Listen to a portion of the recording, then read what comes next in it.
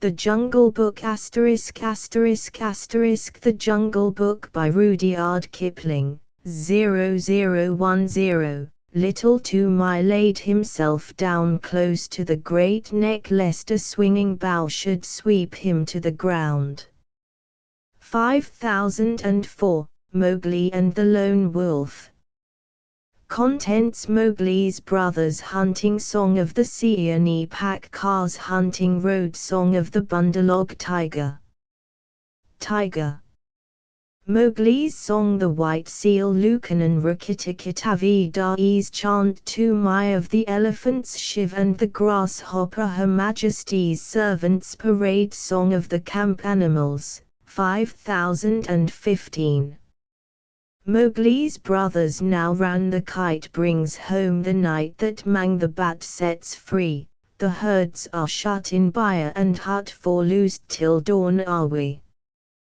This is the hour of pride and power, talon and tush and claw. Oh, hear the call, good hunting all that keep the jungle law. Night song in the jungle. It was 7 o'clock of a very warm evening in the Seeonee hills when Father Wolf woke up from his day's rest, scratched himself, yawned, and spread out his paws one after the other to get rid of the sleepy feeling in their tips. Mother Wolf lay with her big grey nose dropped across her 4 tumbling, squealing cubs, and the moon shone into the mouth of the cave where they all lived. "Ogre," said Father Wolf. "It is time to hunt again." He was going to spring downhill when a little shadow with a bushy tail crossed the threshold and whined, "Good luck go with you, O Chief of the Wolves. And good luck and strong white teeth go with noble children that they may never forget the hungry in this world." 0025, "Good luck go with you, O Chief of the Wolves." It was the jackal, Tabaqui, the dish licker, and the wolves of India despise Tabaqui because he runs about making mischief, and telling tales, and eating rags and pieces of leather from the village rubbish heaps.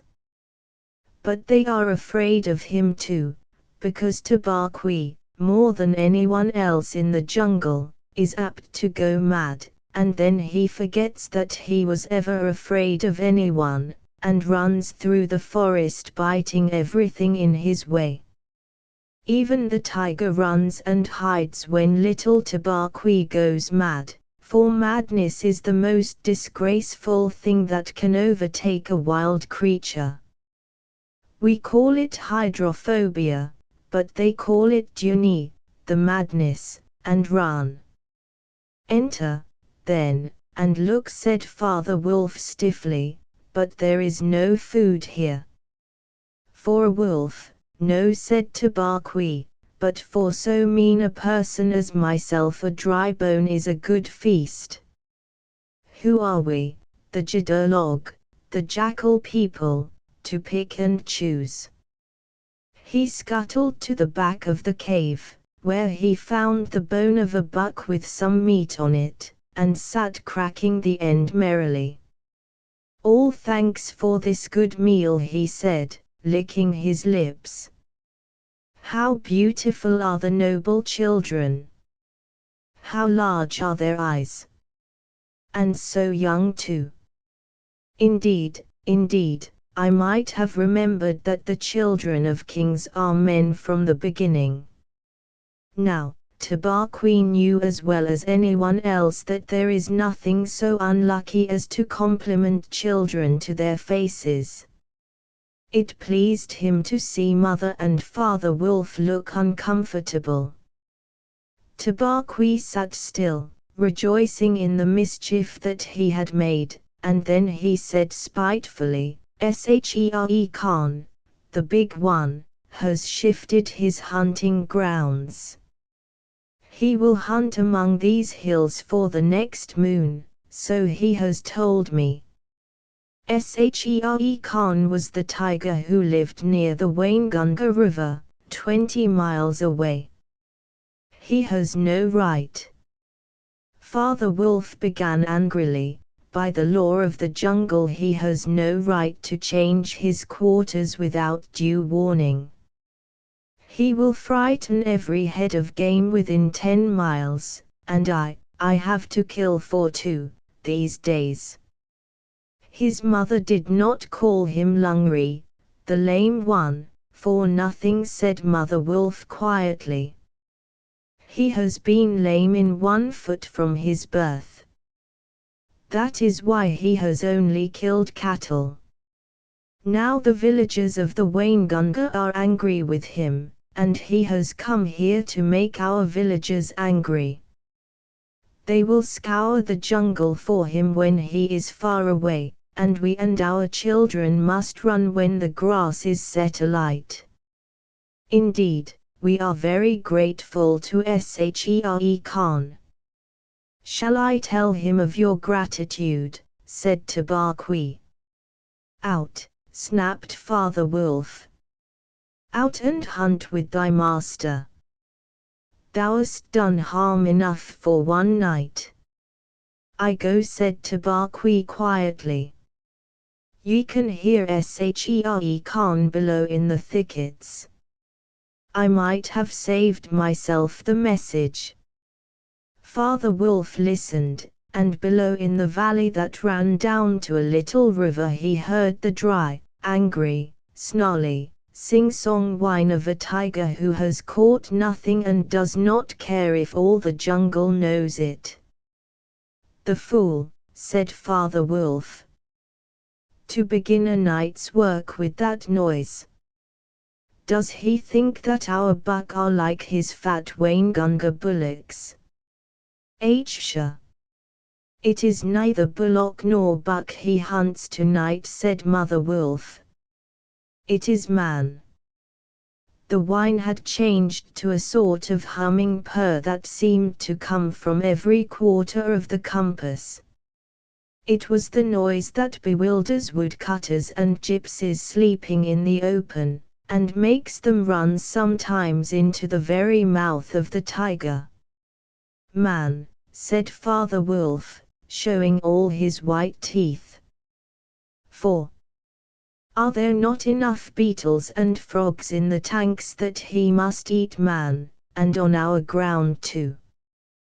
The law of the jungle, which never orders anything without a reason, forbids every beast to eat man except when he is killing to show his children how to kill, and then he must hunt outside the hunting grounds of his pack or tribe. The real reason for this is that man-killing means, sooner or later, the arrival of white men on elephants, with guns, and hundreds of brown men with gongs and rockets and torches. Then everybody in the jungle suffers. The reason the beasts give among themselves is that man is the weakest and most defenseless of all living things, and it is unsportsmanlike to touch him. They say too, and it is true, that man-eaters become mangy, and lose their teeth.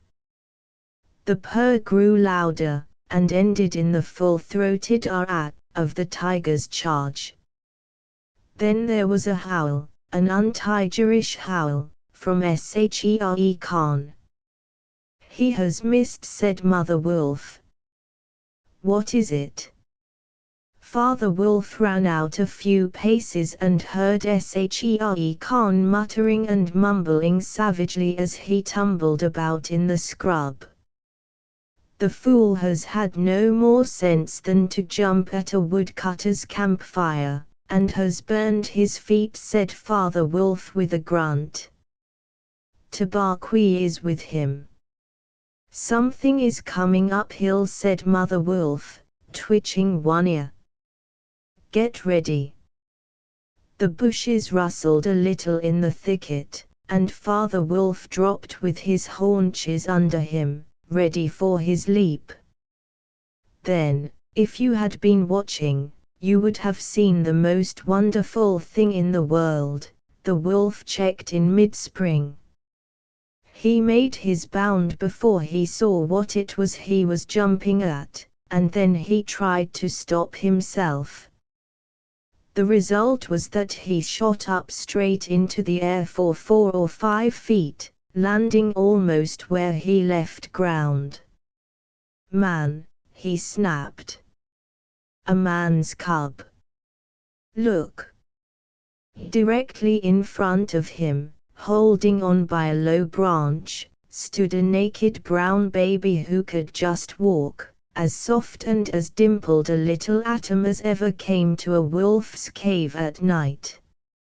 He looked up into Father Wolf's face, and laughed. "Is that a man's cub?" said Mother Wolf. "I have never seen one. Bring it here."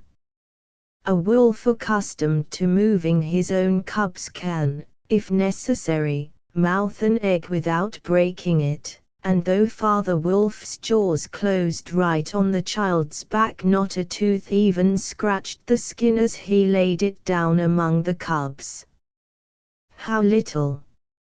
How naked, and how bold," said Mother Wolf softly.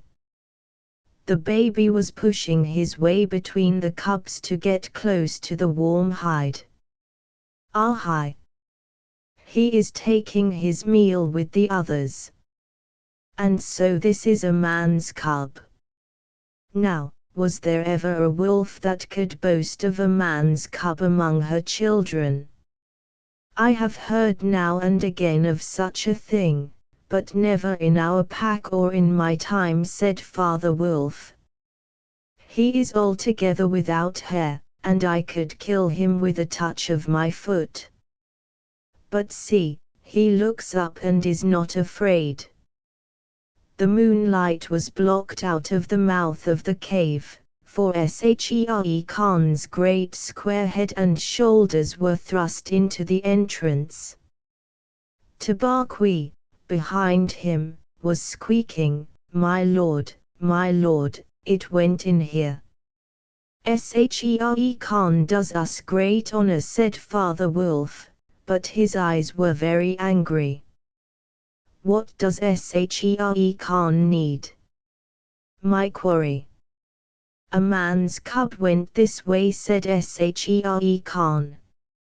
"Its parents have run off. Give it to me." Shere Khan had jumped at a woodcutter's campfire, as Father Wolf had said, and was furious from the pain of his burned feet. But Father Wolf knew that the mouth of the cave was too narrow for a tiger to come in by. Even where he was, Shere Khan's shoulders and forepaws were cramped for want of room, as a man's would be if he tried to fight in a barrel. "The wolves are a free people," said Father Wolf. "They take orders from the head of the pack, and not from any striped cattle killer. The man's cub is ours, to kill if we choose. Ye choose and ye do not choose.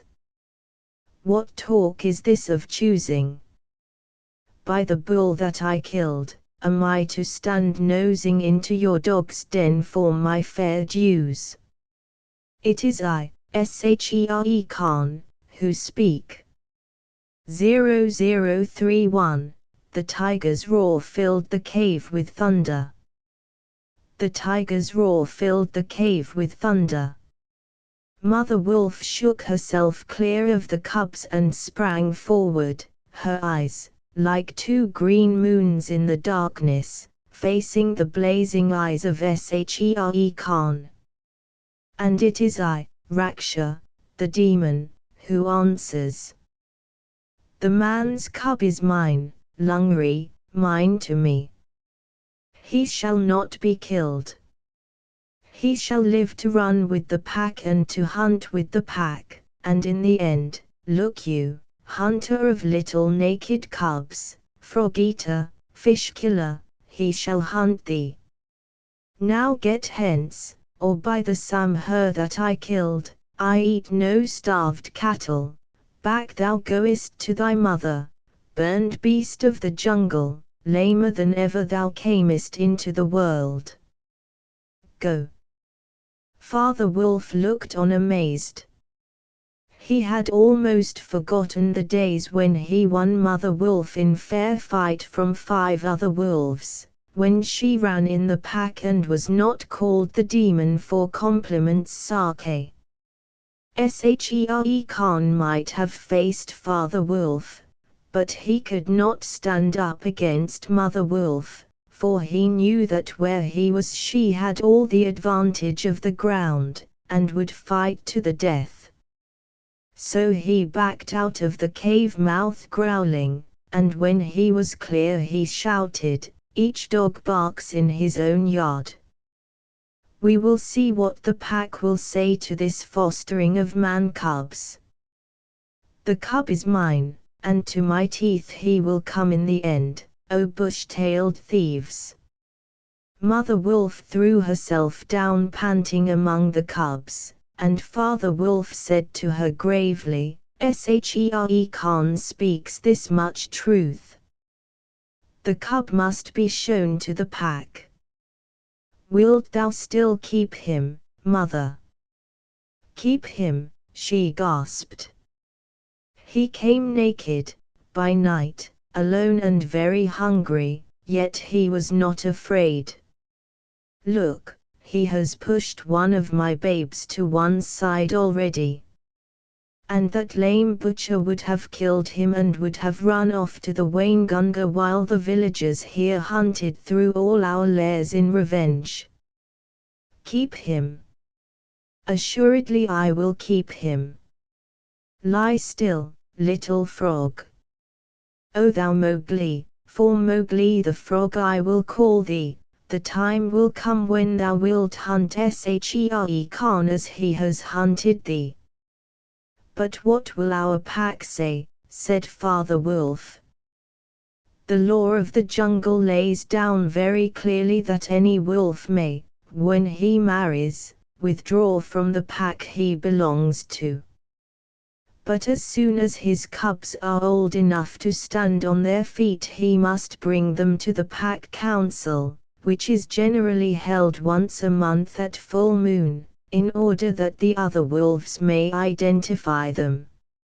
After that inspection the cubs are free to run where they please, and until they have killed their first buck no excuse is accepted if a grown wolf of the pack kills one of them. The punishment is death where the murderer can be found, and if you think for a minute you will see that this must be so." 5029. The council rock. Father Wolf waited till his cubs could run a little, and then on the night of the pack meeting took them and Mowgli and Mother Wolf to the council rock, a hilltop covered with stones and boulders where 100 wolves could hide. Akela, the great grey lone wolf, who led all the pack by strength and cunning, lay out at full length on his rock, and below him sat 40 or more wolves of every size and color, from badger-colored veterans who could handle a buck alone to young black 3-year-olds who thought they could. The lone wolf had led them for a year now. He had fallen twice into a wolf trap in his youth, and once he had been beaten and left for dead, so he knew the manners and customs of men. There was very little talking at the rock. The cubs tumbled over each other in the center of the circle where their mothers and fathers sat, and now and again a senior wolf would go quietly up to a cub, look at him carefully, and return to his place on noiseless feet. Sometimes a mother would push her cub far out into the moonlight to be sure that he had not been overlooked. Akela from his rock would cry, "Ye know the law, ye know the law. Look well, O wolves." And the anxious mothers would take up the call, "Look, look well, O wolves." At last, and Mother Wolf's neck bristles lifted as the time came. Father Wolf pushed Mowgli the Frog, as they called him, into the center, where he sat laughing and playing with some pebbles that glistened in the moonlight. Akela never raised his head from his paws, but went on with the monotonous cry, "Look well." A muffled roar came up from behind the rocks, the voice of Shere Khan crying, "The cub is mine. Give him to me." What have the free people to do with a man's cub? Akela never even twitched his ears. All he said was, "Look well, O wolves." What have the free people to do with the orders of any save the free people? Look well. 0037. The meeting at the council rock. There was a chorus of deep growls, and a young wolf in his 4th year flung back Shere Khan's question to Akela, "What have the free people to do with a man's cub?" Now, the law of the jungle lays down that if there is any dispute as to the right of a cub to be accepted by the pack, he must be spoken for by at least 2 members of the pack who are not his father and mother. "Who speaks for this cub?" said Akela. "Among the free people, who speaks?" There was no answer, and Mother Wolf got ready for what she knew would be her last fight, if things came to fighting. Then the only other creature who is allowed at the pack council, Baloo, the sleepy brown bear who teaches the wolf cubs the law of the jungle, old Baloo, who can come and go where he pleases because he eats only nuts and roots and honey, rose upon his hind quarters and grunted. "The man's cub, the man's cub," he said. "I speak for the man's cub. There is no harm in a man's cub. I have no gift of words, but I speak the truth. Let him run with the pack, and be entered with the others. I myself will teach him." "We need yet another," said Akela. "Baloo has spoken, and he is our teacher for the young cubs." "Who speaks besides Baloo?" A black shadow dropped down into the circle. It was Bagheera the Black Panther, inky black all over, but with the panther markings showing up in certain lights like the pattern of watered silk. Everybody knew Bagheera, and nobody cared to cross his path, for he was as cunning as Tabaqui, as bold as the wild buffalo, and as reckless as the wounded elephant. But he had a voice as soft as wild honey dripping from a tree, and a skin softer than down. "O Akela, and ye the free people," he purred, "I have no right in your assembly, but the law of the jungle says that if there is a doubt which is not a killing matter in regard to a new cub, the life of that cub may be bought at a price. And the law does not say who may or may not pay that price. Am I right?" "Good. Good," said the young wolves, who are always hungry. "Listen to Bagheera. The cub can be bought for a price. It is the law. Knowing that I have no right to speak here, I ask your leave." "Speak then," cried 20 voices. "To kill a naked cub is shame. Besides, he may make better sport for you when he is grown. Baloo has spoken in his behalf. Now to Baloo's word I will add 1 bull, and a fat one, newly killed, not half a mile from here, if ye will accept the man's cub according to the law. Is it difficult?" There was a clamor of scores of voices, saying, "What matter? He will die in the winter rains. He will scorch in the sun. What harm can a naked frog do us? Let him run with the pack. Where is the bull, Bagheera? Let him be accepted. And then came Akla's deep bay, crying, look well, O wolves. Mowgli was still deeply interested in the pebbles, and he did not notice when the wolves came and looked at him one by one. At last they all went down the hill for the dead bull, and only Akla, Bagheera, Baloo, and Mowgli's own wolves were left.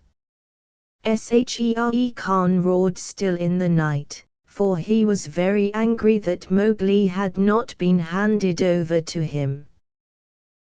Roar well, said Bagheera, under his whiskers, for the time will come when this naked thing will make thee roar to another tune, or I know nothing of man. It was well done, said Akla. Men and their cubs are very wise. He may be a help in time. 5038, Akla the lone wolf, truly, a help in time of need, for none can hope to lead the pack forever, said Bagheera. Akla said nothing. He was thinking of the time that comes to every leader of every pack when his strength goes from him and he gets feebler and feebler, till at last he is killed by the wolves and a new leader comes up, to be killed in his turn. Take him away, he said to Father Wolf, and train him as befits one of the free people. And that is how Mowgli was entered into the Seeonee wolf pack for the price of a bull and on Baloo's good word. Now you must be content to skip 10 or 11 whole years, and only guess at all the wonderful life that Mowgli led among the wolves, because if it were written out it would fill ever so many books.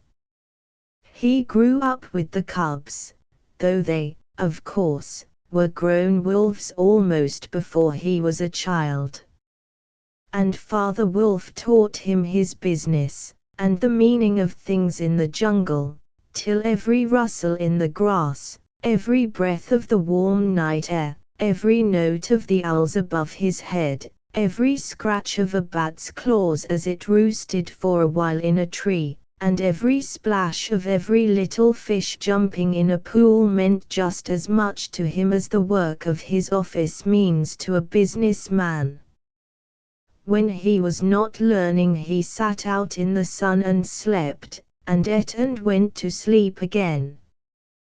When he felt dirty or hot, he swam in the forest pools, and when he wanted honey, Baloo told him that honey and nuts were just as pleasant to eat as raw meat. He climbed up for it, and that Bagheera showed him how to do.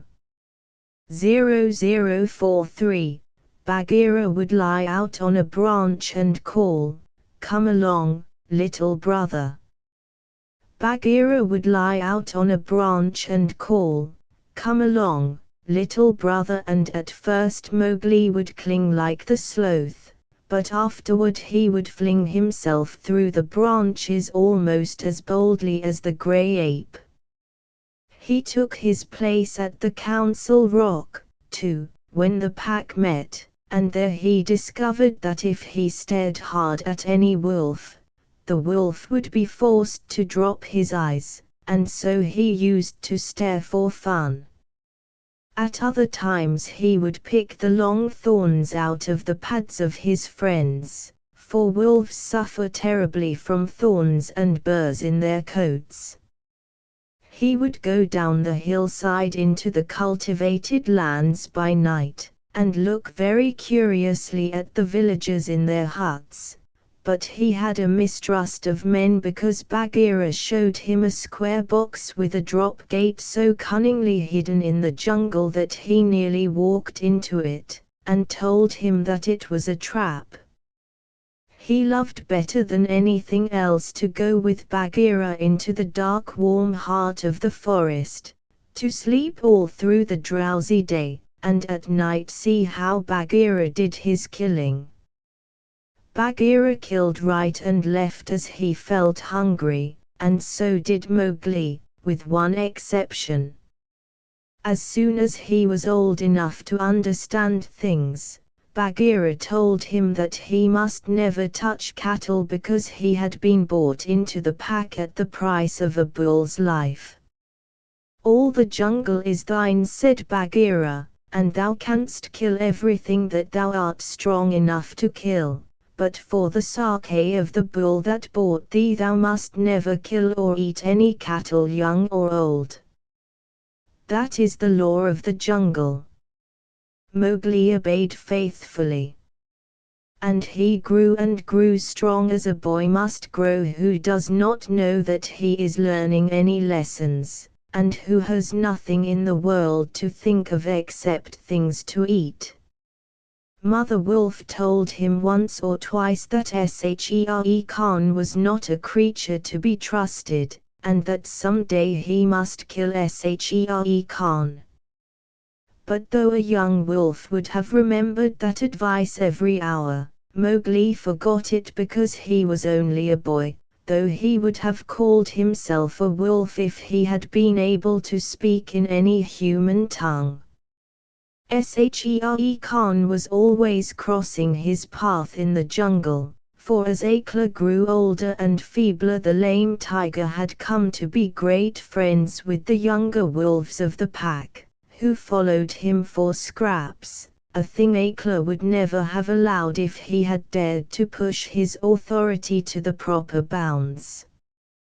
Then Shere Khan would flatter them and wonder that such fine young hunters were content to be led by a dying wolf and a man's cub. "They tell me," Shere Khan would say, "that at council ye dare not look him between the eyes." And the young wolves would growl and bristle.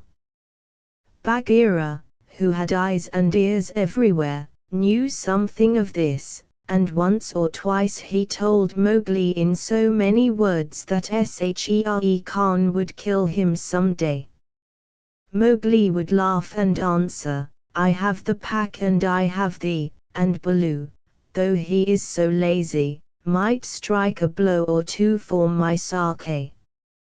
Why should I be afraid?" It was one very warm day that a new notion came to Bagheera, born of something that he had heard. Perhaps Ikki the porcupine had told him, but he said to Mowgli when they were deep in the jungle, as the boy lay with his head on Bagheera's beautiful black skin, "Little brother, how often have I told thee that Shere Khan is thy enemy?" "As many times as there are nuts on that palm," said Mowgli, who, naturally, could not count. "What of it? I am sleepy, Bagheera, and Shere Khan is all long tail and loud talk, like Mao, the peacock. But this is no time for sleeping. Baloo knows it, I know it, the pack know it, and even the foolish deer know. Tabaqui has told thee to."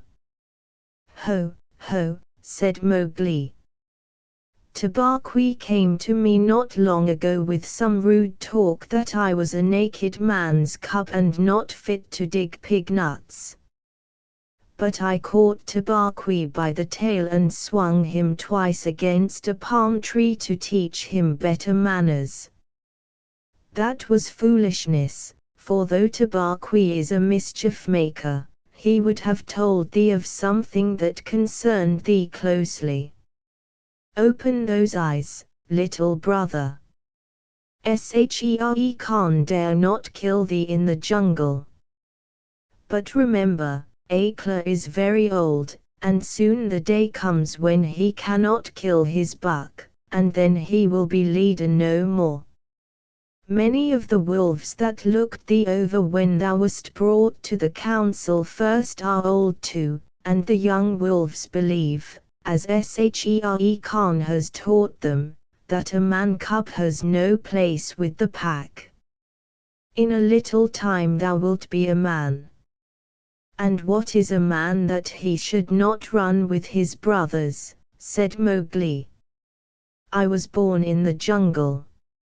I have obeyed the law of the jungle, and there is no wolf of ours from whose paws I have not pulled a thorn. Surely they are my brothers. Bagheera stretched himself at full length and half shut his eyes. Little brother, said he, feel under my jaw. Mowgli put up his strong brown hand, and just under Bagheera's silky chin, where the giant rolling muscles were all hid by the glossy hair, he came upon a little bald spot. There is no one in the jungle that knows that I, Bagheera, carry that mark, the mark of the collar, and yet, little brother, I was born among men, and it was among men that my mother died, in the cages of the king's palace at Udaipur.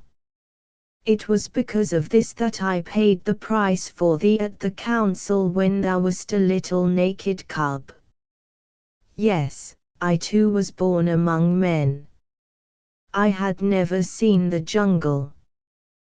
They fed me behind bars from an iron pan till one night I felt that I was Bagheera, the panther, and no man's plaything, and I broke the silly lock with one blow of my paw and came away.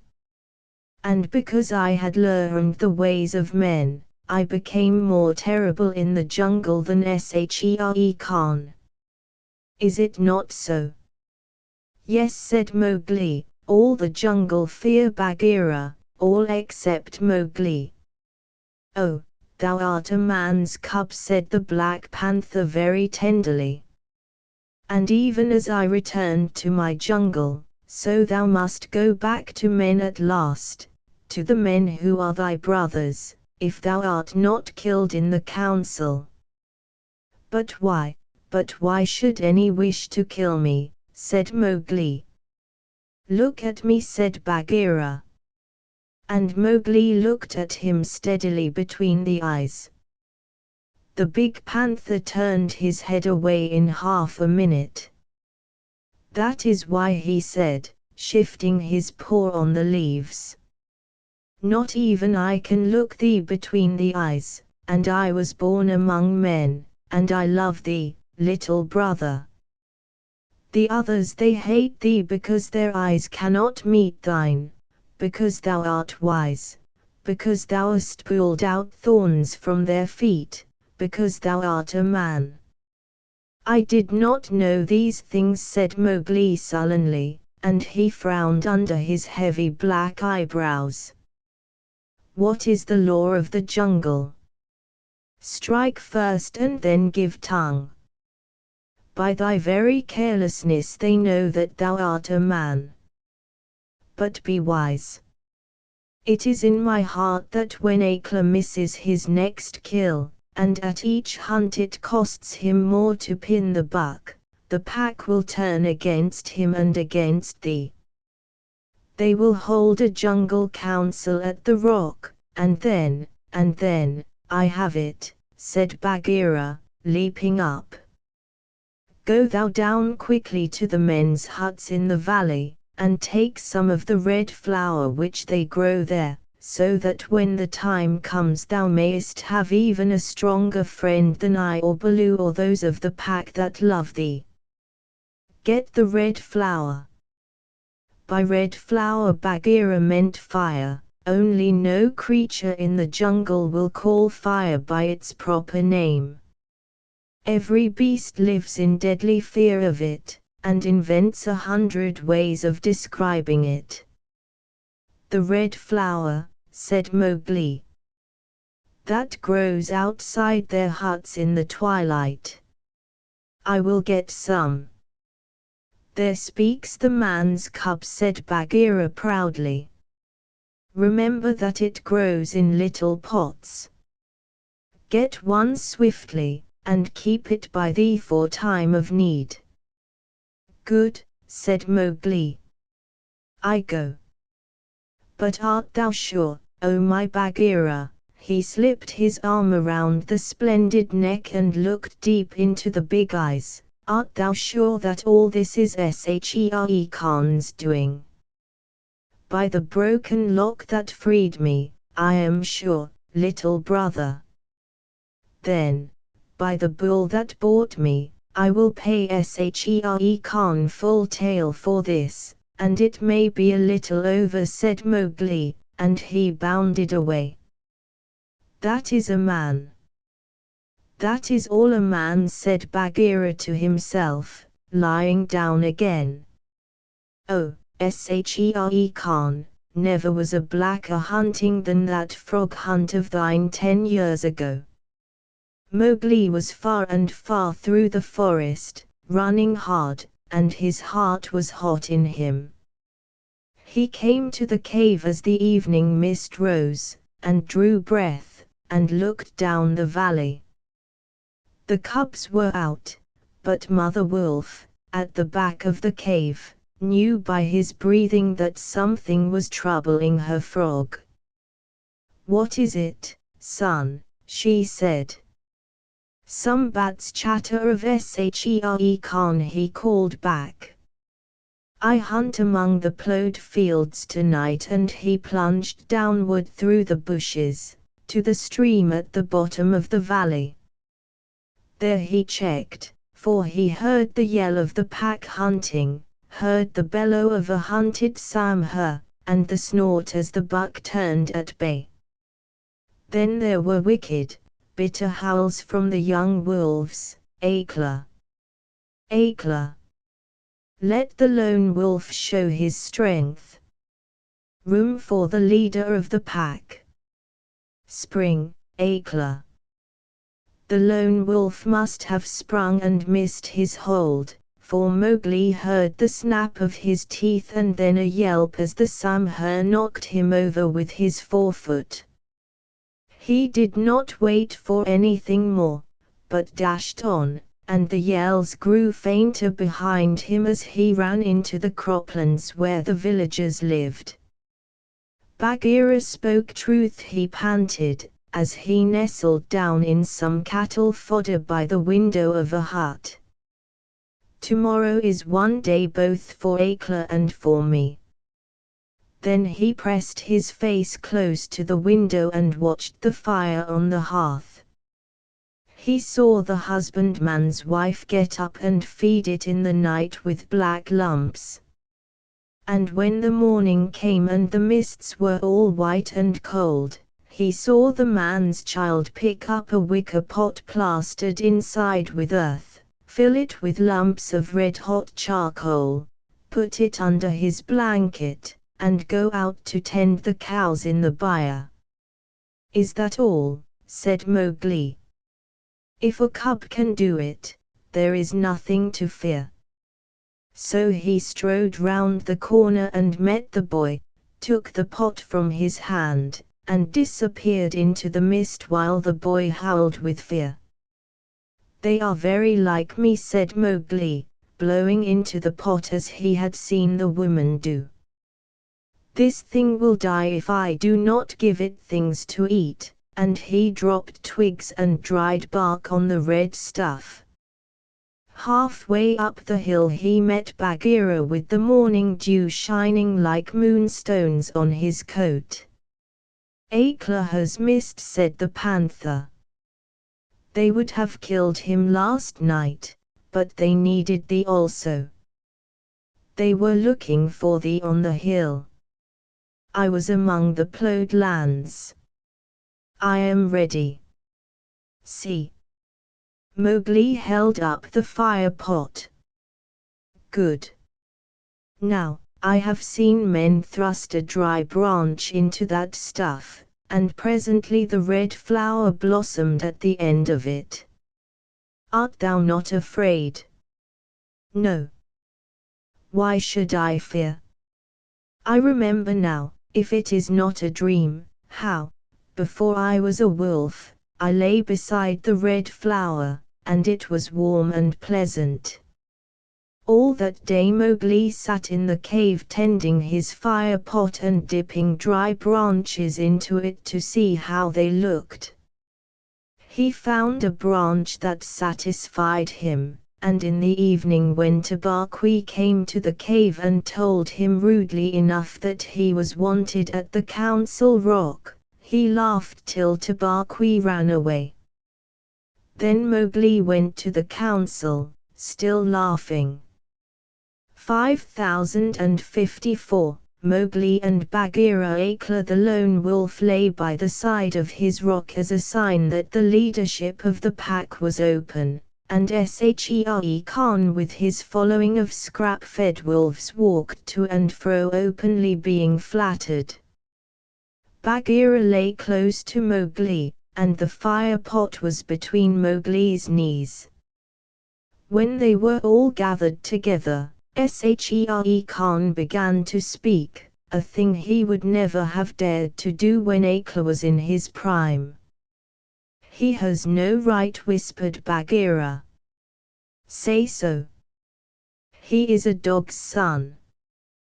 He will be frightened." Mowgli sprang to his feet. "Free people," he cried. "Does Shere Khan lead the pack? What has a tiger to do with our leadership?" Seeing that the leadership is yet open, and being asked to speak, Shere Khan began. "By whom?" said Mowgli. "Are we all jackals, to fawn on this cattle butcher? The leadership of the pack is with the pack alone." There were yells of silence. "Thou man's cub! Let him speak. He has kept our law." And at last the seniors of the pack thundered, "Let the dead wolf speak." When a leader of the pack has missed his kill, he is called the dead wolf as long as he lives, which is not long. Akela raised his old head wearily. "Free people, and ye too, jackals of Shere Khan, for 12 seasons I have led ye to and from the kill, and in all that time not one has been trapped or maimed. Now I have missed my kill. Ye know how that plot was made. Ye know how ye brought me up to an untried buck to make my weakness known. It was cleverly done. Your right is to kill me here on the Council Rock, now. Therefore, I ask, who comes to make an end of the lone wolf? For it is my right, by the law of the jungle, that ye come one by one." There was a long hush, for no single wolf cared to fight Akela to the death. Then Shere Khan roared, "Bah! What have we to do with this toothless fool? He is doomed to die. It is the man-cub who has lived too long. Free people, he was my meat from the first. Give him to me. I am weary of this man-wolf folly. He has troubled the jungle for 10 seasons. Give me the man-cub, or I will hunt here always, and not give you one bone. He is a man, a man's child, and from the marrow of my bones I hate him." Then more than half the pack yelled, "A man! A man! What has a man to do with us? Let him go to his own place. And turn all the people of the villages against us," clamored Shere Khan. "No, give him to me. He is a man, and none of us can look him between the eyes." Akela lifted his head again and said, "He has eaten our food. He has slept with us. He has driven game for us. He has broken no word of the law of the jungle. Also, I paid for him with a bull when he was accepted. The worth of a bull is little, but Bagheera's honor is something that he will perhaps fight for, said Bagheera in his gentlest voice. A bull paid 10 years ago, the pack snarled. What do we care for bones 10 years old? Or for a pledge, said Bagheera, his white teeth bared under his lip. Well, are ye called the free people? No man's cub can run with the people of the jungle, howled Shere Khan. Give him to me. He is our brother in all but blood, Akela went on, and ye would kill him here. In truth, I have lived too long. Some of ye are eaters of cattle, and of others I have heard that, under Shere Khan's teaching, ye go by dark night and snatch children from the village's doorstep. Therefore I know ye to be cowards, and it is to cowards I speak. It is certain that I must die, and my life is of no worth, or I would offer that in the man-cub's place. But for the sake of the honor of the pack, a little matter that by being without a leader ye have forgotten, I promise that if ye let the man-cub go to his own place, I will not, when my time comes to die, bare one tooth against ye. I will die without fighting. That will at least save the pack 3 lives. More I cannot do, but if ye will, I can save ye the shame that comes of killing a brother against whom there is no fault, a brother spoken for and brought into the pack according to the law of the jungle. He is a man, a man, a man, snarled the pack. And most of the wolves began to gather round Shere Khan, whose tail was beginning to switch. Now the business is in thy hands, said Bagheera to Mowgli. We can do no more except fight. Mowgli stood upright, the fire pot in his hands. Then he stretched out his arms, and yawned in the face of the council, but he was furious with rage and sorrow, for, wolf-like, the wolves had never told him how they hated him. Listen you, he cried. There is no need for this dog's jabber. Ye have told me so often tonight that I am a man, and indeed I would have been a wolf with you to my life's end, that I feel your words are true. So I do not call ye my brothers any more, but sag, dogs, as a man should. What ye will do, and what ye will not do, is not yours to say.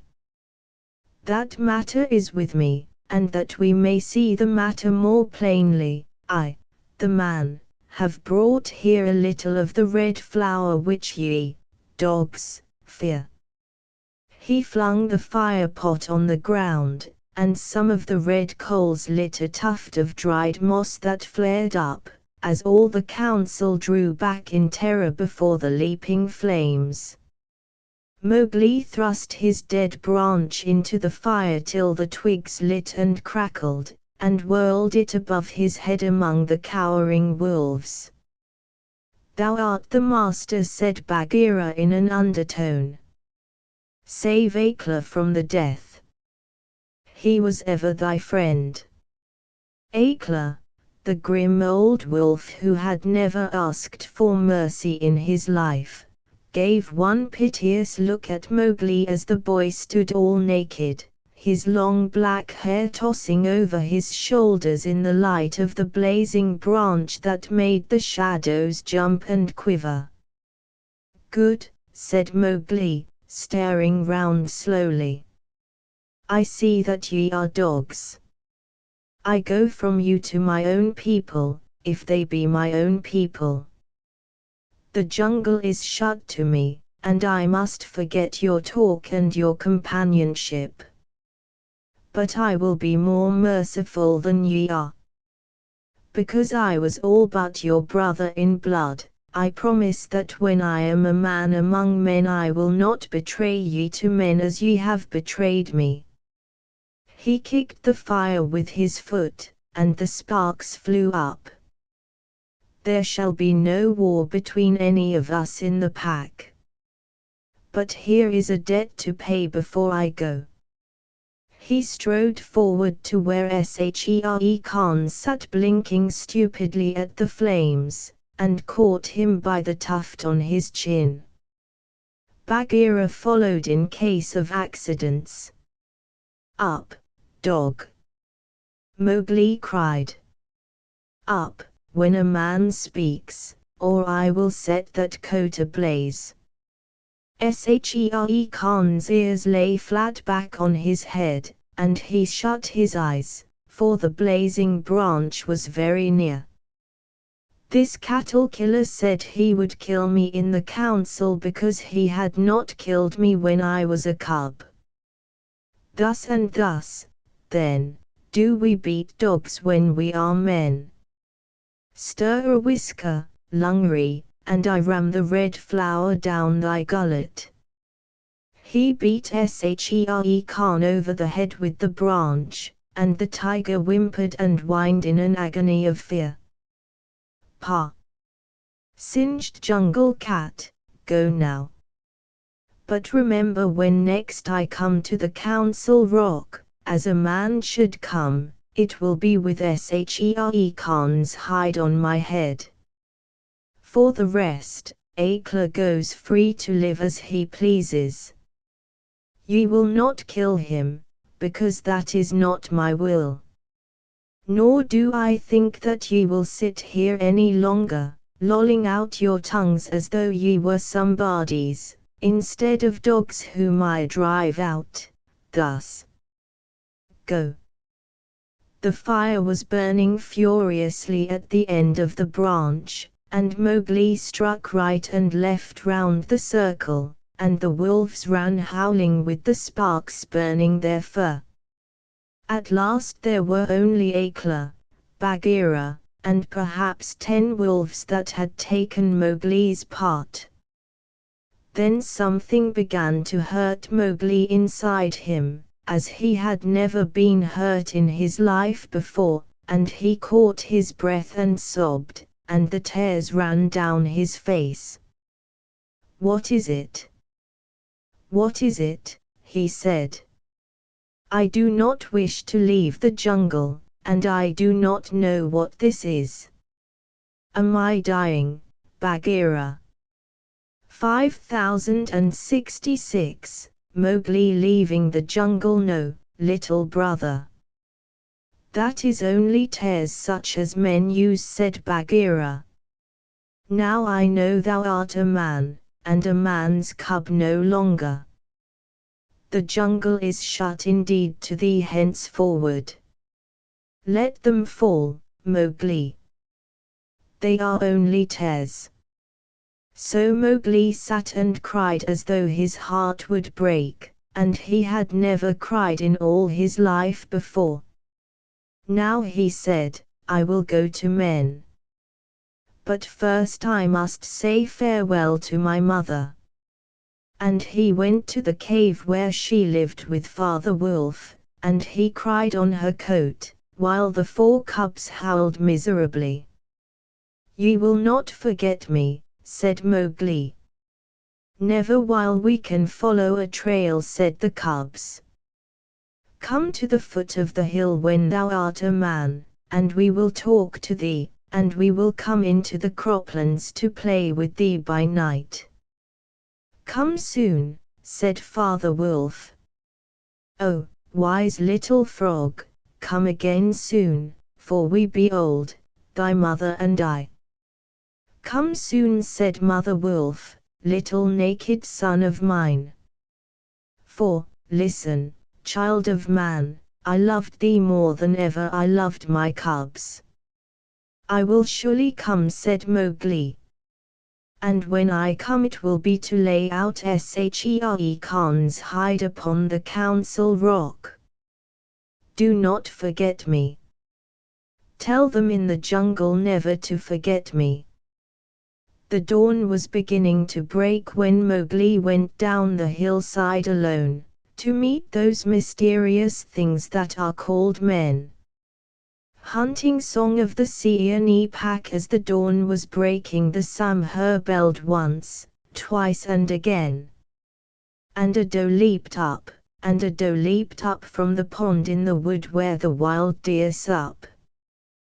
This I, scouting alone, beheld, once, twice and again. As the dawn was breaking, the Samhur belled once, twice and again. And a wolf stole back, and a wolf stole back to carry the word to the waiting pack, and we sought and we found and we bayed on his track once, twice and again. As the dawn was breaking, the wolf pack yelled once, twice and again. Feet in the jungle that leave no mark. Eyes that can see in the dark, the dark. Tongue, give tongue to it. Hark! Oh hark! Once, twice and again. 0067. Cars hunting. His spots are the joy of the leopard, his horns are the buffalo's pride. Be clean, for the strength of the hunter is known by the gloss of his hide. If ye find that the bullock can toss you, or the heavy-browed Samhur can gore, ye need not stop work to inform us, we knew it 10 seasons before. Oppress not the cubs of the stranger, but hail them as sister and brother, for though they are little and fubsy, it may be the bear is their mother. There is none like to me, says the cub in the pride of his earliest kill, but the jungle is large and the cub he is small. Let him think and be still. Maxims of Baloo. All that is told here happened some time before Mowgli was turned out of the Seeonee wolf pack, or revenged himself on Shere Khan the tiger. It was in the days when Baloo was teaching him the law of the jungle.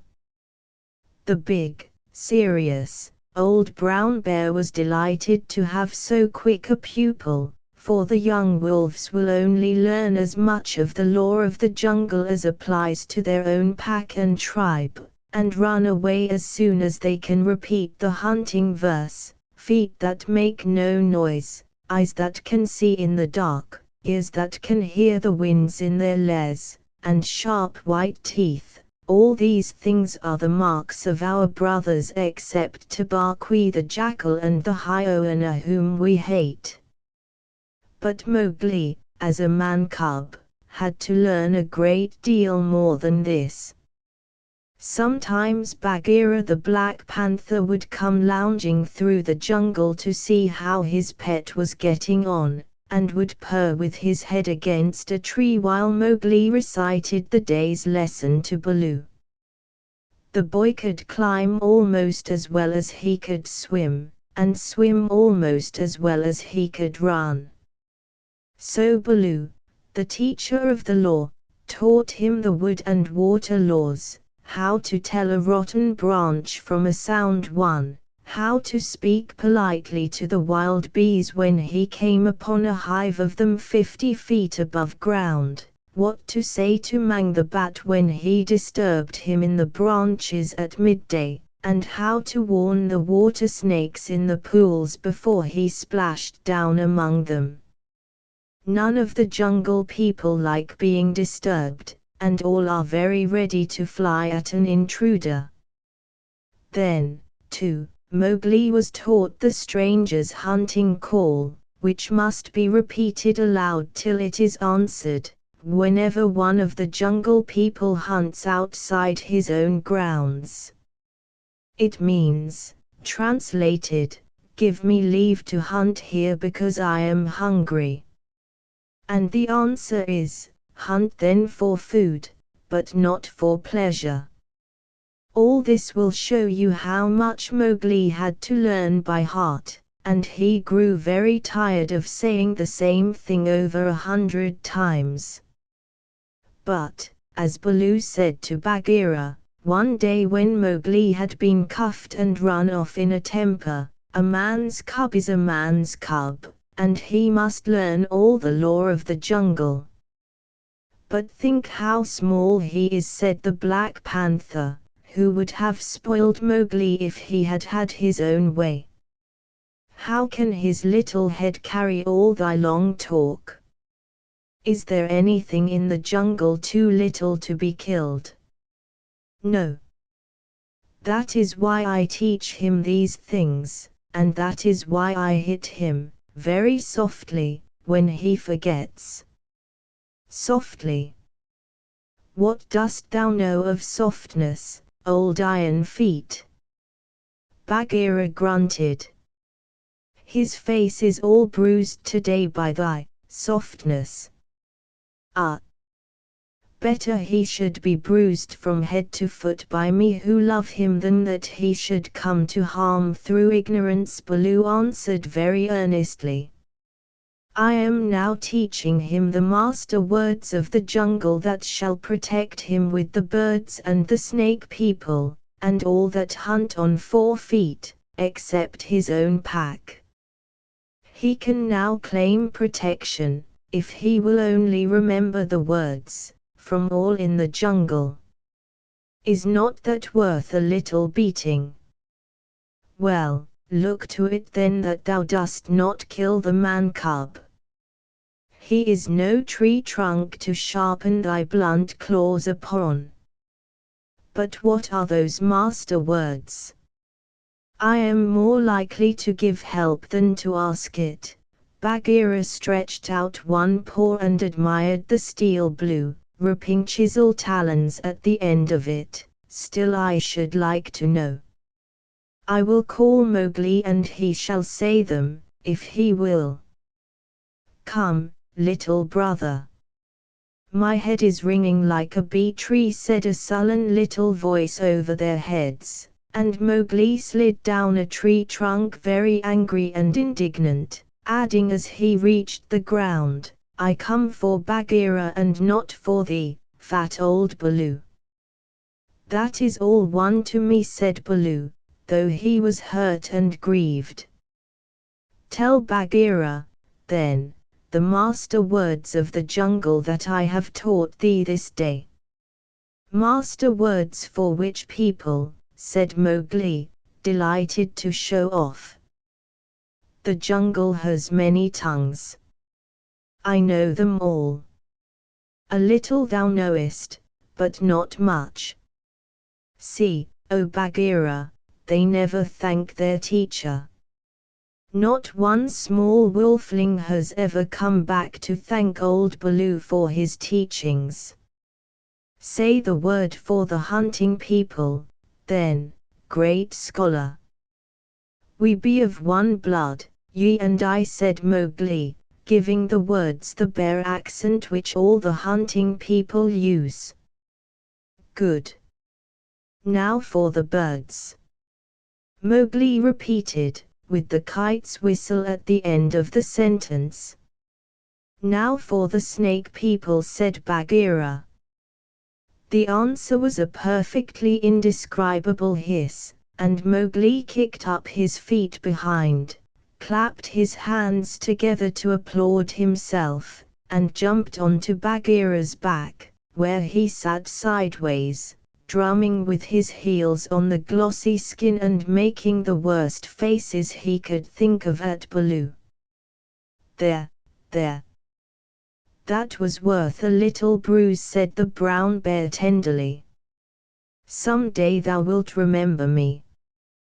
Then he turned aside to tell Bagheera how he had begged the master words from Hathai the wild elephant, who knows all about these things, and how Hathai had taken Mowgli down to a pool to get the snake word from a water snake, because Baloo could not pronounce it, and how Mowgli was now reasonably safe against all accidents in the jungle, because neither snake, bird, nor beast would hurt him. No one then is to be feared, Baloo wound up, patting his big furry stomach with pride. Except his own tribe, said Bagheera, under his breath, and then aloud to Mowgli, have a care for my ribs, little brother. What is all this dancing up and down? Mowgli had been trying to make himself heard by pulling at Bagheera's shoulder fur and kicking hard. When the two listened to him, he was shouting at the top of his voice, "And so I shall have a tribe of my own, and lead them through the branches all day long." "What is this new folly, little dreamer of dreams?" said Bagheera. "Yes, and throw branches and dirt at old Baloo," Mowgli went on. "They have promised me this." "Ah! Woof!" Baloo's big paw scooped Mowgli off Bagheera's back, and as the boy lay between the big forepaws he could see the bear was angry. "Mowgli," said Baloo, "thou'st been talking with the Bundalog, the monkey people." Mowgli looked at Bagheera to see if the panther was angry too, and Bagheera's eyes were as hard as jade stones. "Thou'st been with the monkey people, the grey apes, the people without a law, the eaters of everything. That is great shame."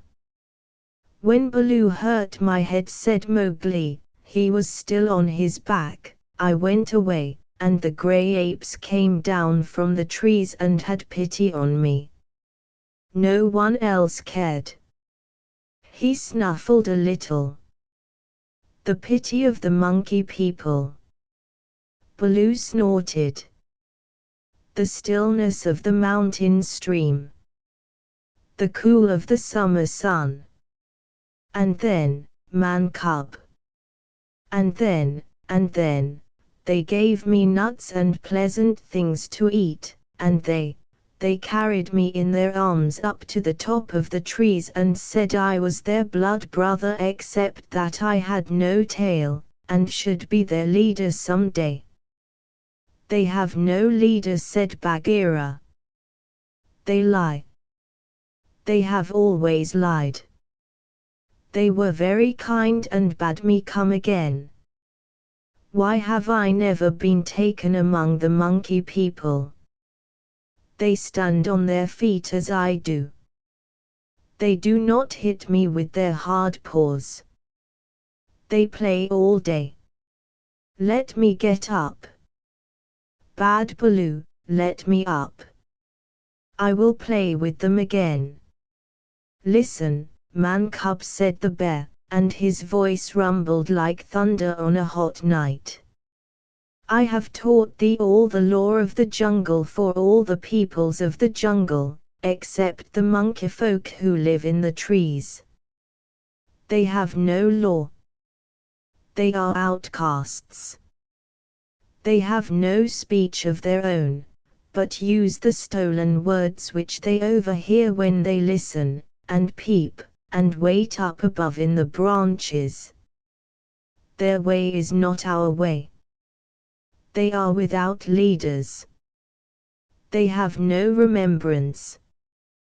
They boast and chatter and pretend that they are a great people about to do great affairs in the jungle, but the falling of a nut turns their minds to laughter and all is forgotten. We of the jungle have no dealings with them. We do not drink where the monkeys drink. We do not go where the monkeys go, we do not hunt where they hunt, we do not die where they die. Hast thou ever heard me speak of the Bundalog till today?" "No," said Mowgli in a whisper, for the forest was very still now Baloo had finished. "The jungle people put them out of their mouths and out of their minds. They are very many, evil, dirty, shameless, and they desire, if they have any fixed desire, to be noticed by the jungle people.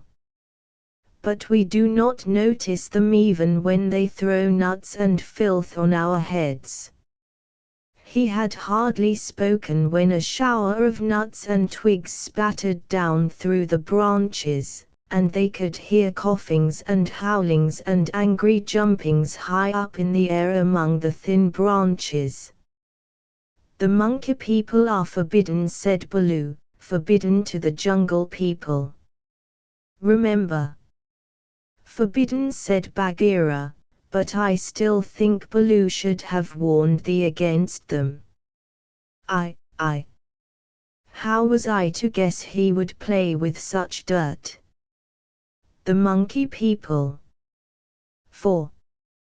A fresh shower came down on their heads and the two trotted away, taking Mowgli with them.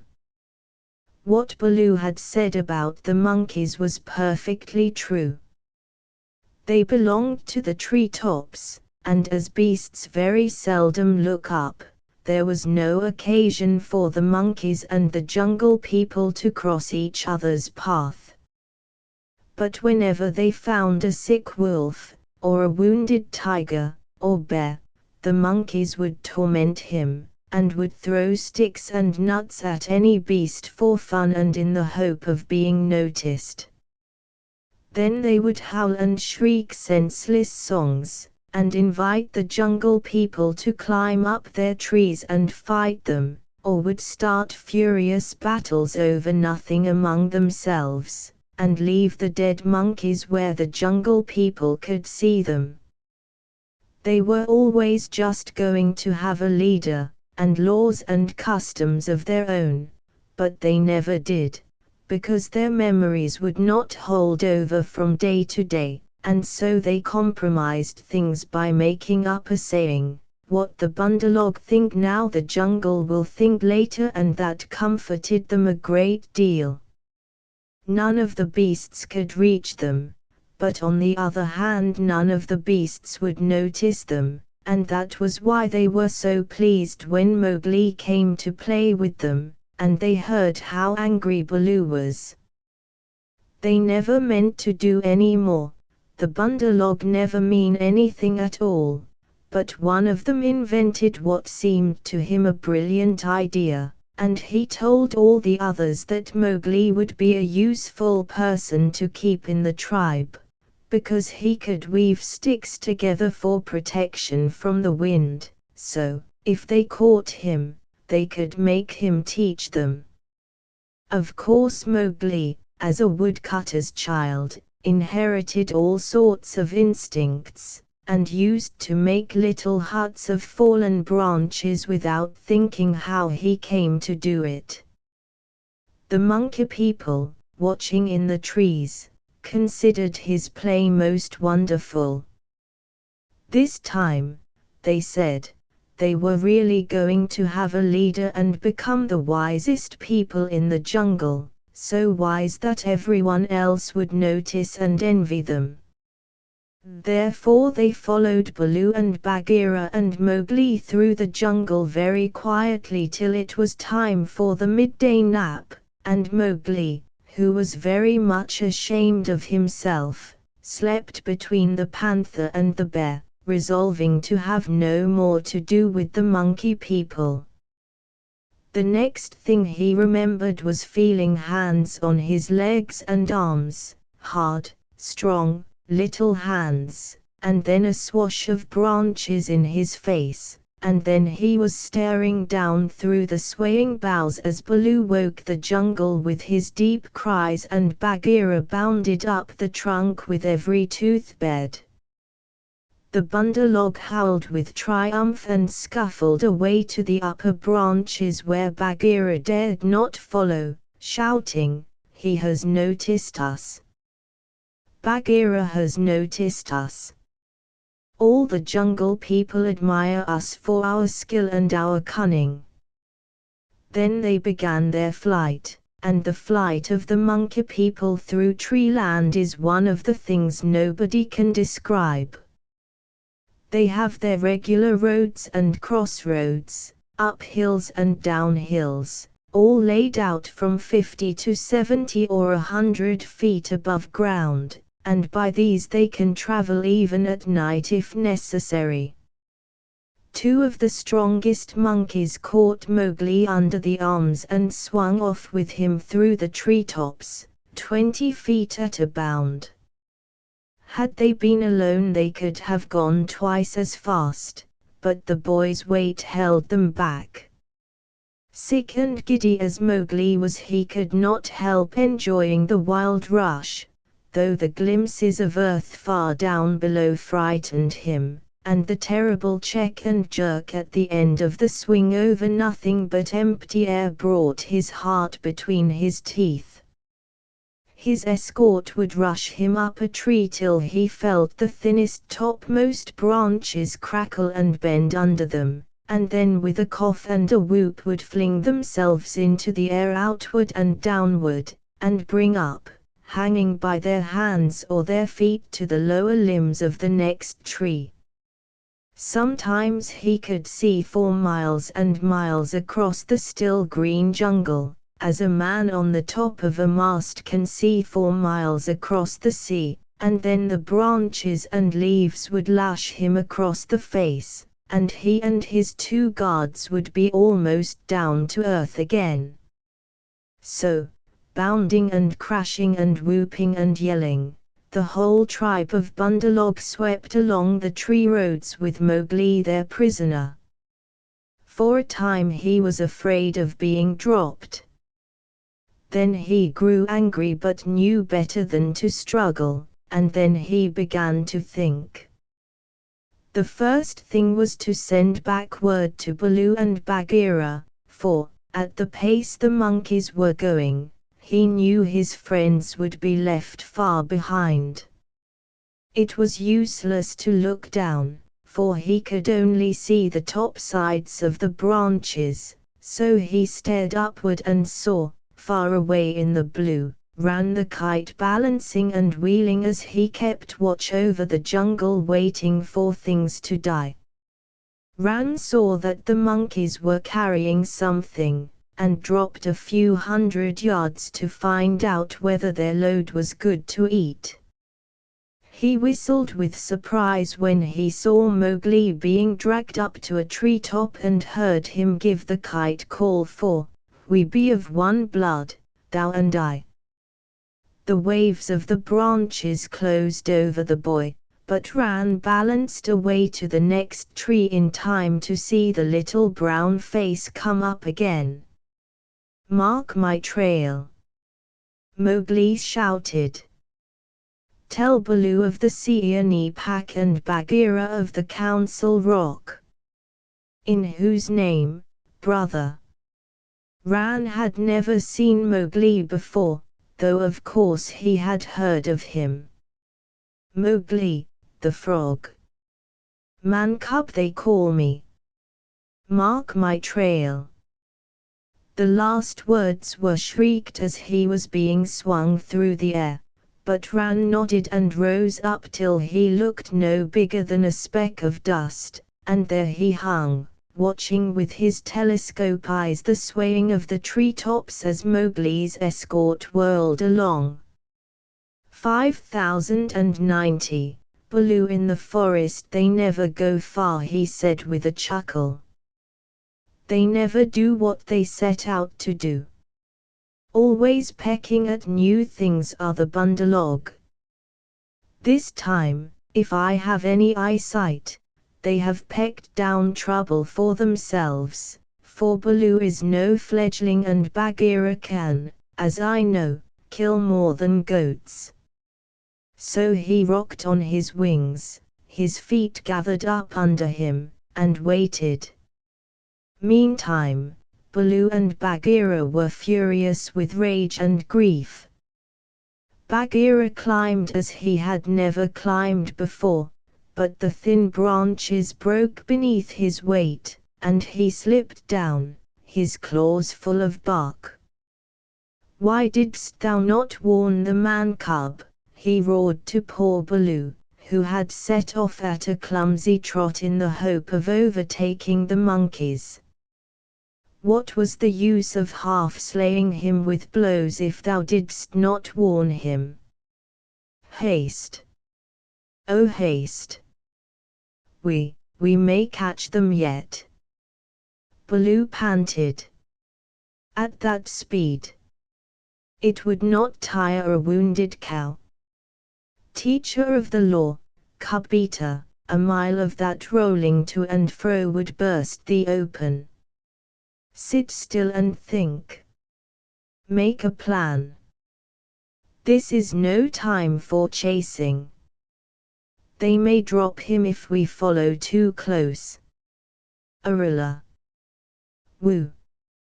They may have dropped him already, being tired of carrying him. Who can trust the bundalog? Put dead bats on my head. Give me black bones to eat. Roll me into the hives of the wild bees that I may be stung to death, and bury me with the hyena, for I am most miserable of bears. Arulala.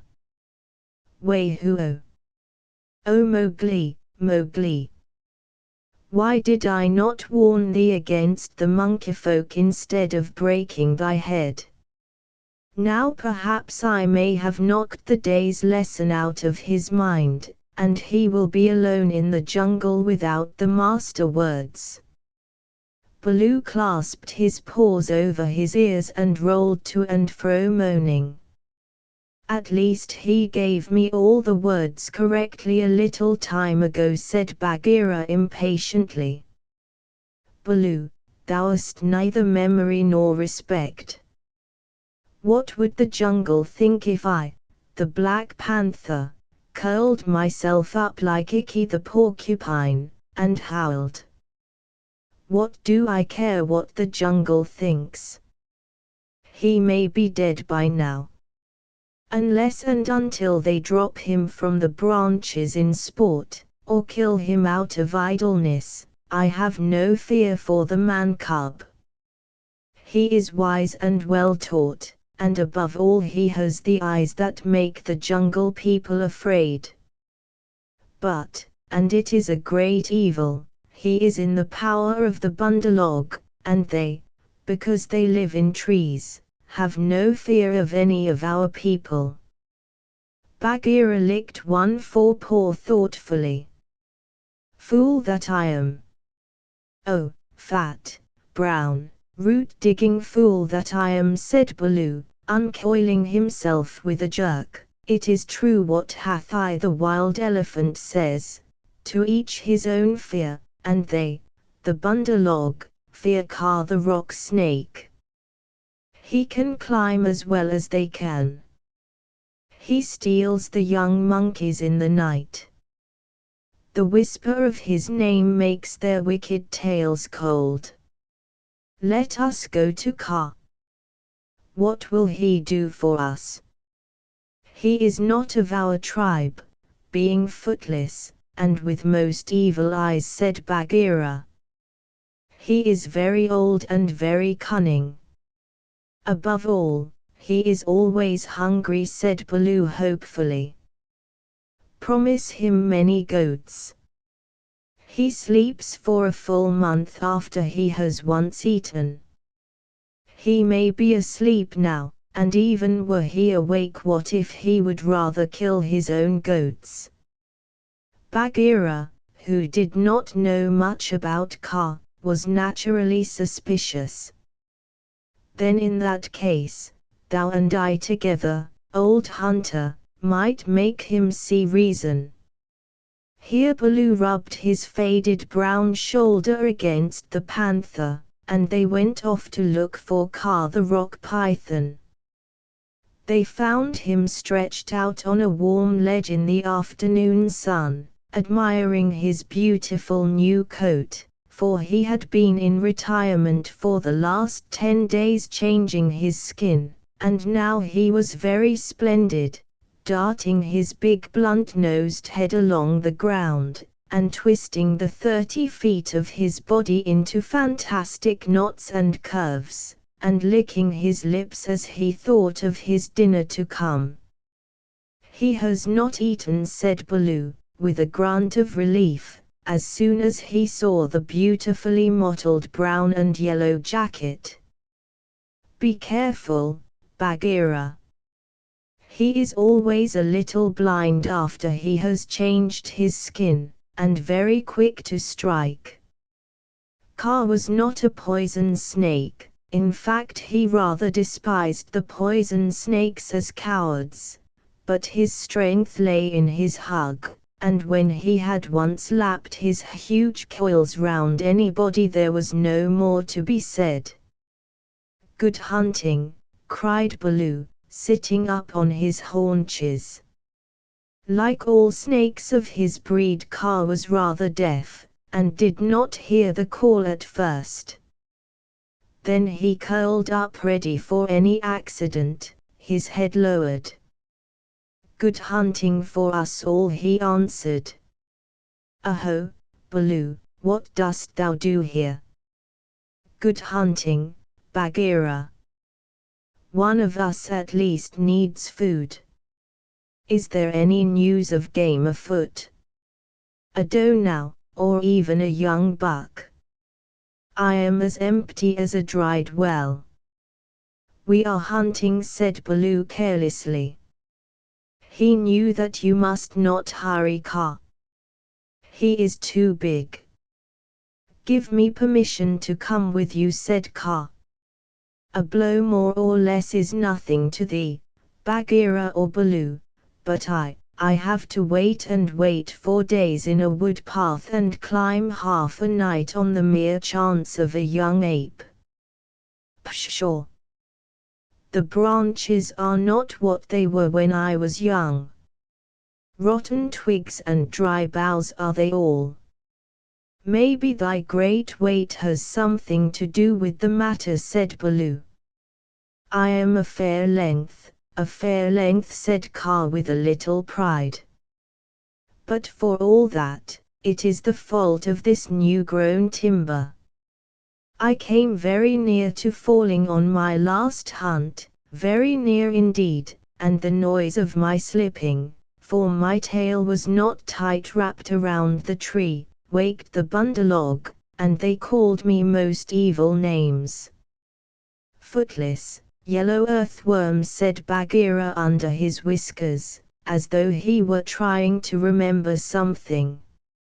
"SSSSS. Have they ever called me that?" said Kaa. "Something of that kind it was that they shouted to us last moon, but we never noticed them. They will say anything, even that thou hast lost all thy teeth, and wilt not face anything bigger than a kid, because they are indeed shameless, these Bundalog, because thou art afraid of the he-goat's horns," Bagheera went on sweetly. "Now a snake, especially a wary old python like Kaa, very seldom shows that he is angry," but Baloo and Bagheera could see the big swallowing muscles on either side of Kaa's throat ripple and bulge. "The Bundalog have shifted their grounds," he said quietly. "When I came up into the sun today I heard them whooping among the tree tops." It is the Bundalog that we follow now," said Baloo, but the words stuck in his throat, for that was the first time in his memory that one of the jungle people had owned to being interested in the doings of the monkeys. "Beyond doubt then it is no small thing that takes two such hunters, leaders in their own jungle, I am certain, on the trail of the Bundalog," Kaa replied courteously, as he swelled with curiosity. "Indeed," Baloo began, "I am no more than the old and sometimes very foolish teacher of the law to the Seeonee wolf cubs, and Bagheera here is Bagheera," said the Black Panther, and his jaws shut with a snap, for he did not believe in being humble. The trouble is this, Ka. Those nut stealers and pickers of palm leaves have stolen away our man cub of whom thou hast perhaps heard. I heard some news from Ikki, his quills make him presumptuous, of a man thing that was entered into a wolf pack, but I did not believe. Ikki is full of stories half heard and very badly told. But it is true. He is such a man cub as never was, said Baloo. The best and wisest and boldest of man cubs, my own pupil, who shall make the name of Baloo famous through all the jungles, and besides, we love him, Ka. T.S. T.S., said Ka, weaving his head to and fro. I also have known what love is. There are tales I could tell that need a clear night when we are all well fed to praise properly, said Bagheera quickly. Our man cub is in the hands of the Bundalog now, and we know that of all the jungle people they fear Ka alone. They fear me alone. They have good reason, said Ka. Chattering, foolish, vain, foolish, and chattering, are the monkeys. But a man thing in their hands is in no good luck.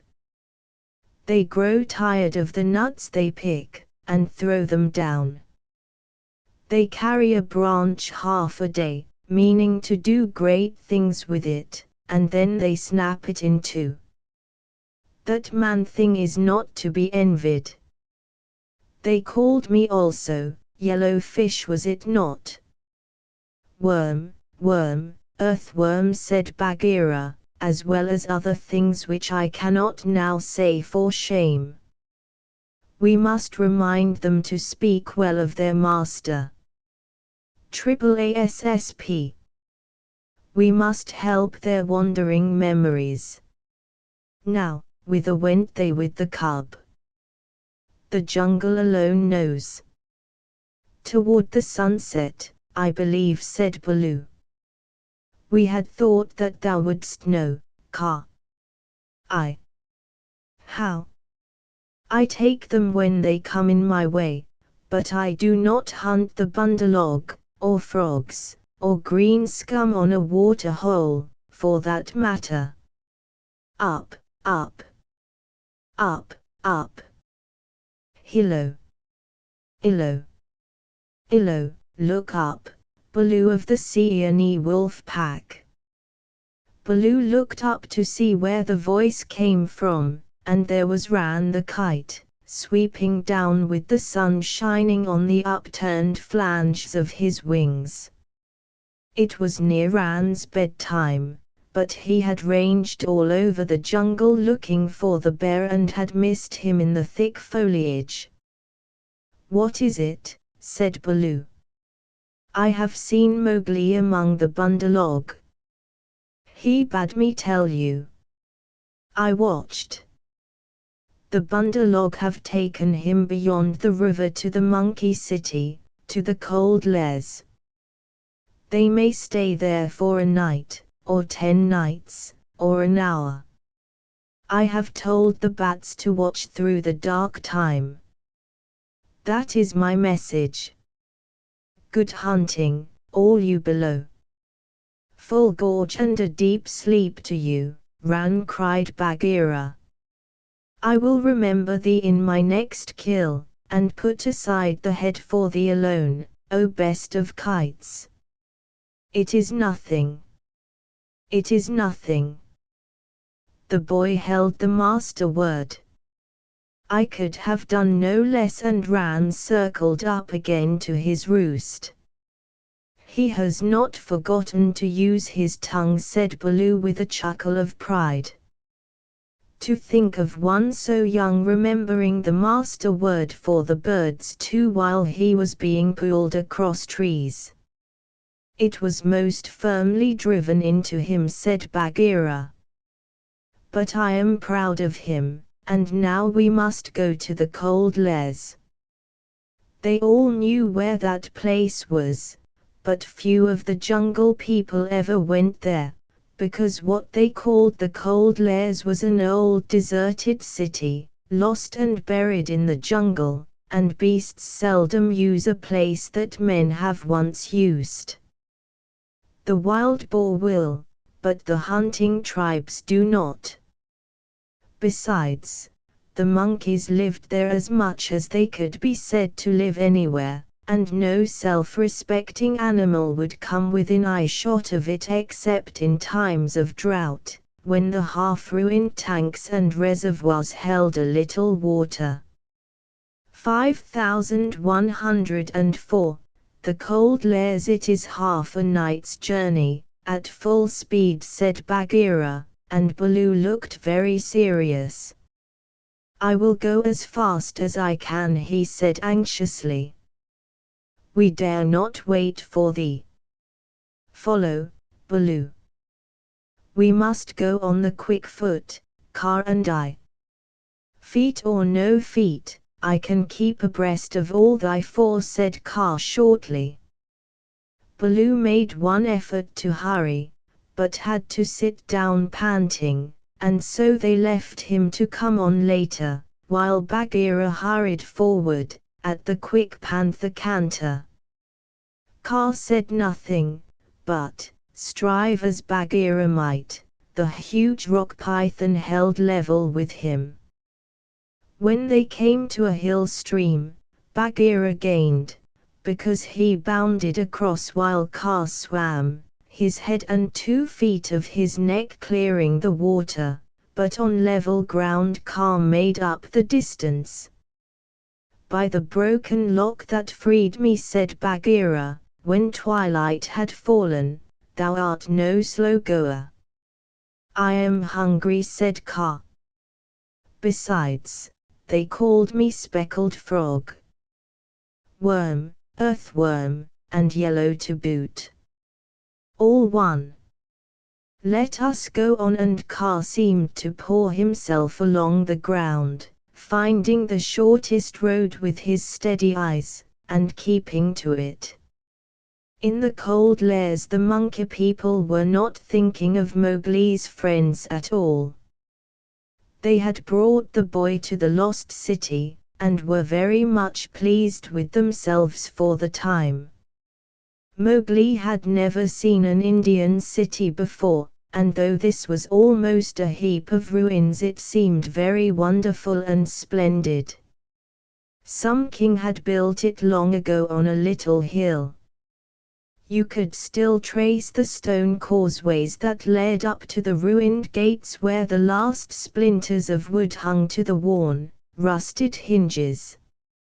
Trees had grown into and out of the walls, the battlements were tumbled down and decayed, and wild creepers hung out of the windows of the towers on the walls in bushy hanging clumps. A great roofless palace crowned the hill, and the marble of the courtyards and the fountains was split, and stained with red and green, and the very cobblestones in the courtyard where the king's elephants used to live had been thrust up and apart by grasses and young trees. From the palace you could see the rows and rows of roofless houses that made up the city, looking like empty honeycombs filled with blackness. The shapeless block of stone that had been an idol in the square where 4 roads met, the pits and dimples at street corners where the public wells once stood, and the shattered domes of temples with wild figs sprouting on their sides. The monkeys called the place their city, and pretended to despise the jungle people because they lived in the forest. And yet they never knew what the buildings were made for nor how to use them. They would sit in circles on the hall of the king's council chamber, and scratch for fleas and pretend to be men, or they would run in and out of the roofless houses and collect pieces of plaster and old bricks in a corner, and forget where they had hidden them, and fight and cry in scuffling crowds, and then break off to play up and down the terraces of the king's garden, where they would shake the rose trees and the oranges in sport to see the fruit and flowers fall. They explored all the passages and dark tunnels in the palace and the hundreds of little dark rooms, but they never remembered what they had seen and what they had not, and so drifted about in ones and twos or crowds telling each other that they were doing as men did. They drank at the tanks and made the water all muddy, and then they fought over it. And then they would all rush together in mobs and shout, "There is no one in the jungle so wise and good and clever and strong and gentle as the Bundalog." Then all would begin again till they grew tired of the city and went back to the treetops, hoping the jungle people would notice them. Mowgli, who had been trained under the law of the jungle, did not like or understand this kind of life. The monkeys dragged him into the cold lairs late in the afternoon, and instead of going to sleep, as Mowgli would have done after a long journey, they joined hands and danced about and sang their foolish songs. One of the monkeys made a speech and told his companions that Mowgli's capture marked a new thing in the history of the Bundalog, for Mowgli was going to show them how to weave sticks and canes together as a protection against rain and cold. Mowgli picked up some creepers and began to work them in and out, and the monkeys tried to imitate. But in a very few minutes they lost interest and began to pull their friends' tails or jump up and down on all fours, coughing. "I wish to eat," said Mowgli. "I am a stranger in this part of the jungle. Bring me food, or give me leave to hunt here." 20 or 30 monkeys bounded away to bring him nuts and wild pawpaws. But they fell to fighting on the road, and it was too much trouble to go back with what was left of the fruit. Mowgli was sore and angry as well as hungry, and he roamed through the empty city giving the strangers' hunting call from time to time, but no one answered him, and Mowgli felt that he had reached a very bad place indeed. "All that Baloo has said about the Bundalog is true," he thought to himself. "They have no law, no hunting call, and no leaders, nothing but foolish words and little picking thievish hands. So if I am starved or killed here, it will be all my own fault. But I must try to return to my own jungle. Baloo will surely beat me, but that is better than chasing silly rose leaves with the Bundalog." No sooner had he walked to the city wall than the monkeys pulled him back, telling him that he did not know how happy he was, and pinching him to make him grateful. He set his teeth and said nothing, but went with the shouting monkeys to a terrace above the red sandstone reservoirs that were half full of rain water. There was a ruined summer house of white marble in the center of the terrace, built for queens dead 100 years ago. The domed roof had half fallen in and blocked up the underground passage from the palace by which the queens used to enter.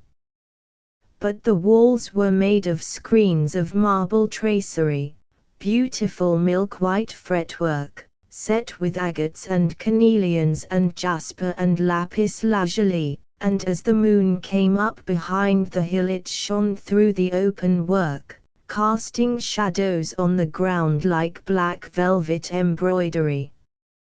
Sore, sleepy, and hungry as he was, Mowgli could not help laughing when the Bundalog began, 20 at a time, to tell him how great and wise and strong and gentle they were, and how foolish he was to wish to leave them. "We are great. We are free. We are wonderful. We are the most wonderful people in all the jungle. We all say so, and so it must be true, they shouted. Now as you are a new listener and can carry our words back to the jungle people so that they may notice us in future, we will tell you all about our most excellent selves.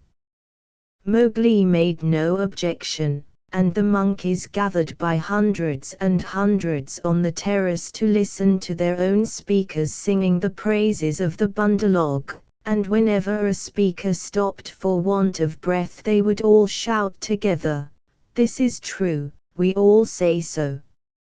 Mowgli nodded and blinked, and said yes when they asked him a question, and his head spun with the noise. Tabaqui the jackal must have bitten all these people, he said to himself, and now they have madness. Certainly this is Juni, the madness. Do they never go to sleep? Now there is a cloud coming to cover that moon. If it were only a big enough cloud I might try to run away in the darkness. But I am tired. That same cloud was being watched by two good friends in the ruined ditch below the city wall, for Bagheera and Kaa, knowing well how dangerous the monkey people were in large numbers, did not wish to run any risks. The monkeys never fight unless they are 100 to 1, and few in the jungle care for those odds. I will go to the west wall, Kaa whispered, and come down swiftly with the slope of the ground in my favor. They will not throw themselves upon my back in their hundreds, but, I know it, said Bagheera. Would that Baloo were here, but we must do what we can. When that cloud covers the moon I shall go to the terrace. They hold some sort of council there over the boy. Good hunting, said Kaa grimly, and glided away to the west wall. That happened to be the least ruined of any, and the big snake was delayed a while before he could find a way up the stones. The cloud hid the moon, and as Mowgli wondered what would come next he heard Bagheera's light feet on the terrace.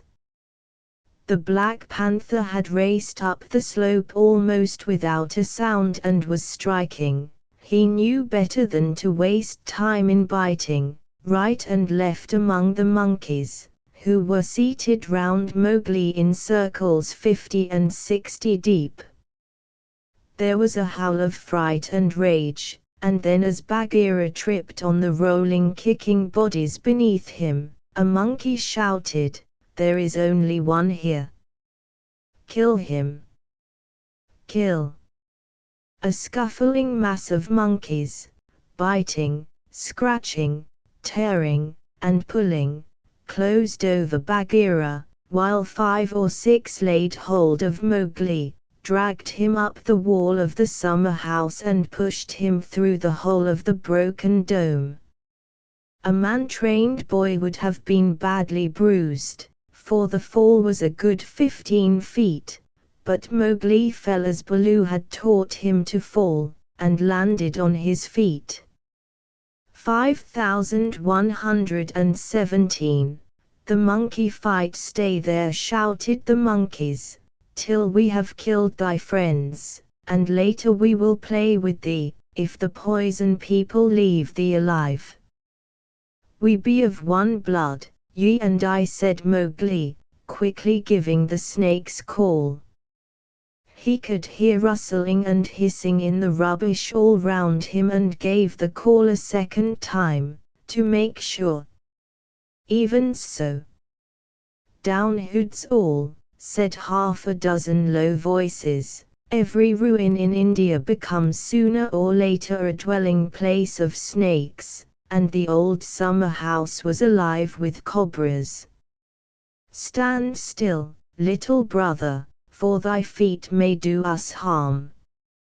Mowgli stood as quietly as he could, peering through the open work and listening to the furious din of the fight round the Black Panther, the yells and chatterings and scufflings, and Bagheera's deep, hoarse cough as he backed and bucked and twisted and plunged under the heaps of his enemies.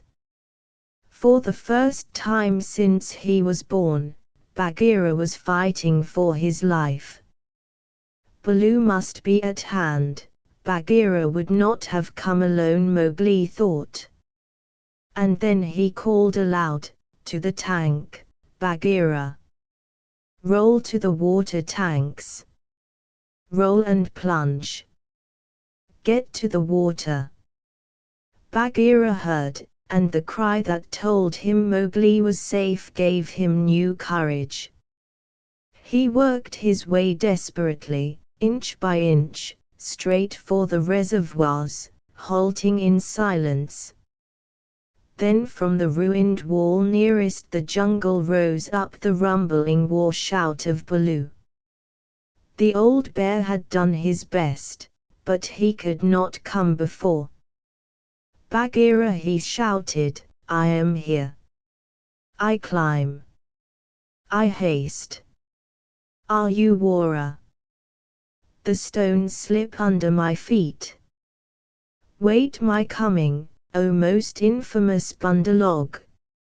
He panted up the terrace only to disappear to the head in a wave of monkeys, but he threw himself squarely on his haunches, and, spreading out his forepaws, hugged as many as he could hold, and then began to hit with a regular bat-bat-bat, like the flipping strokes of a paddle wheel.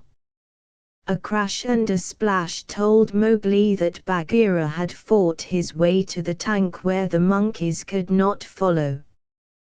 The panther lay gasping for breath, his head just out of the water, while the monkeys stood 3 deep on the red steps, dancing up and down with rage, ready to spring upon him from all sides if he came out to help Baloo.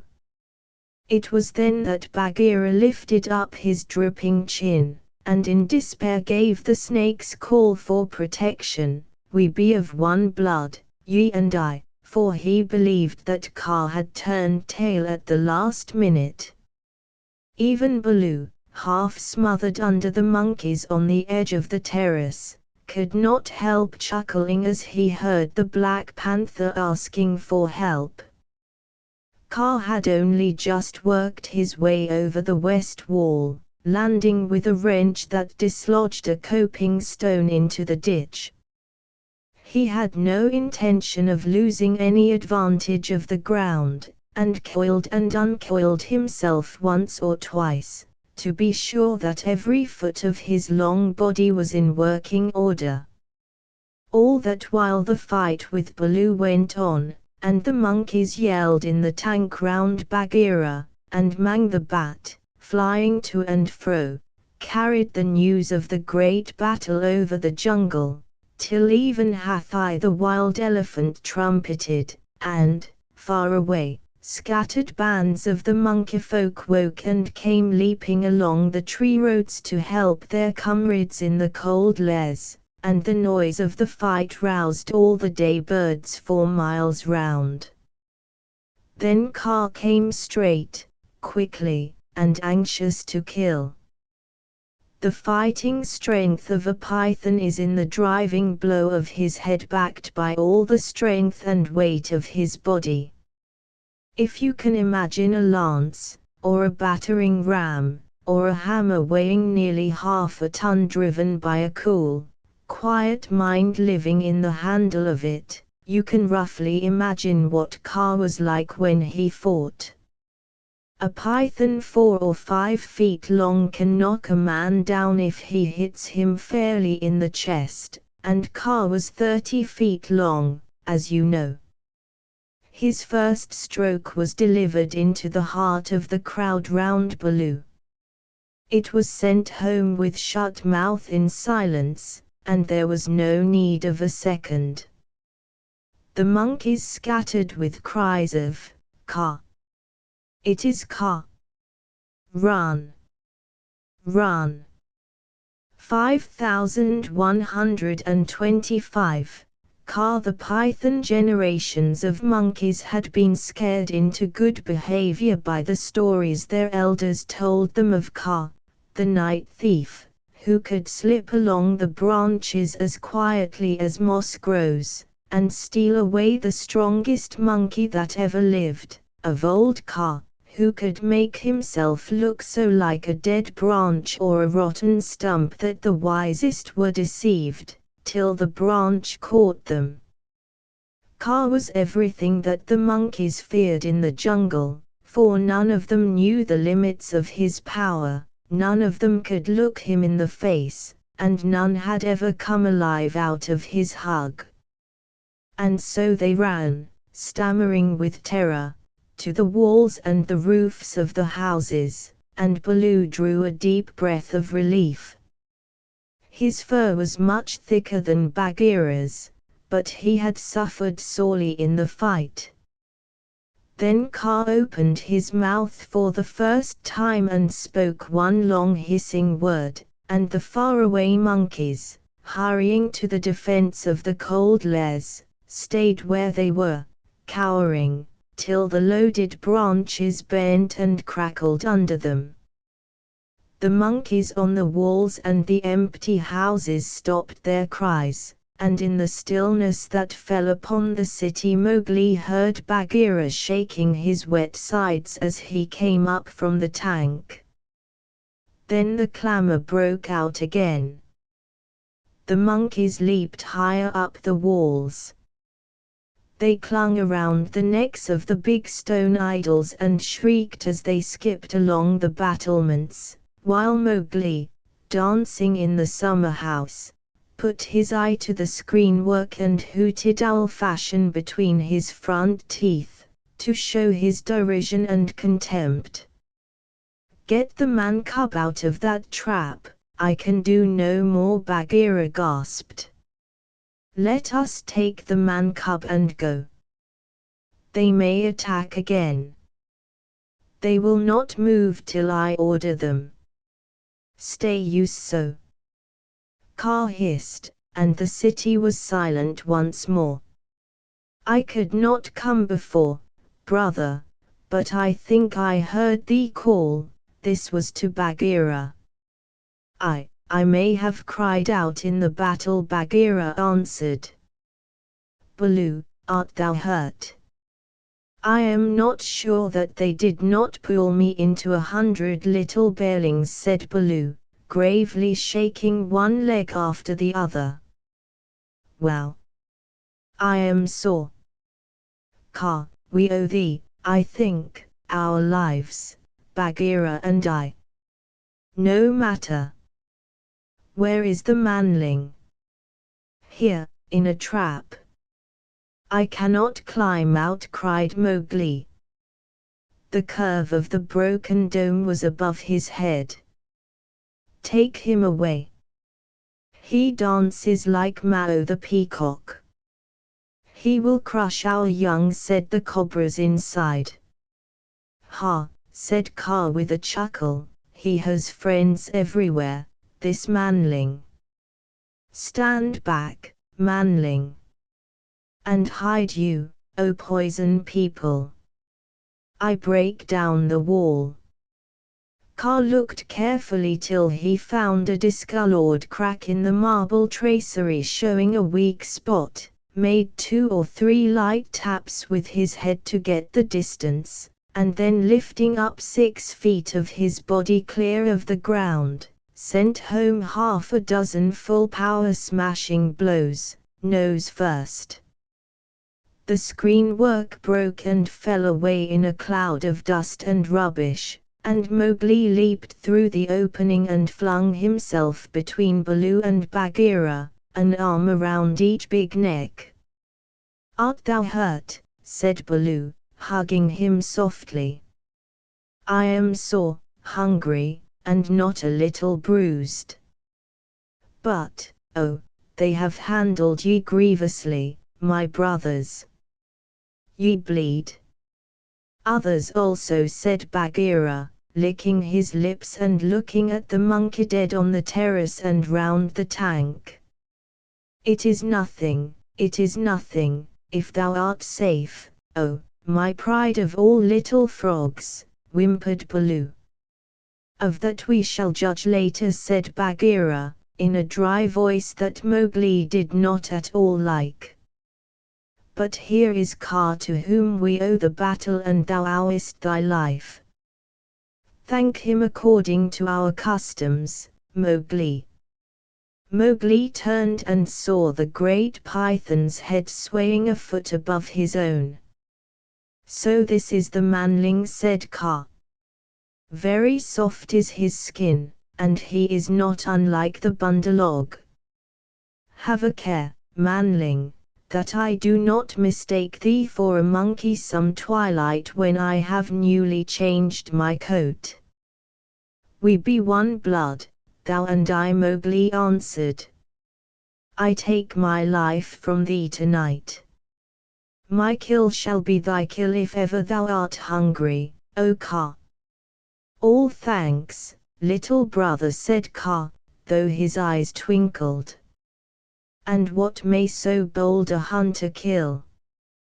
I ask that I may follow when next he goes abroad. I kill nothing, I am too little, but I drive goats toward such as can use them. When thou art empty, come to me and see if I speak the truth. I have some skill in these. He held out his hands, and if ever thou art in a trap, I may pay the debt which I owe to thee, to Bagheera, and to Baloo, here. Good hunting to ye all, my masters. Well said, growled Baloo, for Mowgli had returned thanks very prettily. The python dropped his head lightly for a minute on Mowgli's shoulder. A brave heart and a courteous tongue, said he. They shall carry thee far through the jungle, manling. But now go hence quickly with thy friends. Go and sleep, for the moon sets, and what follows it is not well that thou shouldst see. The moon was sinking behind the hills, and the lines of trembling monkeys huddled together on the walls and battlements looked like ragged shaky fringes of things. Baloo went down to the tank for a drink, and Bagheera began to put his fur in order, as Kaa glided out into the center of the terrace and brought his jaws together with a ringing snap that drew all the monkeys' eyes upon him. The moon sets, he said. Is there yet light enough to see? From the walls came a moan like the wind in the tree tops. We see, O Kaa. Good. Begins now the dance of the hunger of Kaa. Sit still and watch. He turned twice or thrice in a big circle, weaving his head from right to left. Then he began making loops and figures of 8 with his body, and soft, oozy triangles that melted into squares and 5-sided figures, and coiled mounds, never resting, never hurrying, and never stopping his low humming song. It grew darker and darker, till at last the dragging, shifting coils disappeared, but they could hear the rustle of the scales. Baloo and Bagheera stood still as stone, growling in their throats, their neck hair bristling, and Mowgli watched and wondered. Bundalog, said the voice of Kaa at last, can ye stir foot or hand without my order? Speak. Without thy order we cannot stir foot or hand, O Kaa. Good. Come all one pace nearer to me. The lines of the monkeys swayed forward helplessly, and Baloo and Bagheera took one stiff step forward with them. Nearer, hissed Kaa, and they all moved again. Mowgli laid his hands on Baloo and Bagheera to get them away, and the two great beasts started as though they had been waked from a dream. "Keep thy hand on my shoulder," Bagheera whispered. "Keep it there, or I must go back to Kaa." "Ah! It is only old Kaa making circles on the dust," said Mowgli. "Let us go." And the three slipped off through a gap in the walls to the jungle. "Woof," said Baloo, when he stood under the still trees again. "Never more will I make an ally of Kaa," and he shook himself all over. "He knows more than we," said Bagheera, trembling.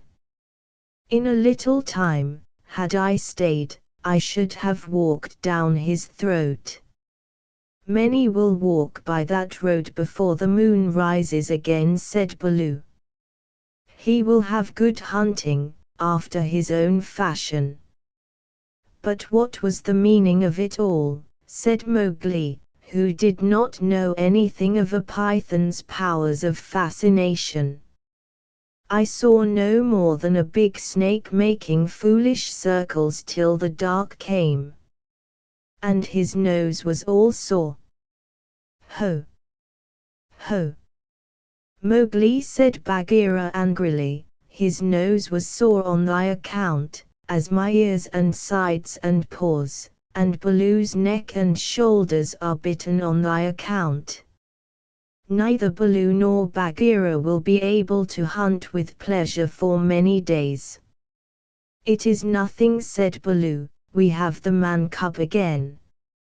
"True, but he has cost us heavily in time which might have been spent in good hunting, in wounds, in hair I am half plucked along my back, and last of all, in honor. For, remember, Mowgli, I, who am the Black Panther, was forced to call upon Kaa for protection, and Baloo and I were both made stupid as little birds by the hunger dance. All this, man cub, came of thy playing with the bundalog." "True, it is true," said Mowgli sorrowfully. "I am an evil man cub, and my stomach is sad in me. Mf. What says the law of the jungle, Baloo?" Baloo did not wish to bring Mowgli into any more trouble, but he could not tamper with the law, so he mumbled, "Sorrow never stays punishment. But remember, Bagheera, he is very little." "I will remember. But he has done mischief, and blows must be dealt now. Mowgli, hast thou anything to say?" "Nothing. I did wrong. Baloo and thou are wounded. It is just." Bagheera gave him half a dozen love taps. From a panther's point of view, they would hardly have waked one of his own cubs, but for a 7-year-old boy they amounted to as severe a beating as you could wish to avoid. When it was all over, Mowgli sneezed, and picked himself up without a word. "Now," said Bagheera, "jump on my back, little brother, and we will go home. One of the beauties of jungle law is that punishment settles all scores. There is no nagging afterward." Mowgli laid his head down on Bagheera's back and slept so deeply that he never waked when he was put down in the home cave. Road Song of the Bundalog. Here we go in a flung festoon, halfway up to the jealous moon. Don't you envy our pranceful bands? Don't you wish you had extra hands?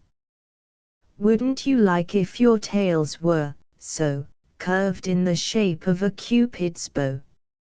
Now you're angry, but never mind, brother, thy tail hangs down behind.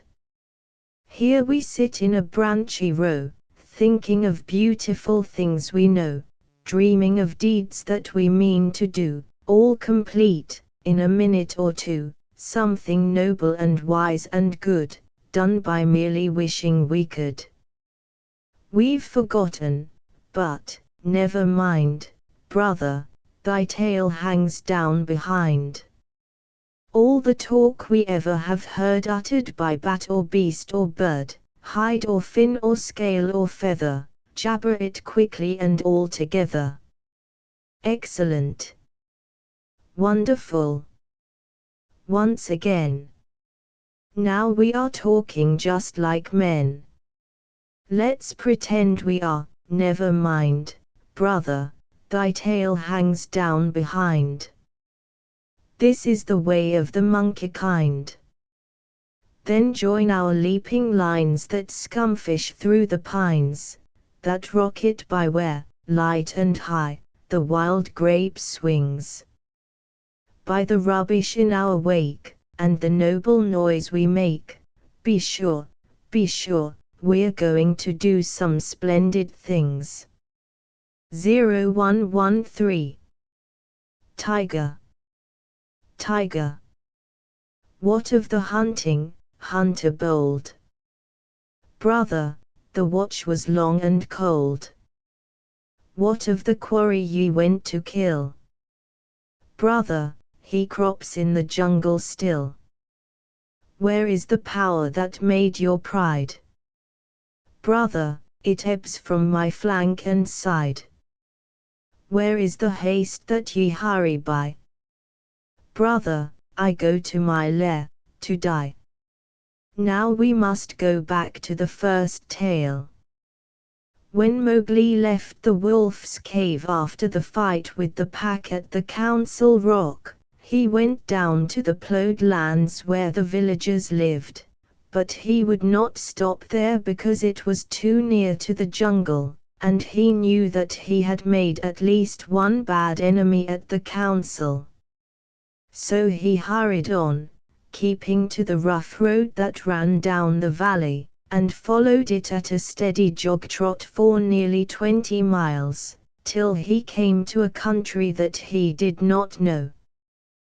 The valley opened out into a great plain dotted over with rocks and cut up by ravines. At one end stood a little village, and at the other the thick jungle came down in a sweep to the grazing grounds, and stopped there as though it had been cut off with a hoe. All over the plain, cattle and buffaloes were grazing, and when the little boys in charge of the herd saw Mowgli they shouted and ran away, and the yellow pariah dogs that hang about every Indian village barked. Mowgli walked on, for he was feeling hungry, and when he came to the village gate he saw the big thorn bush that was drawn up before the gate at twilight, pushed to one side.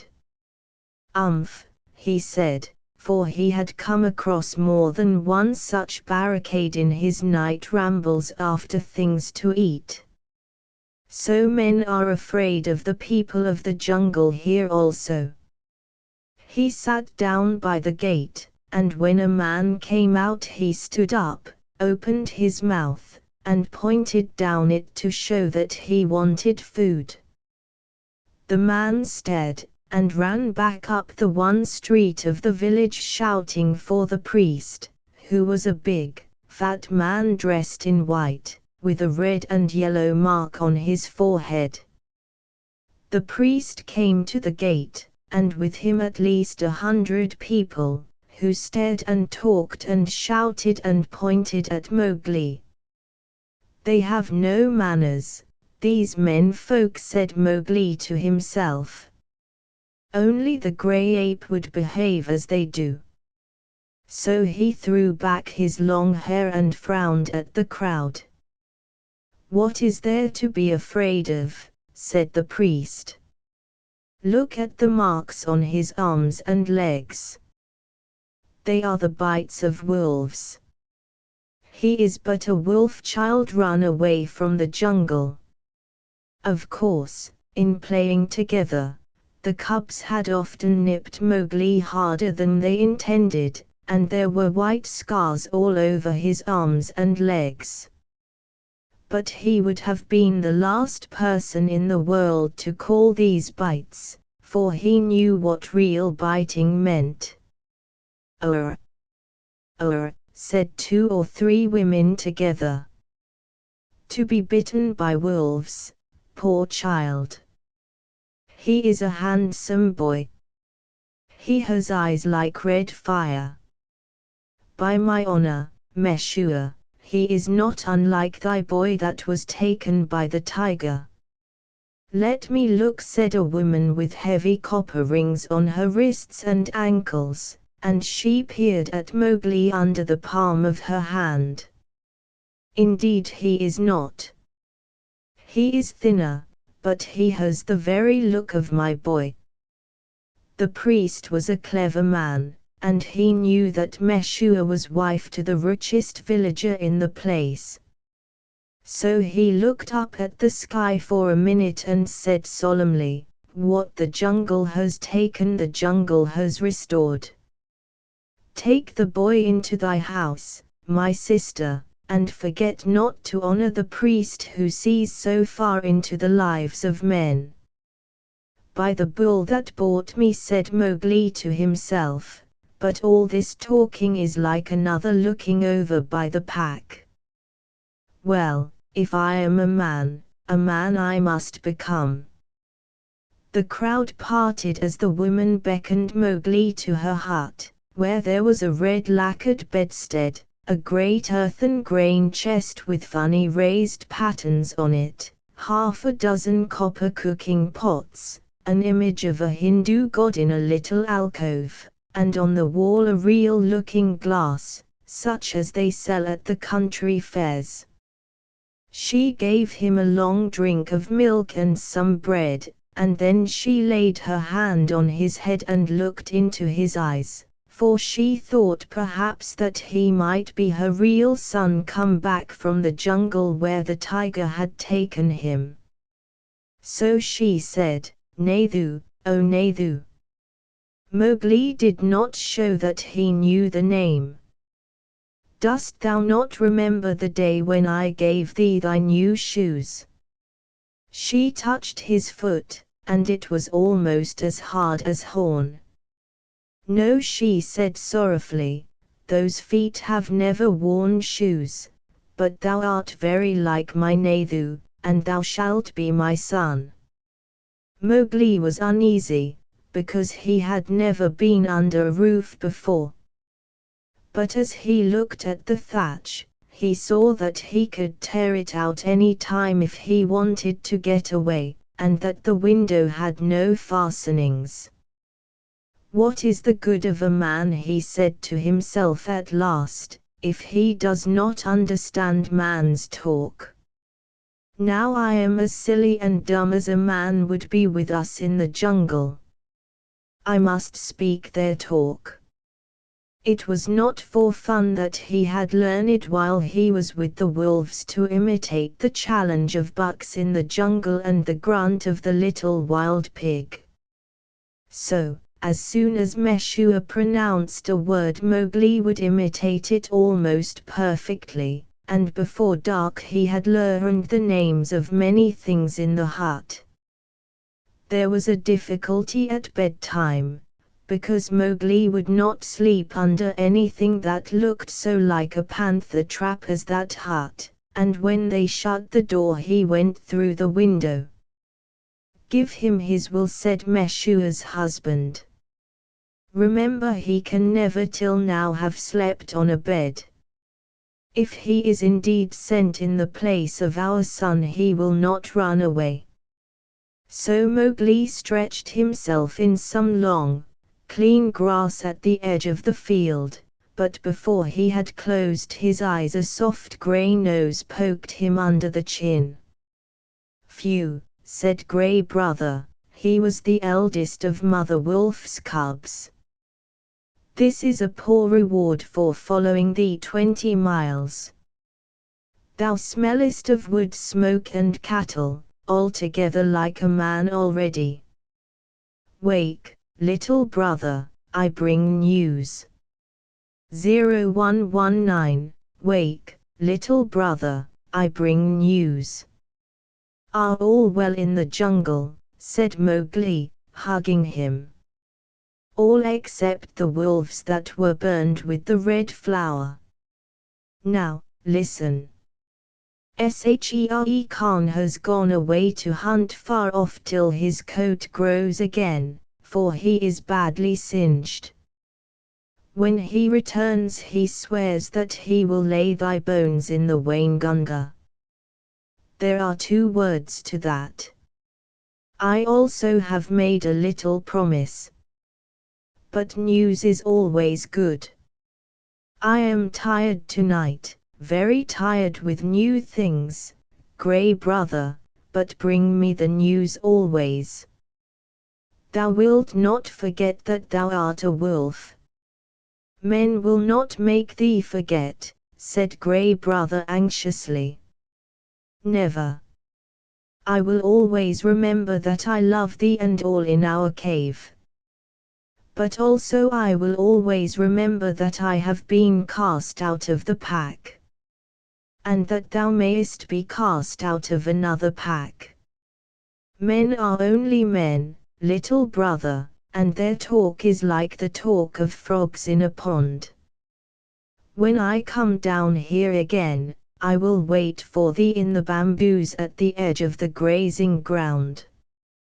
For 3 months after that night Mowgli hardly ever left the village gate, he was so busy learning the ways and customs of men. First he had to wear a cloth round him, which annoyed him horribly, and then he had to learn about money, which he did not in the least understand, and about ploughing, of which he did not see the use. Then the little children in the village made him very angry. Luckily, the law of the jungle had taught him to keep his temper, for in the jungle life and food depend on keeping your temper. But when they made fun of him because he would not play games or fly kites, or because he mispronounced some word, only the knowledge that it was unsportsmanlike to kill little naked cubs kept him from picking them up and breaking them in 2. He did not know his own strength in the least. In the jungle he knew he was weak compared with the beasts, but in the village people said that he was as strong as a bull. And Mowgli had not the faintest idea of the difference that caste makes between man and man. When the potter's donkey slipped in the clay pit, Mowgli hauled it out by the tail, and helped to stack the pots for their journey to the market at Carnywera. That was very shocking, too, for the potter is a low-caste man, and his donkey is worse. When the priest scolded him, Mowgli threatened to put him on the donkey too, and the priest told Meshua's husband that Mowgli had better be set to work as soon as possible, and the village headman told Mowgli that he would have to go out with the buffaloes next day, and herd them while they grazed. No one was more pleased than Mowgli, and that night, because he had been appointed a servant of the village, as it were, he went off to a circle that met every evening on a masonry platform under a great fig tree. It was the village club, and the headman and the watchman and the barber, who knew all the gossip of the village, and old Buldeo, the village hunter, who had a tower musket, met and smoked. The monkeys sat and talked in the upper branches, and there was a hole under the platform where a cobra lived, and he had his little platter of milk every night because he was sacred, and the old men sat around the tree and talked, and pulled at the big hukas, the water pipes, till far into the night. They told wonderful tales of gods and men and ghosts, and Buldeo told even more wonderful ones of the ways of beasts in the jungle, till the eyes of the children sitting outside the circle bulged out of their heads. Most of the tales were about animals, for the jungle was always at their door. The deer and the wild pig grubbed up their crops, and now and again the tiger carried off a man at twilight, within sight of the village gates. 5152. The village club Mowgli, who naturally knew something about what they were talking of, had to cover his face not to show that he was laughing, while Buldeo, the tower musket across his knees, climbed on from one wonderful story to another, and Mowgli's shoulders shook. Buldeo was explaining how the tiger that had carried away Meshua's son was a ghost tiger, and his body was inhabited by the ghost of a wicked, old moneylender, who had died some years ago. "And I know that this is true," he said, "because Purun Das always limped from the blow that he got in a riot when his account books were burned, and the tiger that I speak of he limps, too, for the tracks of his pads are unequal." "True, true, that must be the truth," said the greybeards, nodding together. 0125. Are all these tales such cobwebs and moon talk? Said Mowgli. Are all these tales such cobwebs and moon talk? Said Mowgli. That tiger limps because he was born lame, as everyone knows. To talk of the soul of a moneylender in a beast that never had the courage of a jackal is child's talk. Buldeo was speechless with surprise for a moment, and the head man stared. "Aho! It is the jungle brat, is it?" said Buldeo. "If thou art so wise, better bring his hide to Kanyawera, for the government has set 100 rupees on his life. Better still, talk not when thy elders speak." Mowgli rose to go.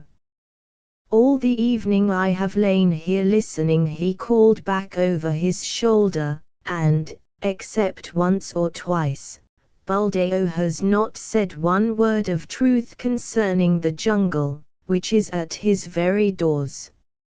How, then, shall I believe the tales of ghosts and gods and goblins which he says he has seen?" "It is full time that boy went to herding," said the head man, while Buldeo puffed and snorted at Mowgli's impertinence. "The custom of most Indian villages is for a few boys to take the cattle and buffaloes out to graze in the early morning, and bring them back at night. The very cattle that would trample a white man to death allow themselves to be banged and bullied and shouted at by children that hardly come up to their noses. So long as the boys keep with the herds they are safe, for not even the tiger will charge a mob of cattle. But if they straggle to pick flowers or hunt lizards, they are sometimes carried off." Mowgli went through the village street in the dawn, sitting on the back of Rama, the great herd bull. The slater-blue buffaloes, with their long, backward-sweeping horns and savage eyes, rose out their byres, one by one, and followed him, and Mowgli made it very clear to the children with him that he was the master. He beat the buffaloes with a long, polished bamboo, and told Kamya, one of the boys, to graze the cattle by themselves, while he went on with the buffaloes, and to be very careful not to stray away from the herd. An Indian grazing ground is all rocks and scrub and tussocks and little ravines, among which the herds scatter and disappear. The buffaloes generally keep to the pools and muddy places, where they lie wallowing or basking in the warm mud for hours. Mowgli drove them onto the edge of the plain where the Waingunga came out of the jungle. Then he dropped from Rama's neck, trotted off to a bamboo clump, and found Grey Brother. "Ah," said Grey Brother, "I have waited here very many days. What is the meaning of this cattle herding work?" "It is an order," said Mowgli. "I am a village herd for a while." "What news of Shere Khan?" "He has come back to this country, and has waited here a long time for thee. Now he has gone off again, for the game is scarce. But he means to kill thee." "Very good," said Mowgli. "So long as he is away, do thou or one of the four brothers sit on that rock, so that I can see thee as I come out of the village. When he comes back, wait for me in the ravine by the dak tree in the center of the plain. We need not walk into Shere Khan's mouth." Then Mowgli picked out a shady place, and lay down and slept while the buffaloes grazed round him. Herding in India is one of the laziest things in the world. The cattle move and crunch, and lie down, and move on again, and they do not even low.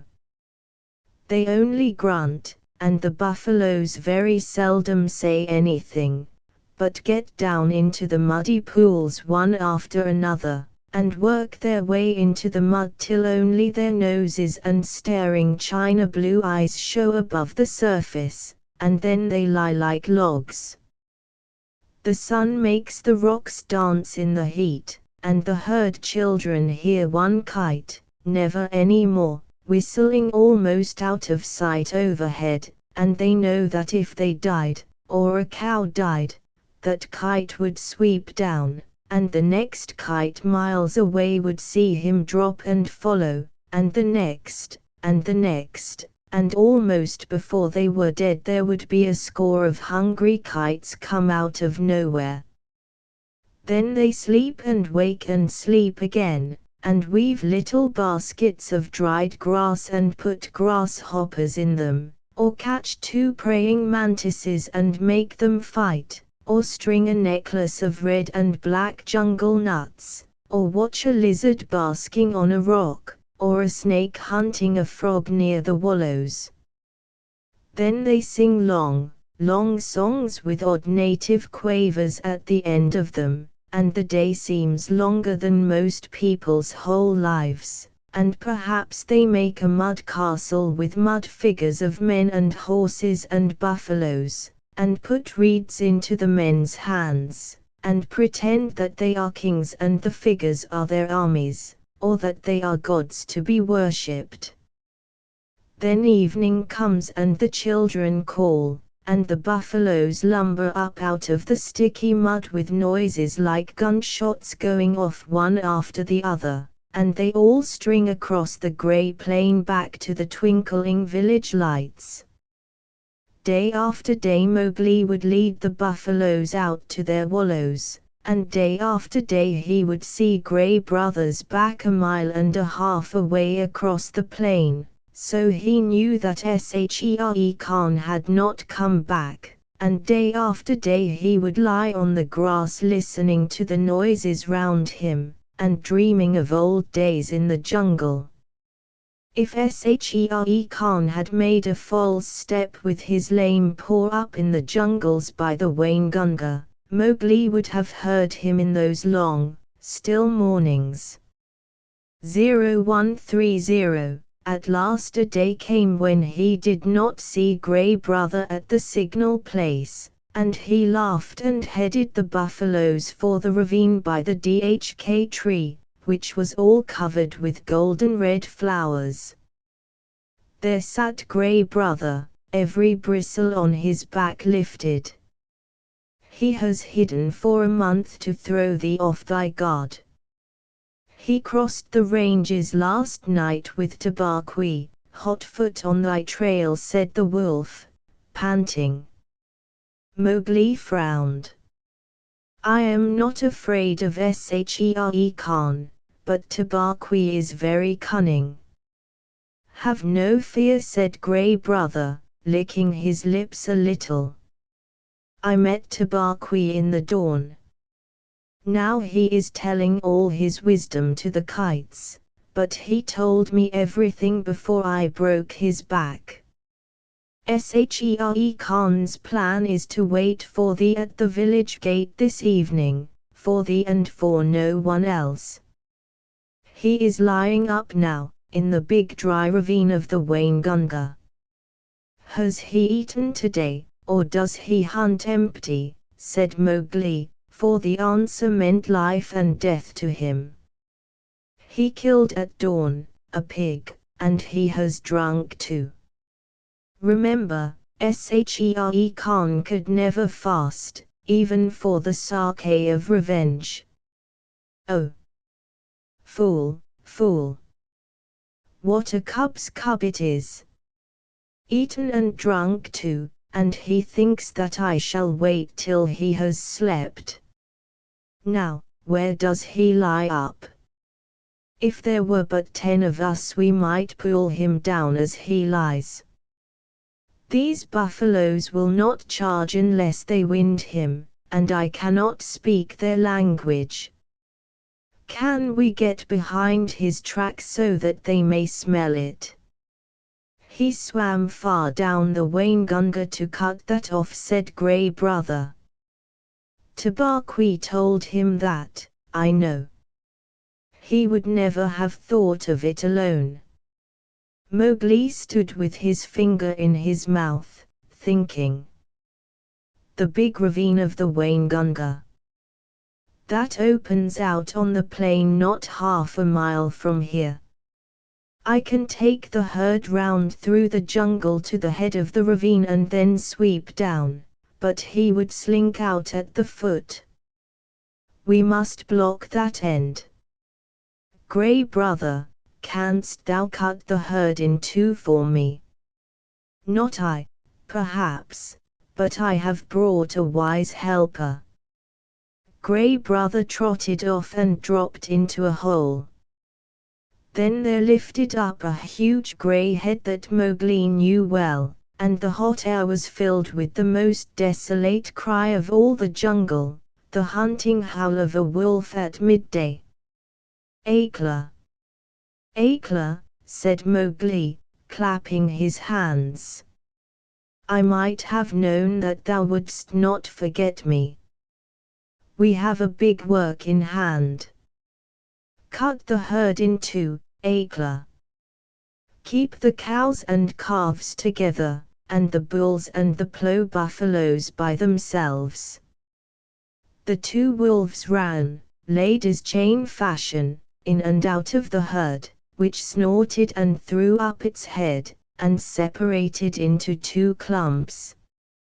In one, the cow buffaloes stood with their calves in the center, and glared and pawed, ready, if a wolf would only stay still, to charge down and trample the life out of him.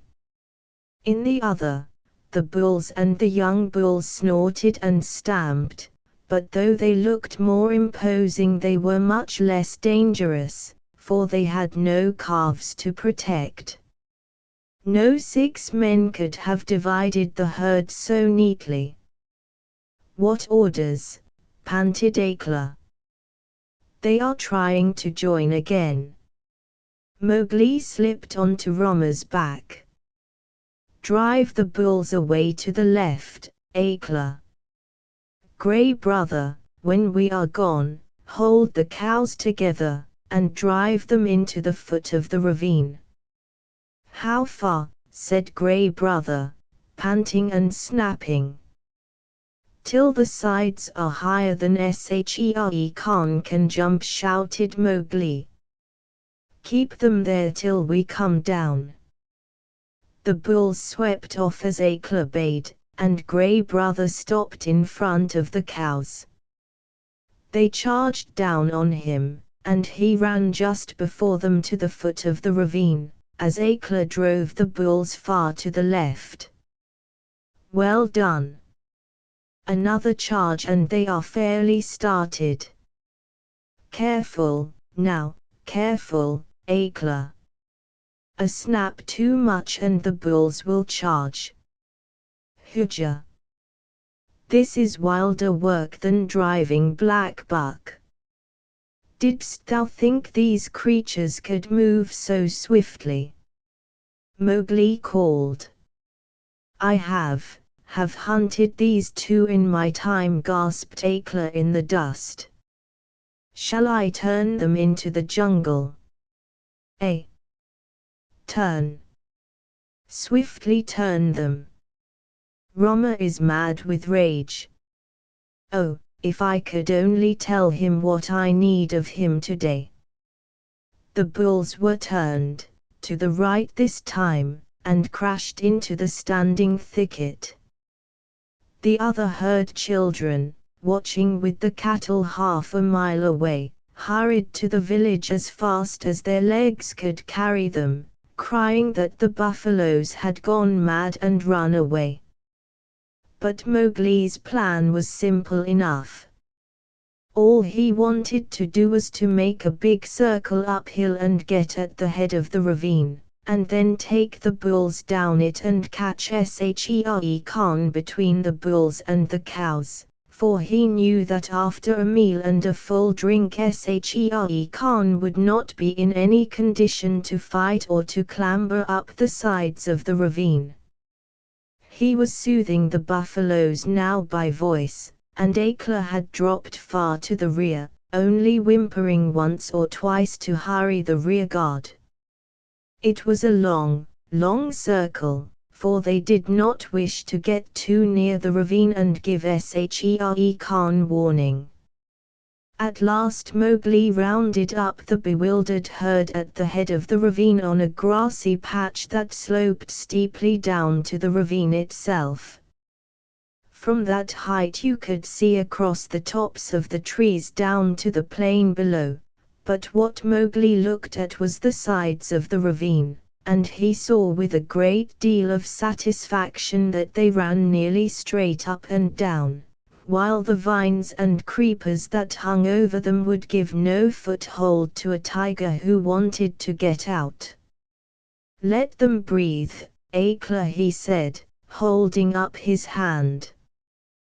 They have not winded him yet. Let them breathe. I must tell Shere Khan who comes. We have him in the trap. He put his hands to his mouth and shouted down the ravine. It was almost like shouting down a tunnel, and the echoes jumped from rock to rock. After a long time there came back the drawling, sleepy snarl of a full-fed tiger just wakened. Who calls? Said Shere Khan, and a splendid peacock fluttered up out of the ravine screeching. I, Mowgli. Cattle thief, it is time to come to the council rock. Down, hurry them down, Akela. Down, Rama, down. The herd paused for an instant at the edge of the slope, but Akela gave tongue in the full hunting yell, and they pitched over one after the other, just as steamers shoot rapids, the sand and stones spurting up round them. Once started, there was no chance of stopping, and before they were fairly in the bed of the ravine Rama winded Shere Khan and bellowed. 5171 Shere Khan in the jungle. Ha! Ha! Said Mowgli, on his back. Now thou knowest, and the torrent of black horns, foaming muzzles, and staring eyes whirled down the ravine just as boulders go down in flood time, the weaker buffaloes being shouldered out to the sides of the ravine where they tore through the creepers. They knew what the business was before them, the terrible charge of the buffalo herd against which no tiger can hope to stand. Shere Khan heard the thunder of their hoofs, picked himself up, and lumbered down the ravine, looking from side to side for some way of escape. But the walls of the ravine were straight and he had to hold on, heavy with his dinner and his drink, willing to do anything rather than fight. The herd splashed through the pool he had just left, bellowing till the narrow cut rang. Mowgli heard an answering bellow from the foot of the ravine, saw Shere Khan turn. The tiger knew if the worst came to the worst it was better to meet the bulls than the cows with their calves, and then Rama tripped, stumbled, and went on again over something soft, and, with the bulls at his heels, crashed full into the other herd, while the weaker buffaloes were lifted clean off their feet by the shock of the meeting. That charge carried both herds out into the plain, goring and stamping and snorting. Mowgli watched his time, and slipped off Rama's neck, laying about him right and left with his stick. "Quick, Akela! Break them up! Scatter them, or they will be fighting one another. Drive them away, Akela! Hi, Rama! Hi, hi, hi! My children! Softly now, softly! It is all over." Akela and Grey Brother ran to and fro nipping the buffalo's legs, and though the herd wheeled once to charge up the ravine again, Mowgli managed to turn Rama, and the others followed him to the wallows. Shere Khan needed no more trampling.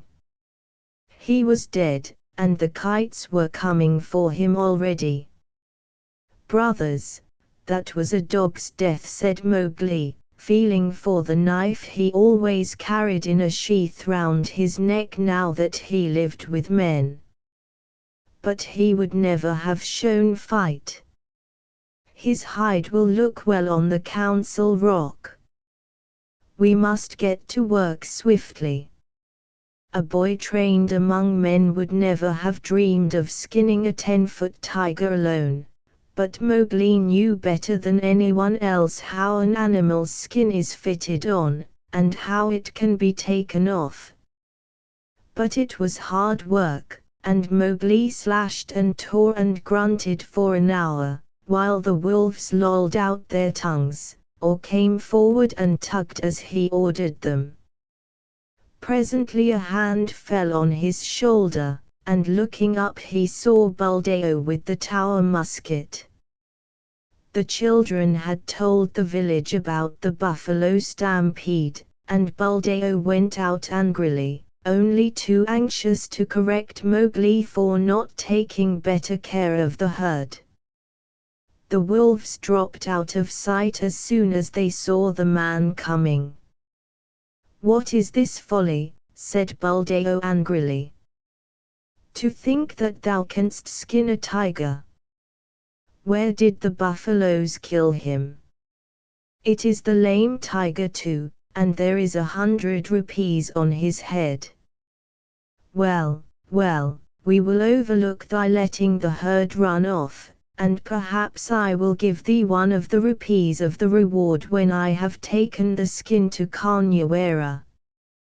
He fumbled in his waistcloth for flint and steel, and stooped down to singe Shere Khan's whiskers. Most native hunters always singe a tiger's whiskers to prevent his ghost from haunting them. Said Mowgli, half to himself as he ripped back the skin of a forepaw. "So thou wilt take the hide to Karnawara for the reward, and perhaps give me 1 rupee. Now it is in my mind that I need the skin for my own use. He! Old man, take away that fire. What talk is this to the chief hunter of the village? Thy luck and the stupidity of thy buffaloes have helped thee to this kill. The tiger has just fed, or he would have gone 20 miles by this time. Thou canst not even skin him properly, little beggar brat, and forsooth I, Buldeo, must be told not to singe his whiskers. Mowgli, I will not give thee 1 anna of the reward, but only a very big beating. Leave the carcass. By the bull that bought me, said Mowgli, who was trying to get at the shoulder, must I stay babbling to an old ape all noon?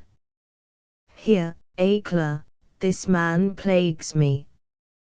Buldeo, who was still stooping over Shere Khan's head, found himself sprawling on the grass, with a grey wolf standing over him, while Mowgli went on skinning as though he were alone in all India. Yes, he said, between his teeth. Thou art altogether right, Buldeo. Thou wilt never give me 1 anna of the reward. There is an old war between this lame tiger and myself, a very old war, and I have won.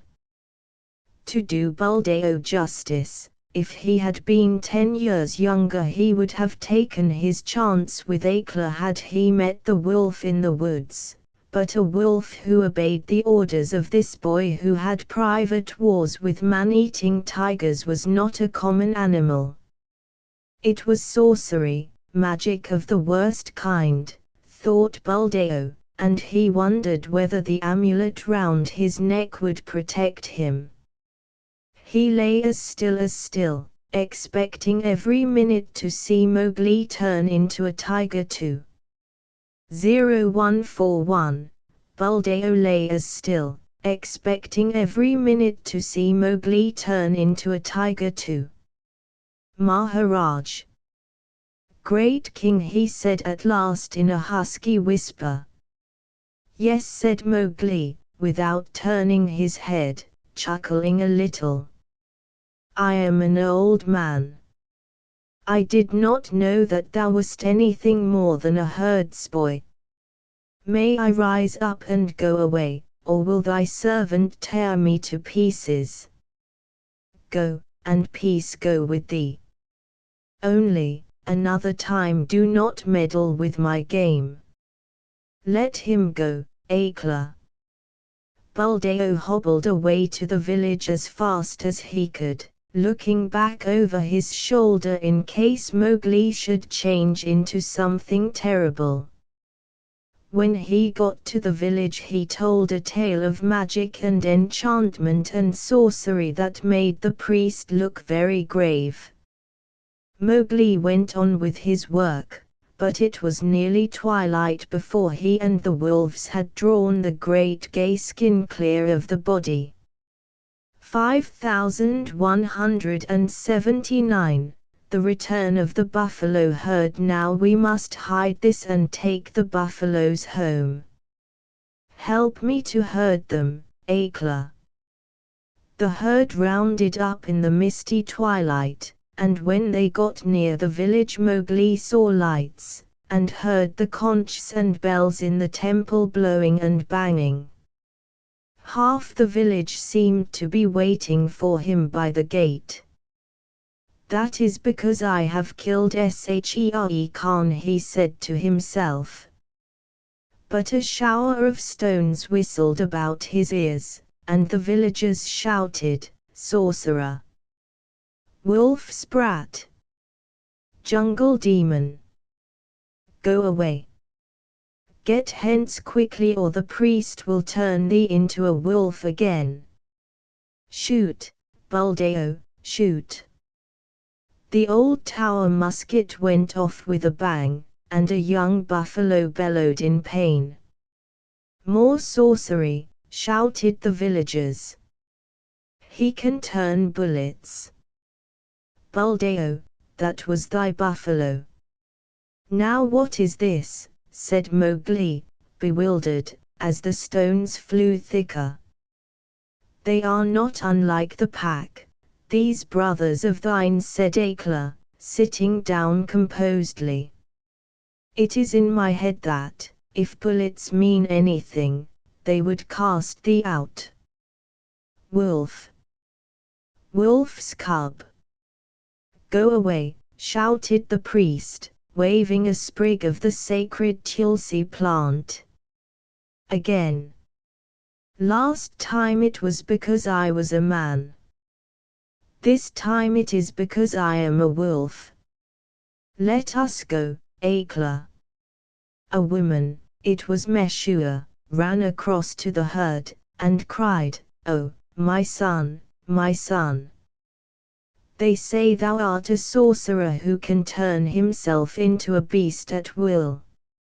I do not believe, but go away or they will kill thee. Buldeo says thou art a wizard, but I know thou hast avenged Nathu's death. Come back, Meshua, shouted the crowd. Come back, or we will stone thee. Mowgli laughed a little short ugly laugh, for a stone had hit him in the mouth. Run back, Meshua. This is one of the foolish tales they tell under the big tree at dusk. I have at least paid for thy son's life. Farewell, and run quickly, for I shall send the herd in more swiftly than their brickbats. I am no wizard, Meshua. Farewell. Now, once more, Akela, he cried. Bring the herd in. The buffaloes were anxious enough to get to the village. They hardly needed Akela's yell, but charged through the gate like a whirlwind, scattering the crowd right and left. Keep count, shouted Mowgli scornfully. It may be that I have stolen one of them. Keep count, for I will do your herding no more. Fare you well, children of men, and thank Meshua that I do not come in with my wolves and hunt you up and down your street. He turned on his heel and walked away with the lone wolf, and as he looked up at the stars he felt happy. No more sleeping in traps for me, Akela. Let us get Shere Khan's skin and go away. No, we will not hurt the village, for Meshua was kind to me. 0146. When the moon rose over the plain, the villagers saw Mowgli trotting across, with two wolves at his heels. When the moon rose over the plain, making it look all milky, the horrified villagers saw Mowgli, with two wolves at his heels and a bundle on his head, trotting across at the steady wolf's trot that eats up the long miles like fire. Then they banged the temple bells and blew the conchs louder than ever. And Meshua cried, and Buldeo embroidered the story of his adventures in the jungle, till he ended by saying that Akela stood up on his hind legs and talked like a man. The moon was just going down when Mowgli and the two wolves came to the hill of the Council Rock, and they stopped at Mother Wolf's cave. They have cast me out from the man pack, Mother, shouted Mowgli, but I come with the hide of Shere Khan to keep my word. Mother Wolf walked stiffly from the cave with the cubs behind her, and her eyes glowed as she saw the skin. I told him on that day, when he crammed his head and shoulders into this cave, hunting for thy life, little frog, I told him that the hunter would be the hunted. It is well done. Little brother, it is well done, said a deep voice in the thicket. We were lonely in the jungle without thee, and Bagheera came running to Mowgli's bare feet. They clambered up the Council Rock together, and Mowgli spread the skin out on the flat stone where Akela used to sit, and pegged it down with 4 slivers of bamboo, and Akela lay down upon it, and called the old call to the council, "Look, look well, O wolves," exactly as he had called when Mowgli was first brought there.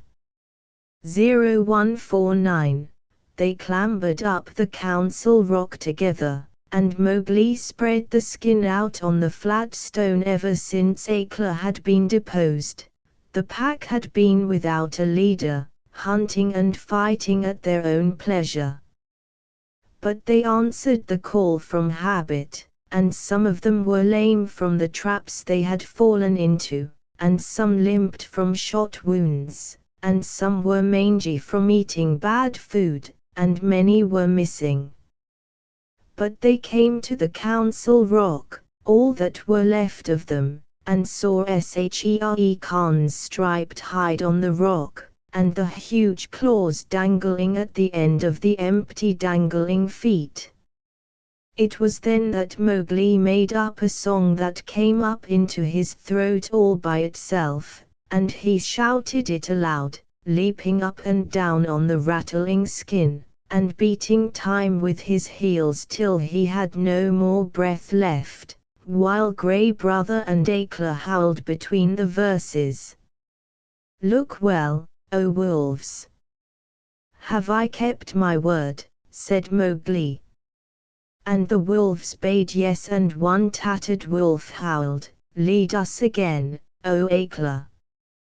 Lead us again, O man cub, for we be sick of this lawlessness, and we would be the free people once more."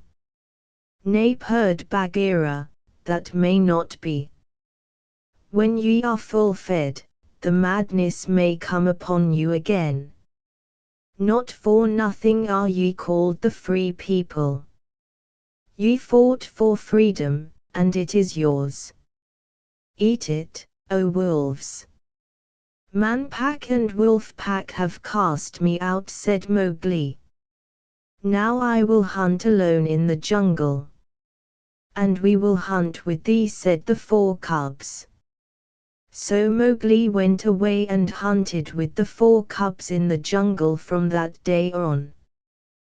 But he was not always alone, because, years afterward, he became a man and married. But that is a story for grown-ups. Mowgli's song that he sang at the council rock when he danced on Shere Khan's hide, the song of Mowgli, Mowgli, am singing.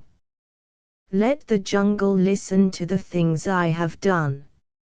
Shere Khan said he would kill. At the gates in the twilight he would kill Mowgli, the frog. He ate and he drank.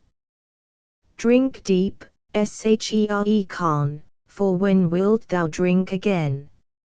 Sleep and dream of the kill. I am alone on the grazing grounds.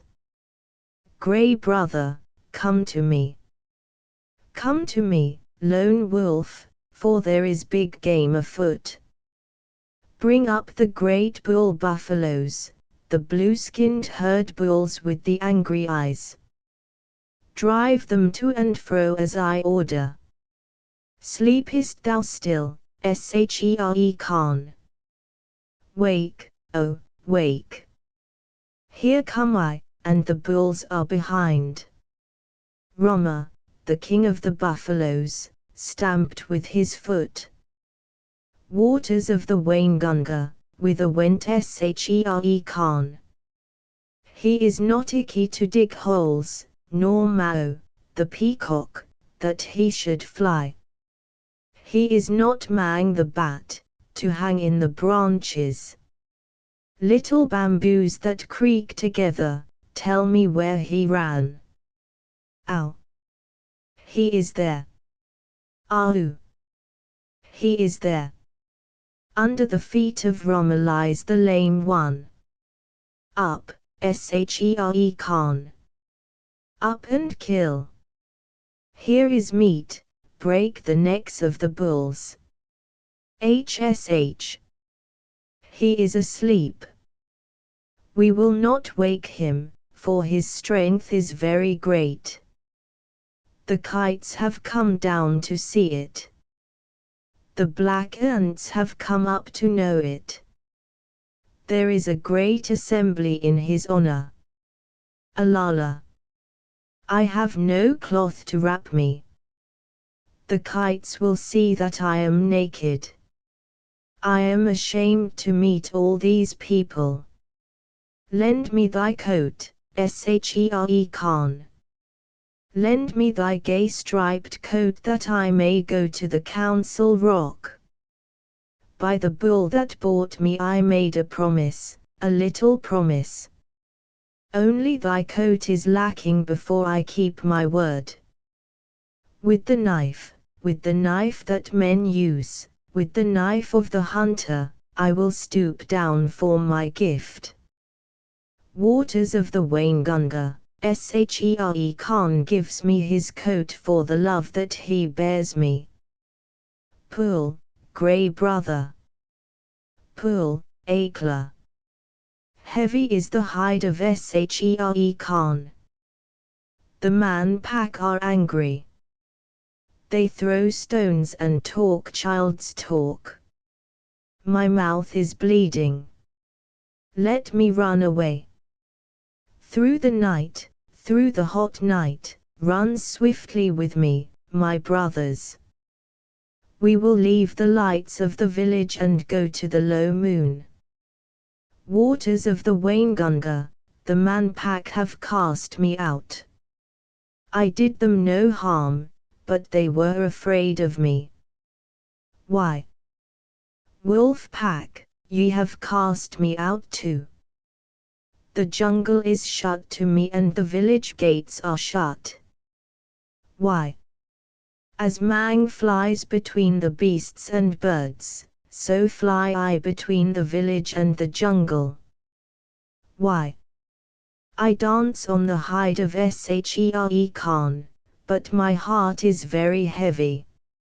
My mouth is cut and wounded with the stones from the village, but my heart is very light, because I have come back to the jungle. Why?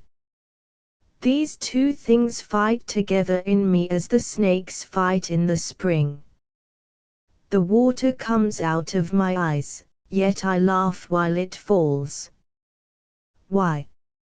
I am too bliss, but the hide of Shere Khan is under my feet. All the jungle knows that I have killed Shere Khan. Look, look well, O wolves. Ahi. My heart is heavy with the things that I do not understand. 0157. The White Seal. Hush thee, my baby, the night is behind us, and black are the waters that sparkled so green. The moon, o'er the combers, looks downward to find us at rest in the hollows that rustle between. Where billow meets billow, then soft be thy pillow, weary wee flipperling, curl at thy ease. The storm shall not wake thee, nor shark overtake thee, asleep in the arms of the slow swinging seas. Seal lullaby. All these things happened several years ago at a place called Novastashna, or Northeast Point, on the island of St. Paul, away and away in the Bering Sea. Limoshin, the winter wren, told me the tale when he was blown onto the rigging of a steamer going to Japan, and I took him down into my cabin and warmed and fed him for a couple of days till he was fit to fly back to St. Paul's again. Limoshin is a very quaint little bird, but he knows how to tell the truth. Nobody comes to Novastashna except on business, and the only people who have regular business there are the seals. They come in the summer months by hundreds and hundreds of thousands out of the cold grey sea. for Novastashna Beach has the finest accommodation for seals of any place in all the world. Sea Catch knew that, and every spring would swim from whatever place he happened to be in, would swim like a torpedo boat straight for Novastashna and spend a month fighting with his companions for a good place on the rocks, as close to the sea as possible. Sea Catch was 15 years old, a huge grey fur seal with almost a mane on his shoulders, and long, wicked dog teeth. When he heaved himself up on his front flippers he stood more than 4 feet clear of the ground, and his weight, if anyone had been bold enough to weigh him, was nearly 700 pounds. He was scarred all over with the marks of savage fights, but he was always ready for just one fight more. He would put his head on one side, as though he were afraid to look his enemy in the face, then he would shoot it out like lightning, and when the big teeth were firmly fixed on the other seal's neck, the other seal might get away if he could, but Sea Catch would not help him. Yet Sea Catch never chased a beaten seal, for that was against the rules of the beach. He only wanted room by the sea for his nursery. But as there were 40 or 50,000 other seals hunting for the same thing each spring, the whistling, bellowing, roaring, and blowing on the beach was something frightful. From a little hill called Hutchinson's Hill, you could look over 3.5 miles of ground covered with fighting seals, and the surf was dotted all over with the heads of seals hurrying to land and begin their share of the fighting. They fought in the breakers, they fought in the sand, and they fought on the smooth-worn basalt rocks of the nurseries, for they were just as stupid and unaccommodating as men. Their wives never came to the island until late in May or early in June, for they did not care to be torn to pieces, and the young 2, 3, and 4-year-old seals who had not begun housekeeping went inland about half a mile through the ranks of the fighters and played about on the sand dunes in droves and legions, and rubbed off every single green thing that grew. They were called the Holoschichi, the bachelors, and there were perhaps 200,000 or 300,000 of them at Novastashna alone. Sea Catch had just finished his 45th fight one spring when Matka, his soft, sleek, gentle-eyed wife, came up out of the sea, and he caught her by the scruff of the neck and dumped her down on his reservation, saying gruffly, late as usual, "Where have you been?" It was not the fashion for Sea Catch to eat anything during the 4 months he stayed on the beaches, and so his temper was generally bad. Matka knew better than to answer back. She looked round and cooed, "How thoughtful of you. You've taken the old place again." "I should think I had," said Sea Catch. "Look at me." He was scratched and bleeding in 20 places, one eye was almost out, and his sides were torn to ribbons.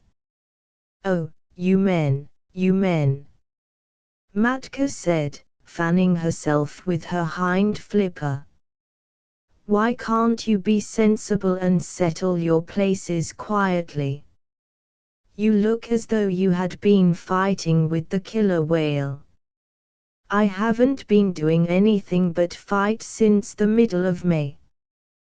The beach is disgracefully crowded this season. I've met at least 100 seals from Lukannon Beach, house hunting. Why can't people stay where they belong?" I've often thought we should be much happier if we holed out at Otter Island instead of this crowded place, said Matka. Bah! Only the Holoschicky go to Otter Island. If we went there they would say we were afraid. We must preserve appearances, my dear. Sea Catch sunk his head proudly between his fat shoulders and pretended to go to sleep for a few minutes, but all the time he was keeping a sharp lookout for a fight. Now that all the seals and their wives were on the land, you could hear their clamor miles out to sea above the loudest gales.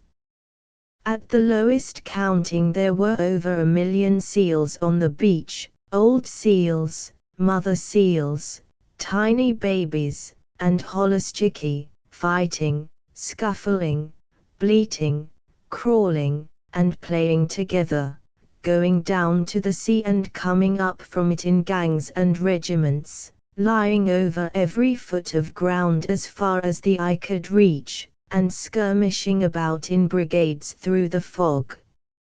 It is nearly always foggy at Novastashna, except when the sun comes out and makes everything look all pearly and rainbow-colored for a little while.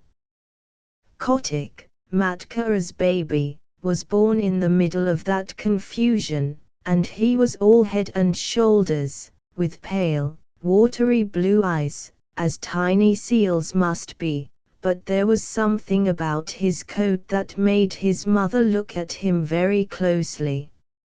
"Sea Catch," she said, "at last, our baby's going to be white." "Empty clam shells and dry seaweed," snorted Sea Catch. "There never has been such a thing in the world as a white seal." "I can't help that," said Matka, "there's going to be now." And she sang the low, crooning seal song that all the mother seals sing to their babies: "You mustn't swim till you're 6 weeks old, or your head will be sunk by your heels, and summer gales and killer whales are bad for baby seals." Are bad for baby seals, dear rat, as bad can be, but splash and grow strong, and you can't be wrong. Child of the open sea. Of course the little fellow did not understand the words at first. He paddled and scrambled about by his mother's side, and learned to scuffle out of the way when his father was fighting with another seal, and the two rolled and roared up and down the slippery rocks. Matka used to go to sea to get things to eat, and the baby was fed only once in 2 days, but then he ate all he could and throve upon it. The first thing he did was to crawl inland, and there he met tens of thousands of babies of his own age, and they played together like puppies, went to sleep on the clean sand, and played again. The old people in the nurseries took no notice of them, and the Holoschicky kept to their own grounds, and the babies had a beautiful playtime. When Matka came back from her deep-sea fishing she would go straight to their playground and call as a sheep calls for a lamb, and wait until she heard Kotick bleat. Then she would take the straightest of straight lines in his direction, striking out with her 4 flippers and knocking the youngster's head over heels right and left. There were always a few hundred mothers hunting for their children through the playgrounds, and the babies were kept lively. But, as Matka told Kotick, so long as you don't lie in muddy water and get mange, or rub the hard sand into a cut or scratch, and so long as you never go swimming when there is a heavy sea, nothing will hurt you here. Little seals can no more swim than little children, but they are unhappy till they learn. The first time that Kotick went down to the sea, a wave carried him out beyond his depth, and his big head sank and his little hind flippers flew up exactly as his mother had told him in the song, and if the next wave had not thrown him back again he would have drowned. After that, he learned to lie in a beach pool and let the wash of the waves just cover him and lift him up while he paddled, but he always kept his eye open for big waves that might hurt. He was 2 weeks learning to use his flippers, and all that while he floundered in and out of the water, and coughed and grunted and crawled up the beach and took cat naps on the sand, and went back again, until at last he found that he truly belonged to the water. Then you can imagine the times that he had with his companions, ducking under the rollers, or coming in on top of a comber and landing with a swash and a splutter as the big wave went whirling far up the beach, or standing up on his tail and scratching his head as the old people did, or playing I'm the king of the castle on slippery, weedy rocks that just stuck out of the wash.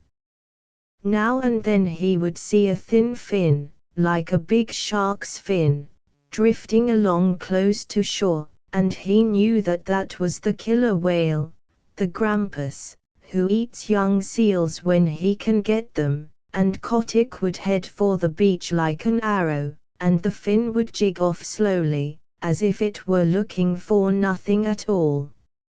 Late in October the seals began to leave St. Paul's for the deep sea, by families and tribes, and there was no more fighting over the nurseries, and the holluschickie played anywhere they liked.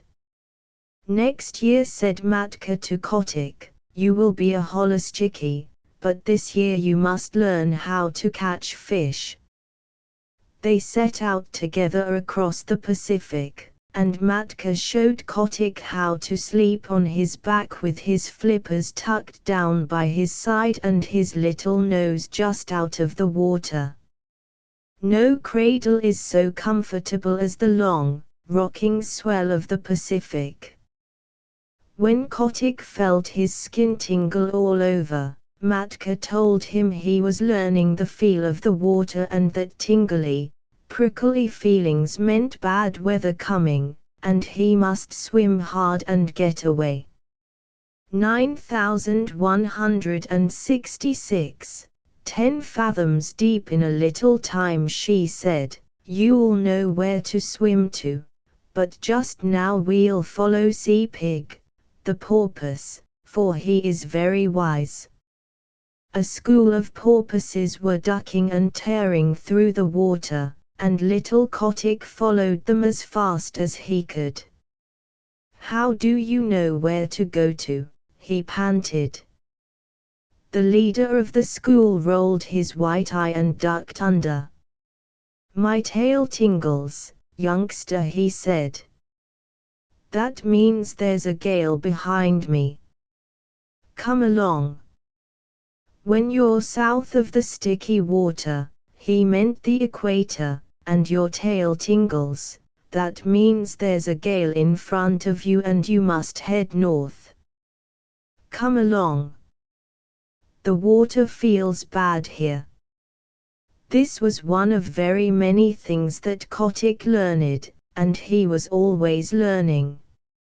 Matka taught him to follow the cod and the halibut along the undersea banks and wrench the rockling out of his hole among the weeds, how to skirt the wrecks lying 100 fathoms below water and dart like a rifle bullet in at one porthole and out at another as the fishes ran, how to dance on the top of the waves when the lightning was racing all over the sky, and wave his flipper politely to the stumpy-tailed albatross and the man-of-war hawk as they went down the wind, how to jump 3 or 4 feet clear of the water like a dolphin, flippers close to the side and tail curved, to leave the flying fish alone because they are all bony, to take the shoulder piece out of a cod at full speed 10 fathoms deep, and never to stop and look at a boat or a ship, but particularly a rowboat. At the end of 6 months what Kotick did not know about deep-sea fishing was not worth the knowing.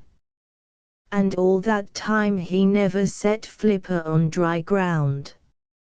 One day, however, as he was lying half asleep in the warm water somewhere off the island of Juan Fernandez, he felt faint and lazy all over, just as human people do when the spring is in their legs, and he remembered the good firm beaches of Novastashna 7,000 miles away, the games his companions played, the smell of the seaweed, the seal roar, and the fighting. That very minute he turned north, swimming steadily, and as he went on he met scores of his mates, all bound for the same place, and they said, "Greeting, Kotick. This year we are all Holoschicky, and we can dance the fire dance in the breakers off Lukannon and play on the new grass. But where did you get that coat?" Kotick's fur was almost pure white now, and though he felt very proud of it, he only said, "Swim quickly. My bones are aching for the land." And so they all came to the beaches where they had been born, and heard the old seals, their fathers, fighting in the rolling mist. That night Kotick danced the fire dance with the yearling seals.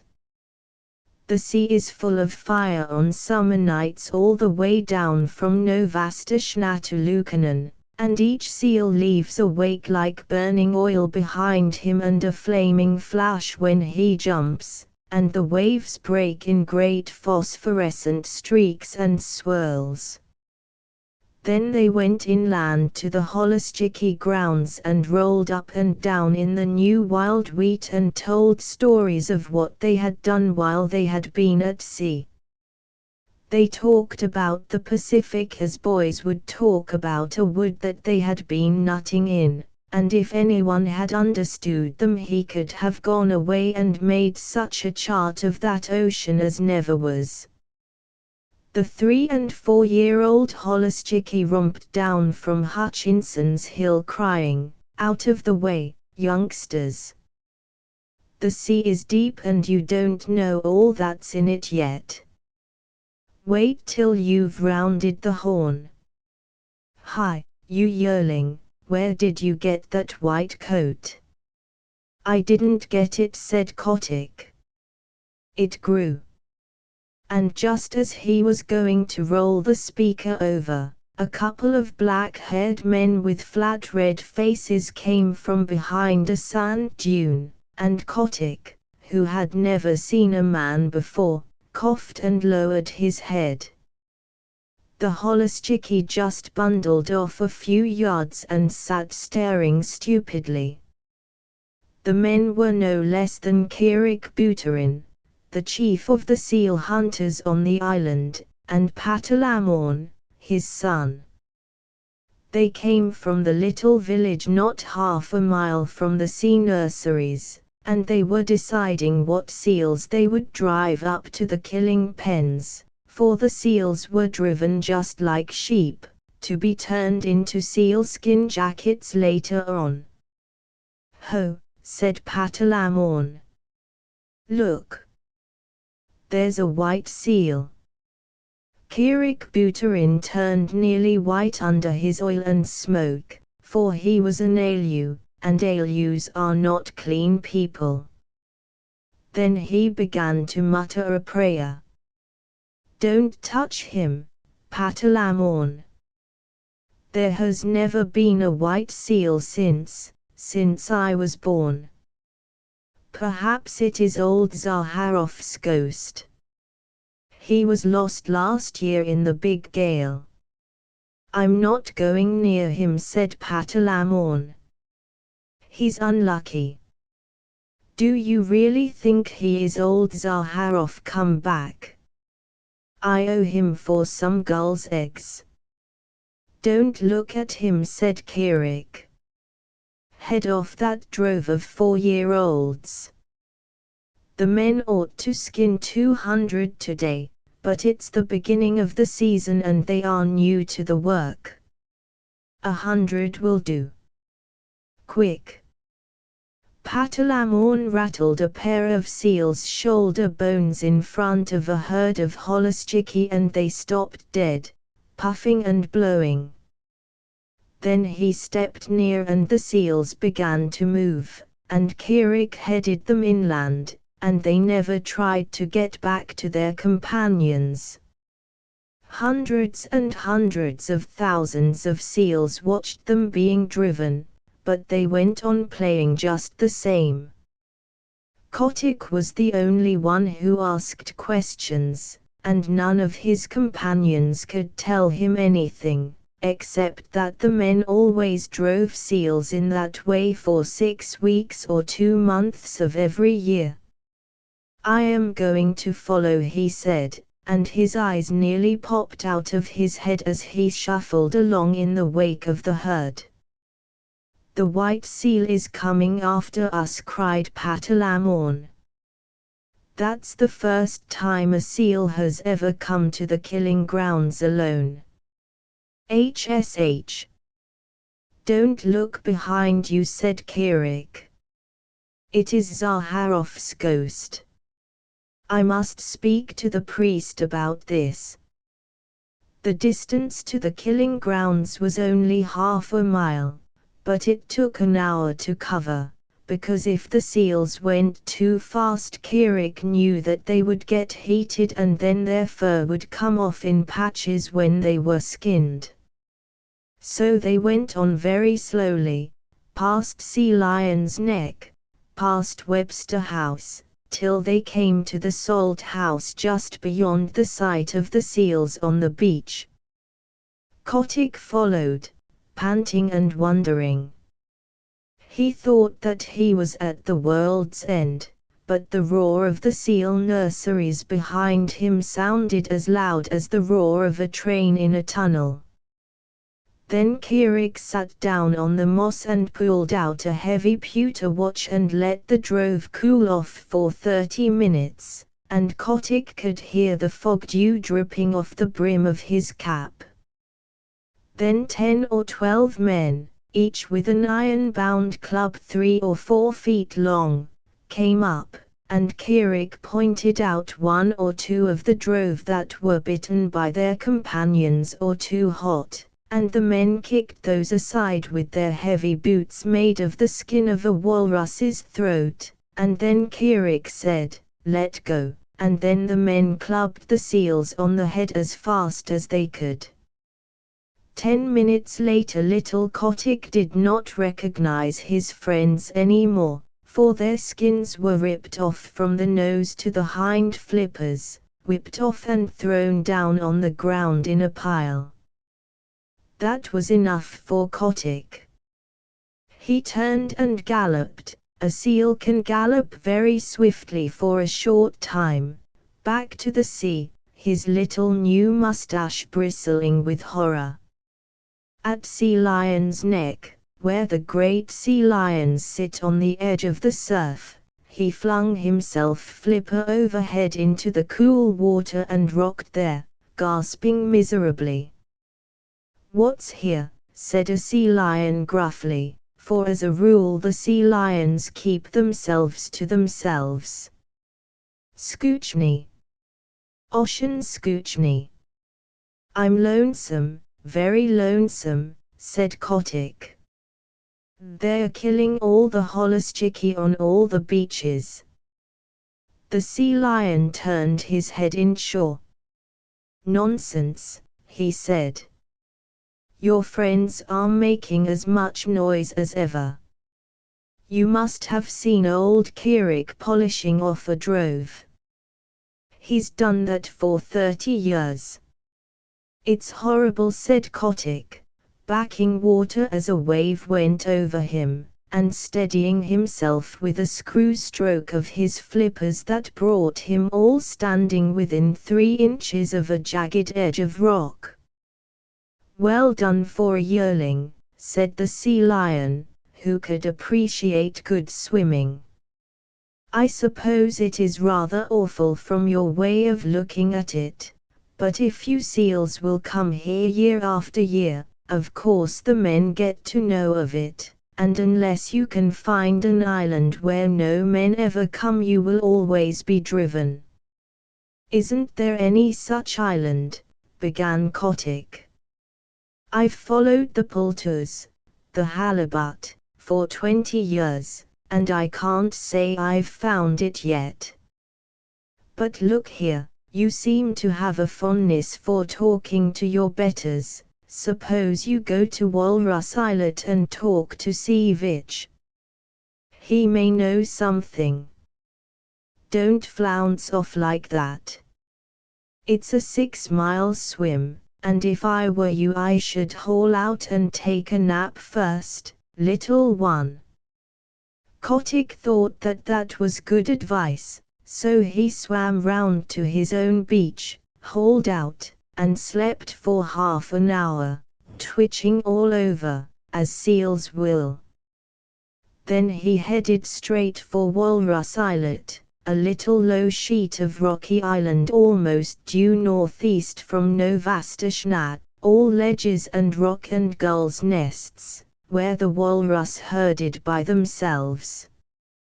He landed close to old Seevich, the big, ugly, bloated, pimpled, fat-necked, long-tusked walrus of the North Pacific, who has no manners except when he is asleep, as he was then, with his hind flippers half in and half out of the surf. "Wake up," barked Kotick, for the gulls were making a great noise. "Ha! Ho! HMPH! What's that?" said Seevich, and he struck the next walrus a blow with his tusks and waked him up, and the next struck the next, and so on till they were all awake and staring in every direction but the right one. 0174, they were all awake and staring in every direction but the right one. "Hi! It's me," said Kotick, bobbing in the surf and looking like a little white slug. "Well, may I be skinned?" said Seevich, and they all looked at Kotick as you can fancy a club full of drowsy old gentlemen would look at a little boy. Kotick did not care to hear any more about skinning just then, he had seen enough of it. So he called out, "Isn't there any place for seals to go where men don't ever come?" "Go and find out," said Seevich, shutting his eyes. "Run away. We're busy here." Kotick made his dolphin jump in the air and shouted as loud as he could, "Clam-eater! Clam-eater!" He knew that Seevich never caught a fish in his life but always rooted for clams and seaweed, though he pretended to be a very terrible person. Naturally the chickies and the goovruskis and the epatkas, the burgomaster gulls and the kittiwakes and the puffins, who are always looking for a chance to be rude, took up the cry, and, so Limoshin told me, for nearly 5 minutes you could not have heard a gun fired on Walrus Islet. All the population was yelling and screaming "Clam-eater! Stereek, old man," while Seevich rolled from side to side grunting and coughing. "Now will you tell," said Kotick, all out of breath. "Go and ask Sea Cow," said Seevich. "If he is living still, he'll be able to tell you." "How shall I know Sea Cow when I meet him?" said Kotick, sheering off. "He's the only thing in the sea uglier than Sievich," screamed a burgomaster gull, wheeling under Sievich's nose. "Uglier, and with worse manners. Stereek."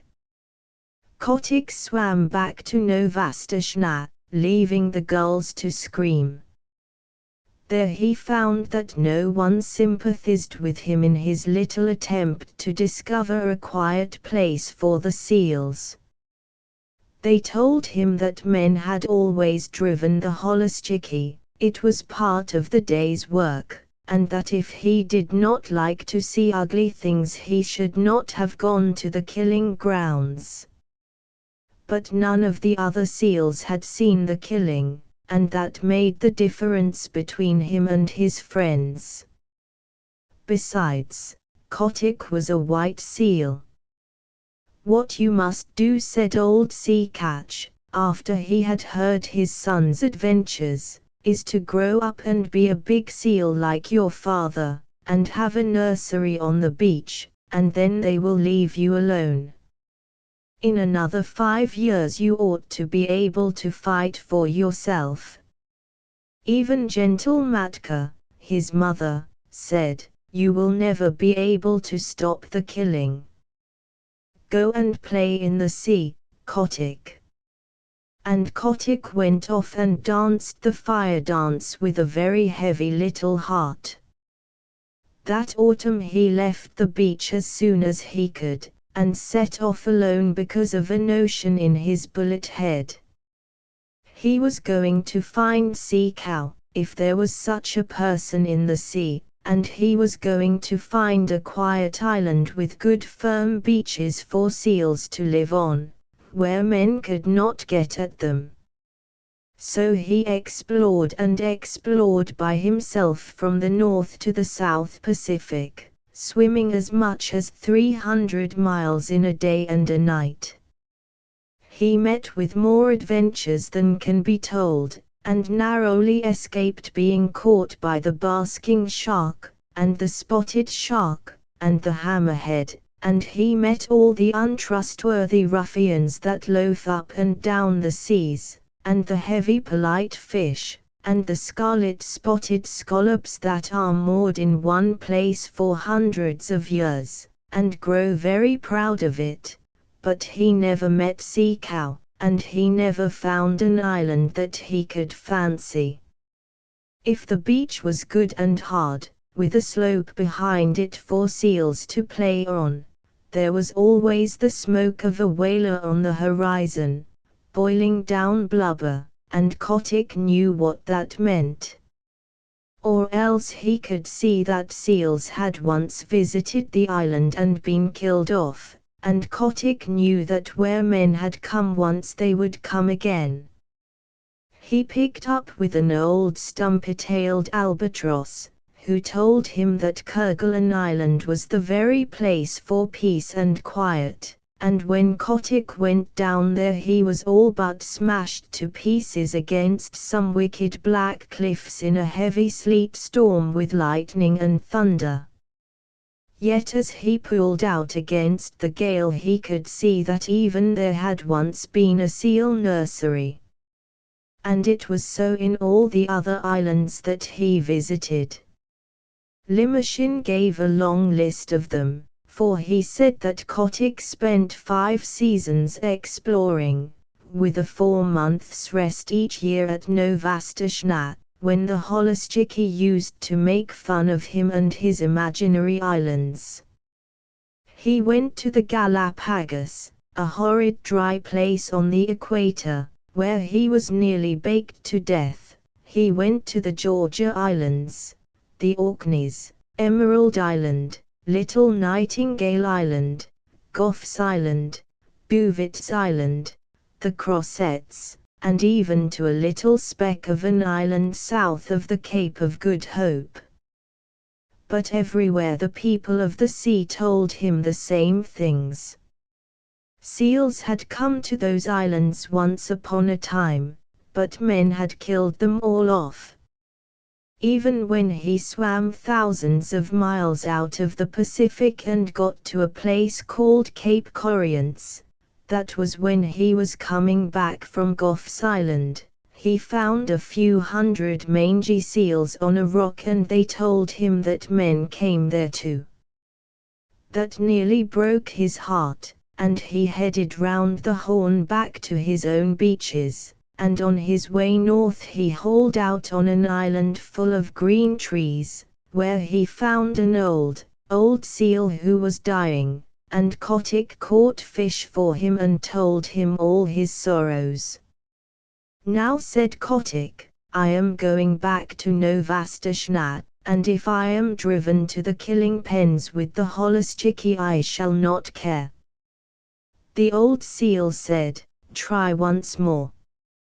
I am the last of the lost rookery of Mazafuora, and in the days when men killed us by the 100,000 there was a story on the beaches that someday a white seal would come out of the north and lead the seal people to a quiet place. I am old, and I shall never live to see that day, but others will.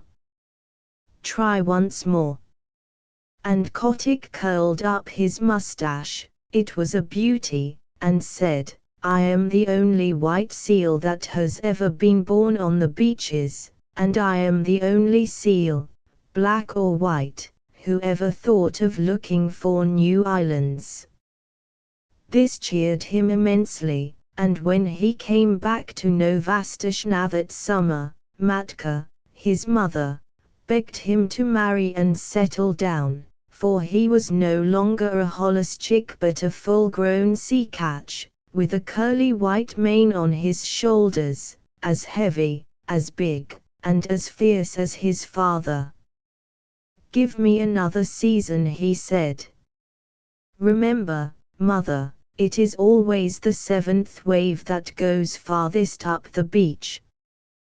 Curiously enough, there was another seal who thought that she would put off marrying till the next year, and Kotick danced the fire dance with her all down Lukannon Beach the night before he set off on his last exploration.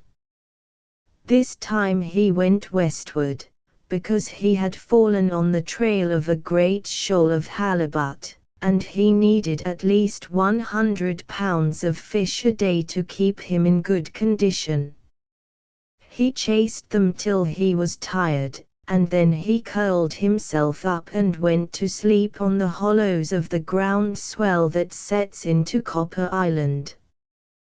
He knew the coast perfectly well, so about midnight, when he felt himself gently bumped on a weed bed, he said, tide's running strong tonight," and turning over under water opened his eyes slowly and stretched. Then he jumped like a cat, for he saw huge things nosing about in the shoal water and browsing on the heavy fringes of the weeds. "By the great combers of Magellan," he said, beneath his mustache. "Who in the deep sea are these people?" They were like no walrus, sea lion, seal, bear, whale, shark, fish, squid, or scallop that Kotick had ever seen before. They were between 20 and 30 feet long, and they had no hind flippers, but a shovel-like tail that looked as if it had been whittled out of wet leather. Their heads were the most foolish-looking things you ever saw, and they balanced on the ends of their tails in deep water when they weren't grazing, bowing solemnly to each other and waving their front flippers as a fat man waves his arm. "Ahem," said Kotick. "Good sport, gentlemen." The big things answered by bowing and waving their flippers like the frog footmen. When they began feeding again, Kotick saw that their upper lip was split into two pieces that they could twitch apart about a foot and bring together again with a whole bushel of seaweed between the splits. They tucked the stuff into their mouths and chumped solemnly. "Messy style of feeding," that said Kotick. They bowed again, and Kotick began to lose his temper. "Very good," he said. "If you do happen to have an extra joint in your front flipper, you needn't show off so. I see you bow gracefully, but I should like to know your names." The split lips moved and twitched, and the glassy green eyes stared, but they did not speak. "Well," said Kotick, "you're the only people I've ever met uglier than Savage, and with worse manners." Then he remembered in a flash what the Burgomaster Gull had screamed to him when he was a little yearling at Walrus Islet, and he tumbled backward in the water, for he knew that he had found Sea Cow at last. The sea cows went on schlooping and grazing and chumping in the weed, and Kotick asked them questions in every language that he had picked up in his travels, and the sea people talk nearly as many languages as human beings. But the sea cows did not answer because Sea Cow cannot talk. He has only 6 bones in his neck where he ought to have 7. And they say under the sea that prevents him from speaking even to his companions. But, as you know, he has an extra joint in his foreflipper, and by waving it up and down and about he makes what answers to a sort of clumsy telegraphic code. By daylight Kotick's mane was standing on end and his temper was gone where the dead crabs go. Then the sea cow began to travel northward very slowly, stopping to hold absurd bowing councils from time to time, and Kotick followed them, saying to himself, "People who are such idiots as these are would have been killed long ago if they hadn't found out some safe island. And what is good enough for the sea cow is good enough for the sea catch. All the same, I wish they'd hurry." It was weary work for Kotick. The herd never went more than 40 or 50 miles a day, and stopped to feed at night, and kept close to the shore all the time, while Kotick swam round them, and over them, and under them, but he could not hurry them up 1/2 mile. As they went farther north they held a bowing council every few hours, and Kotick nearly bit off his mustache with impatience till he saw that they were following up a warm current of water, and then he respected them more. One night they sank through the shiny water, sank like stones, and for the first time since he had known them began to swim quickly. Kotick followed, and the pace astonished him, for he never dreamed that Sea Cow was anything of a swimmer. They headed for a cliff by the shore, a cliff that ran down into deep water, and plunged into a dark hole at the foot of it, 20 fathoms under the sea. It was a long, long swim, and Kotick badly wanted fresh air before he was out of the dark tunnel they led him through. "My wig," he said, when he rose, gasping and puffing, into open water at the farther end. It was a long dive, but it was worth it. The sea cows had separated and were browsing lazily along the edges of the finest beaches that Kotick had ever seen. There were long stretches of smooth-worn rock running for miles, exactly fitted to make seal nurseries, and there were playgrounds of hard sand sloping inland behind them, and there were rollers for seals to dance in, and long grass to roll in, and sand dunes to climb up and down, and, best of all, Kotick knew by the feel of the water, which never deceives a true sea catch, that no men had ever come there. The first thing he did was to assure himself that the fishing was good, and then he swam along the beaches and counted up the delightful low sandy islands half hidden in the beautiful rolling fog. Away to the northward, out to sea, ran a line of bars and shoals and rocks that would never let a ship come within 6 miles of the beach, and between the islands and the mainland was a stretch of deep water that ran up to the perpendicular cliffs, and somewhere below the cliffs was the mouth of the tunnel. "It's Novastashna over again, but 10 times better," said Kotick. "Sea Cow must be wiser than I thought. Men can't come down the cliffs, even if there were any men, and the shoals to seaward would knock a ship to splinters. If any place in the sea is safe, this is it." He began to think of the seal he had left behind him, but though he was in a hurry to go back to Novastashna, he thoroughly explored the new country, so that he would be able to answer all questions. Then he dived and made sure of the mouth of the tunnel, and raced through to the southward. No one but a sea cow or a seal would have dreamed of there being such a place, and when he looked back at the cliffs even Kotick could hardly believe that he had been under them. He was 6 days going home, though he was not swimming slowly, and when he hauled out just above Sea Lion's neck the first person he met was the seal who had been waiting for him, and she saw by the look in his eyes that he had found his island at last. But the holluschickie and Sea Catch, his father, and all the other seals laughed at him when he told them what he had discovered, and a young seal about his own age said, "This is all very well, Kotick, but you can't come from no one knows where and order us off like this. Remember we've been fighting for our nurseries, and that's a thing you never did. You preferred prowling about in the sea." The other seals laughed at this, and the young seal began twisting his head from side to side. He had just married that year, and was making a great fuss about it.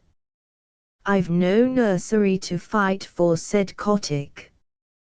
"I only want to show you all a place where you will be safe." "What's the use of fighting?" "Oh, if you're trying to back out, of course I've no more to say," said the young seal with an ugly chuckle. "Will you come with me if I win?" said Kotick. And a green light came into his eye, for he was very angry at having to fight at all. "Very good," said the young seal carelessly. "If you win, I'll come." He had no time to change his mind, for Kotick's head was out and his teeth sunk in the blubber of the young seal's neck. Then he threw himself back on his haunches and hauled his enemy down the beach, shook him, and knocked him over. Then Kotick roared to the seals, "I've done my best for you these 5 seasons past. I've found you the island where you'll be safe, but unless your heads are dragged off your silly necks you won't believe. I'm going to teach you now. Look out for yourselves." Limoshin told me that never in his life, and Limoshin sees 10,000 big seals fighting every year, never in all his little life did he see anything like Kotick's charge into the nurseries. He flung himself at the biggest sea catch he could find, caught him by the throat, choked him and bumped him and banged him till he grunted for mercy, and then threw him aside and attacked the next. You see, Kotick had never fasted for 4 months as the big seals did every year, and his deep-sea swimming trips kept him in perfect condition, and, best of all, he had never fought before. His curly white mane stood up with rage, and his eyes flamed, and his big dog teeth glistened, and he was splendid to look at. Old Sea Catch, his father, saw him tearing past, hauling the grizzled old seals about as though they had been halibut, and upsetting the young bachelors in all directions, and Sea Catch gave a roar and shouted, "He may be a fool, but he is the best fighter on the beaches. Don't tackle your father, my son. He's with you." Kotick roared in answer, and old Sea Catch waddled in with his mustache on end, blowing like a locomotive, while Matka and the seal that was going to marry Kotick cowered down and admired their menfolk. It was a gorgeous fight, for the two fought as long as there was a seal that dared lift up his head, and when there were none they paraded grandly up and down the beach side by side, bellowing. At night, just as the northern lights were winking and flashing through the fog, Kotick climbed a barrock and looked down on the scattered nurseries and the torn and bleeding seals. "Now," he said, "I've taught you your lesson." "My wig," said old Sea Catch, boosting himself up stiffly, for he was fearfully mauled. The killer whale himself could not have cut them up worse. "Son, I'm proud of you, and what's more, I'll come with you to your island, if there is such a place. Hear you, fat pigs of the sea? Who comes with me to the sea cow's tunnel? Answer, or I shall teach you again," roared Kotick. There was a murmur like the ripple of the tide all up and down the beaches. "We will come," said thousands of tired voices. "We will follow Kotick, the white seal." Then Kotick dropped his head between his shoulders and shut his eyes proudly. He was not a white seal anymore, but red from head to tail. All the same he would have scorned to look at or touch one of his wounds. A week later he and his army, nearly 10,000 holoschicky and old seals, went away north to the sea cow's tunnel, Kotick leading them, and the seals that stayed at Novastashna called them idiots.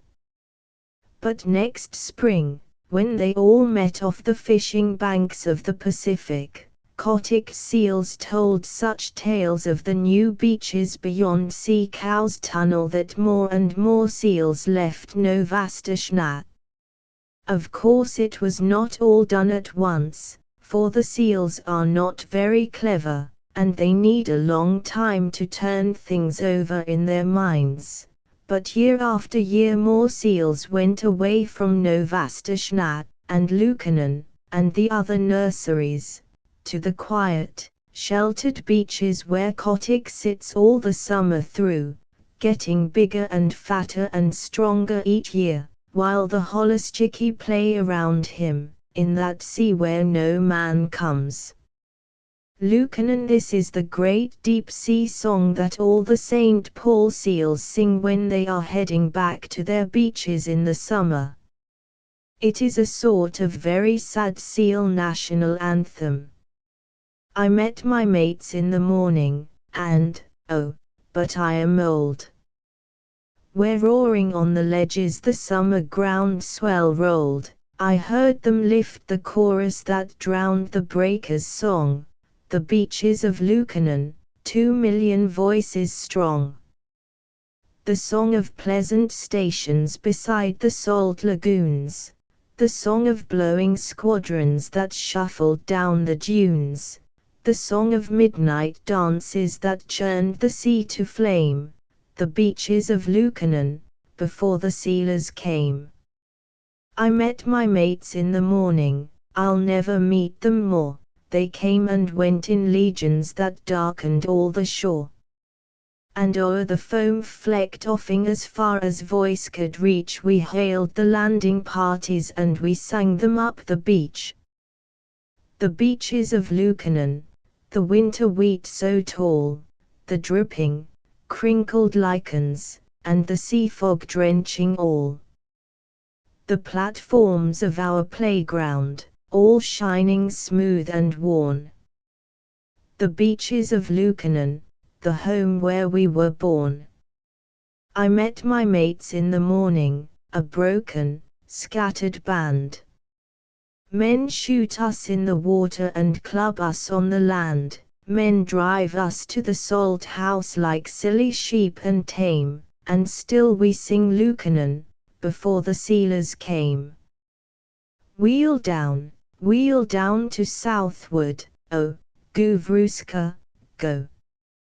And tell the deep sea viceroys the story of our woe, empty as the shark's egg the tempest flings ashore, the beaches of Lukannon shall know their sons no more. 0195. Rukkitikitavi at the hole where he went in red eye called to wrinkle skin. Hear what little red eye saith, nag, come up and dance with death. Eye to eye and head to head, keep the measure, nag. This shall end when one is dead, at thy pleasure, nag. Turn for turn and twist for twist, run and hide thee, nag. Ha! The hooded death has missed. Woe betide thee, nag. This is the story of the great war that Rukkitikitavi fought single-handed, through the bathrooms of the big bungalow in Segauli cantonment. Dai, the tailor bird, helped him, and Chuchundra, the muskrat, who never comes out into the middle of the floor, but always creeps round by the wall, gave him advice, but Rukkitiki did the real fighting. He was a mongoose, rather like a little cat in his fur and his tail, but quite like a weasel in his head and his habits. His eyes and the end of his restless nose were pink.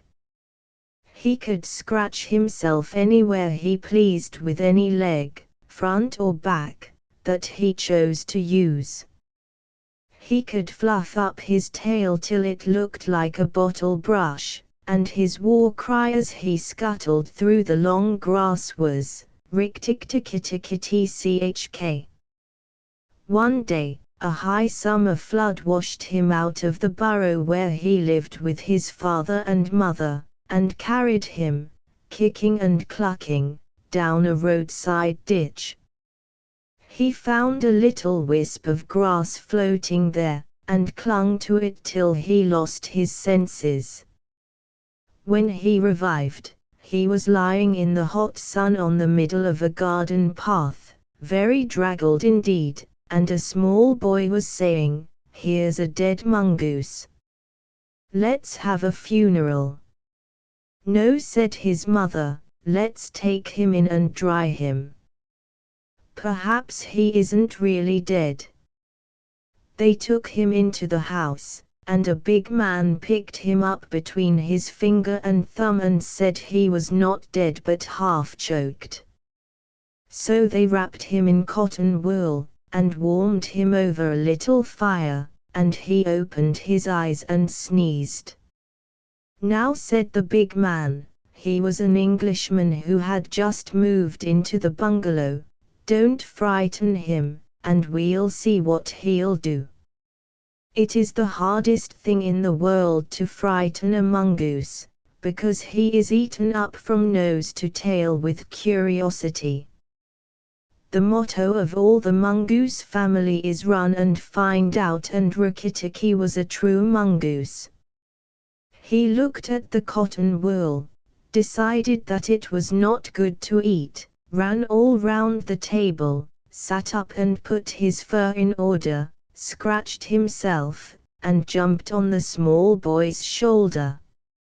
8197. Rikki-tikki looked down between the boy's collar and neck. "Don't be frightened, Teddy," said his father. "That's his way of making friends." "Ouch! He's tickling under my chin," said Teddy. Rikki-tikki looked down between the boy's collar and neck, snuffed at his ear, and climbed down to the floor, where he sat rubbing his nose. "Good gracious," said Teddy's mother, "and that's a wild creature. I suppose he's so tame because we've been kind to him." "All mongooses are like that," said her husband. "If Teddy doesn't pick him up by the tail, or try to put him in a cage, he'll run in and out of the house all day long. Let's give him something to eat." They gave him a little piece of raw meat. Rikki-tikki liked it immensely, and when it was finished he went out into the veranda and sat in the sunshine and fluffed up his fur to make it dry to the roots. Then he felt better. 0198. He put his nose into the ink. "There are more things to find out about in this house," he said to himself, "than all my family could find out in all their lives. I shall certainly stay and find out." He spent all that day roaming over the house. He nearly drowned himself in the bathtubs, put his nose into the ink on a writing table, and burned it on the end of the big man's cigar, for he climbed up in the big man's lap to see how writing was done. At nightfall he ran into Teddy's nursery to watch how kerosene lamps were lighted, and when Teddy went to bed Rikki-tikki climbed up too. But he was a restless companion, because he had to get up and attend to every noise all through the night, and find out what made it. Teddy's mother and father came in, the last thing, to look at their boy, and Rikki-tikki was awake on the pillow. "I don't like that," said Teddy's mother. "He may bite the child." "He'll do no such thing," said the father. "Teddy's safer with that little beast than if he had a bloodhound to watch him." If a snake came into the nursery now, 0199, Rikki-tikki was awake on the pillow. But Teddy's mother wouldn't think of anything so awful. Early in the morning Rikki-tikki came to early breakfast in the veranda riding on Teddy's shoulder, and they gave him banana and some boiled egg. He sat on all their laps one after the other, because every well-brought-up mongoose always hopes to be a house mongoose someday and have rooms to run about in. And Rikki-tikki's mother, she used to live in the general's house at Segauli, had carefully told Rikki what to do if ever he came across white men. 9200. He came to breakfast riding on Teddy's shoulder. Then Rikki-tikki went out into the garden to see what was to be seen. It was a large garden, only half cultivated, with bushes, as big as summer houses, of Marshall Neil roses, lime and orange trees, clumps of bamboos, and thickets of high grass. Rikki-tikki licked his lips. "This is a splendid hunting ground," he said, and his tail grew bottle-brushy at the thought of it, and he scuttled up and down the garden, snuffing here and there till he heard very sorrowful voices in a thorn bush. It was Dai, the tailor bird, and his wife. They had made a beautiful nest by pulling two big leaves together and stitching them up the edges with fibers, and had filled the hollow with cotton and downy fluff. The nest swayed to and fro, as they sat on the rim and cried. 0201, "We are very miserable," said Dai. "What is the matter?" asked Rukki-Tikki. "We are very miserable," said Dai. "One of our babies fell out of the nest yesterday and Nag ate him." Said Rukki-Tikki, "that is very sad, but I am a stranger here." "Who is Nag?" Dai and his wife only cowered down in the nest without answering, for from the thick grass at the foot of the bush there came a low hiss, a horrid cold sound that made Rukki-Tikki jump back 2 clear feet. Then inch by inch out of the grass rose up the head and spread hood of Nag, the big black cobra, and he was 5 feet long from tongue to tail. When he had lifted 1/3 of himself clear of the ground, he stayed balancing to and fro exactly as a dandelion tuft balances in the wind, and he looked at Rukki-Tikki with the wicked snake's eyes that never change their expression, whatever the snake may be thinking of. "Who is Nag?" said he. "I am Nag. The great god Brahm put his mark upon all our people, when the first cobra spread his hood to keep the sun off Brahm as he slept. Look, and be afraid." 0203, "I am Nag," said the cobra, "look, and be afraid." But at the bottom of his cold heart, he was afraid. He spread out his hood more than ever, and Rukki-Tikki saw the spectacle mark on the back of it that looks exactly like the eye part of a hook and eye fastening. He was afraid for the minute, but it is impossible for a mongoose to stay frightened for any length of time, and though Rukki-Tikki had never met a live cobra before, his mother had fed him on dead ones, and he knew that all a grown mongoose's business in life was to fight and eat snakes. Nag knew that too, and, at the bottom of his cold heart, he was afraid. 5250, Rukki-Tikki and Nag. "Well," said Rukki-Tikki, and his tail began to fluff up again, "marks or no marks, do you think it is right for you to eat fledglings out of a nest?" Nag was thinking to himself, and watching the least little movement in the grass behind Rukki-Tikki.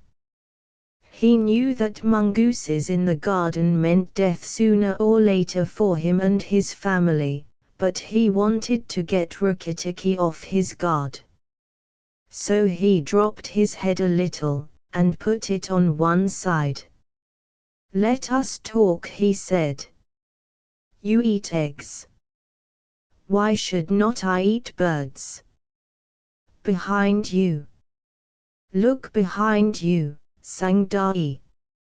0207, he jumped up in the air, and just under him whizzed by the head of Nagina.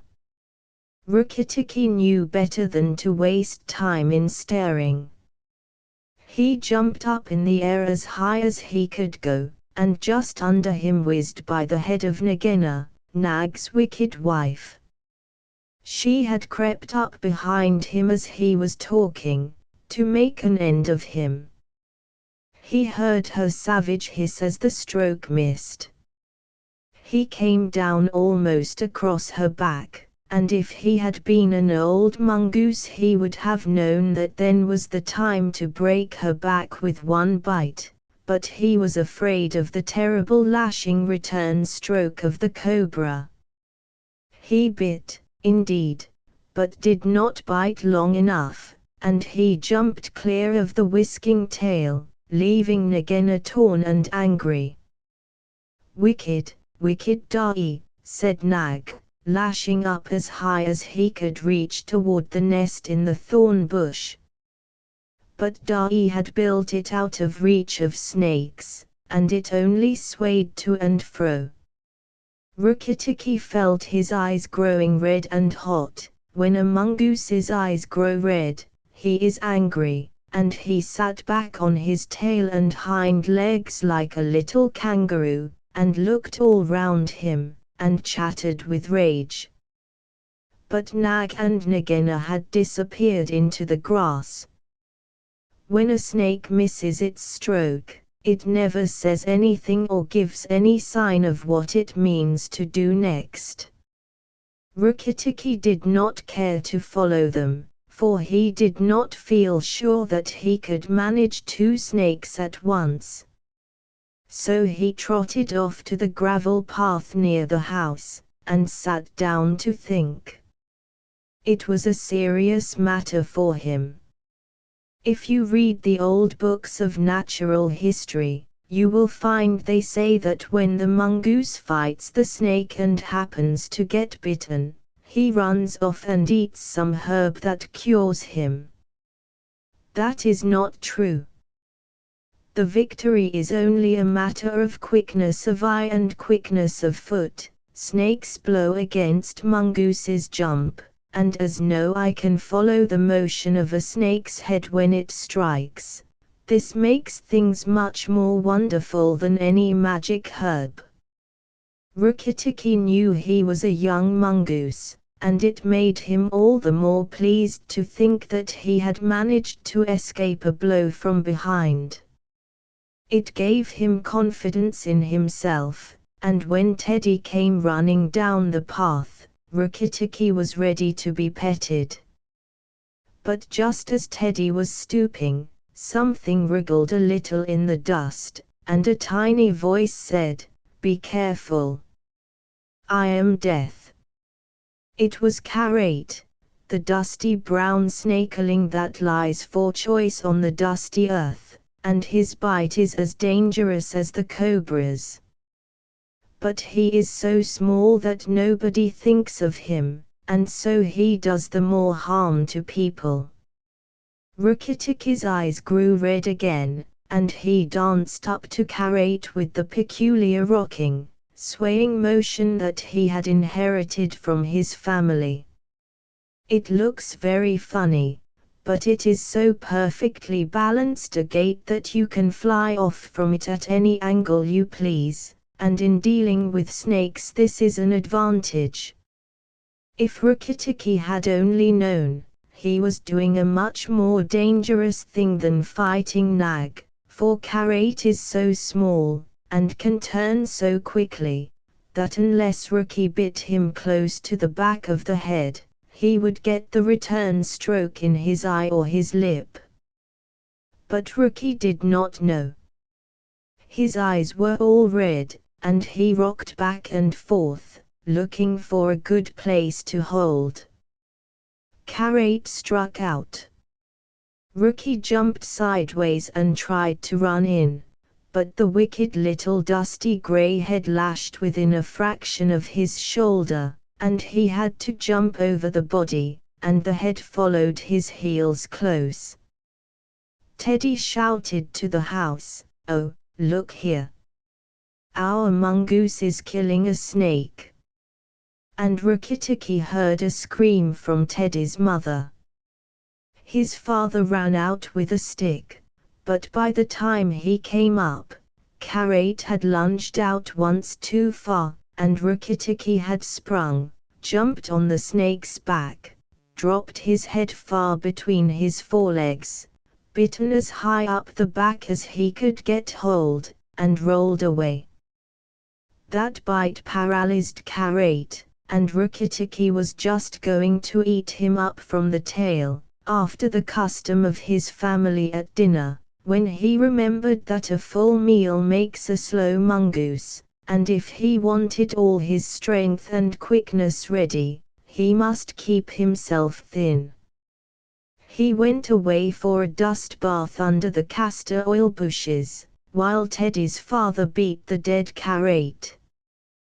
"What is the use of that?" thought Rukitiki. "I have settled it all." And then Teddy's mother picked him up from the dust and hugged him, crying that he had saved Teddy from death, and Teddy's father said that he was a providence, and Teddy looked on with big scared eyes. Rukitiki was rather amused at all the fuss, which, of course, he did not understand. Teddy's mother might just as well have petted Teddy for playing in the dust. Rookie was thoroughly enjoying himself. That night at dinner, walking to and fro among the wine glasses on the table, he might have stuffed himself 3 times over with nice things.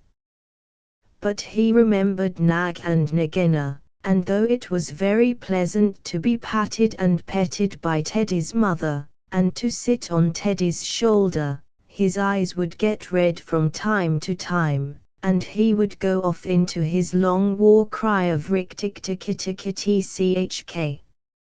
0212. In the dark he ran up against Chuchundra, the muskrat. Teddy carried him off to bed, and insisted on Rukitiki sleeping under his chin. Rukitiki was too well bred to bite or scratch, but as soon as Teddy was asleep he went off for his nightly walk round the house, and in the dark he ran up against Chuchundra, the muskrat, creeping around by the wall. Chuchundra is a broken-hearted little beast. He whimpers and cheeps all the night, trying to make up his mind to run into the middle of the room. But he never gets there. "Don't kill me," said Chuchundra, almost weeping. "Rukitiki, don't kill me." "Do you think a snake killer kills muskrats?" said Rukitiki scornfully. "Those who kill snakes get killed by snakes," said Chuchundra, more sorrowfully than ever. "And how am I to be sure that Nag won't mistake me for you some dark night?" "There's not the least danger," said Rukitiki. "But Nag is in the garden, and I know you don't go there." "My cousin Chua, the rat, told me," said Chuchundra, and then he stopped. "Told you what?"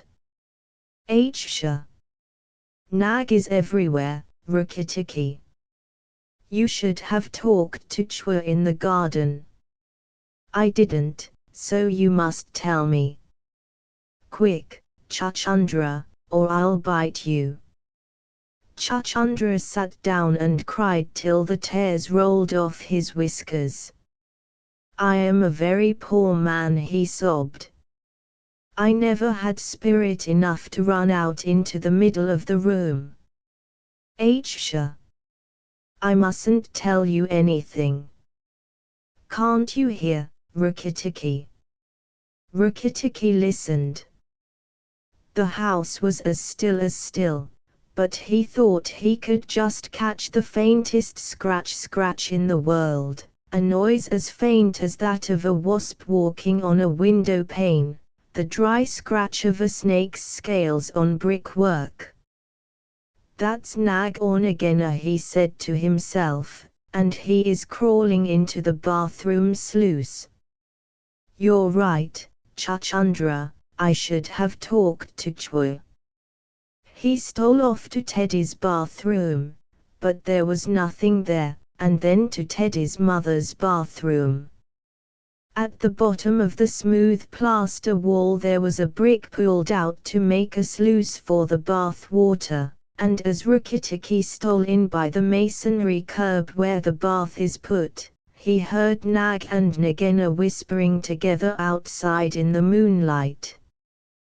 "When the house is emptied of people," said Nagina to her husband, "he will have to go away, and then the garden will be our own again. Go in quietly, and remember that the big man who killed Karate is the first one to bite. Then come out and tell me, and we will hunt for Rukitiki together." "But are you sure that there is anything to be gained by killing the people?" said Nag. "Everything. When there were no people in the bungalow, did we have any mongoose in the garden? So long as the bungalow is empty, we are king and queen of the garden, and remember that as soon as our eggs in the melon bed hatch, as they may tomorrow, our children will need room and quiet." "I had not thought of that," said Nag. "I will go, but there is no need that we should hunt for Rikki-tikki afterward. I will kill the big man and his wife, and the child if I can, and come away quietly. Then the bungalow will be empty, and Rikki-tikki will go." Rikki-tikki tingled all over with rage and hatred at this, and then Nag's head came through the sluice, and his 5 feet of cold body followed it. Angry as he was, Rikki-tikki was very frightened as he saw the size of the big cobra. Nag coiled himself up, raised his head, and looked into the bathroom in the dark, and Rikki could see his eyes glitter. "Now, if I kill him here, Nagina will know, and if I fight him on the open floor, the odds are in his favor. What am I to do?" said Rikki-tikki. Nag waved to and fro, and then Rikki-tikki heard him drinking from the biggest water jar that was used to fill the bath. "That is good," said the snake. Now, when Karate was killed, the big man had a stick. He may have that stick still, but when he comes in to bathe in the morning he will not have a stick. I shall wait here till he comes. Nagina, do you hear me? I shall wait here in the cool till daytime." There was no answer from outside, so Rikki-tikki knew Nagina had gone away. Nag coiled himself down, coil by coil, round the bulge at the bottom of the water jar, and Rikki-tikki stayed still as death. After an hour he began to move, muscle by muscle, toward the jar.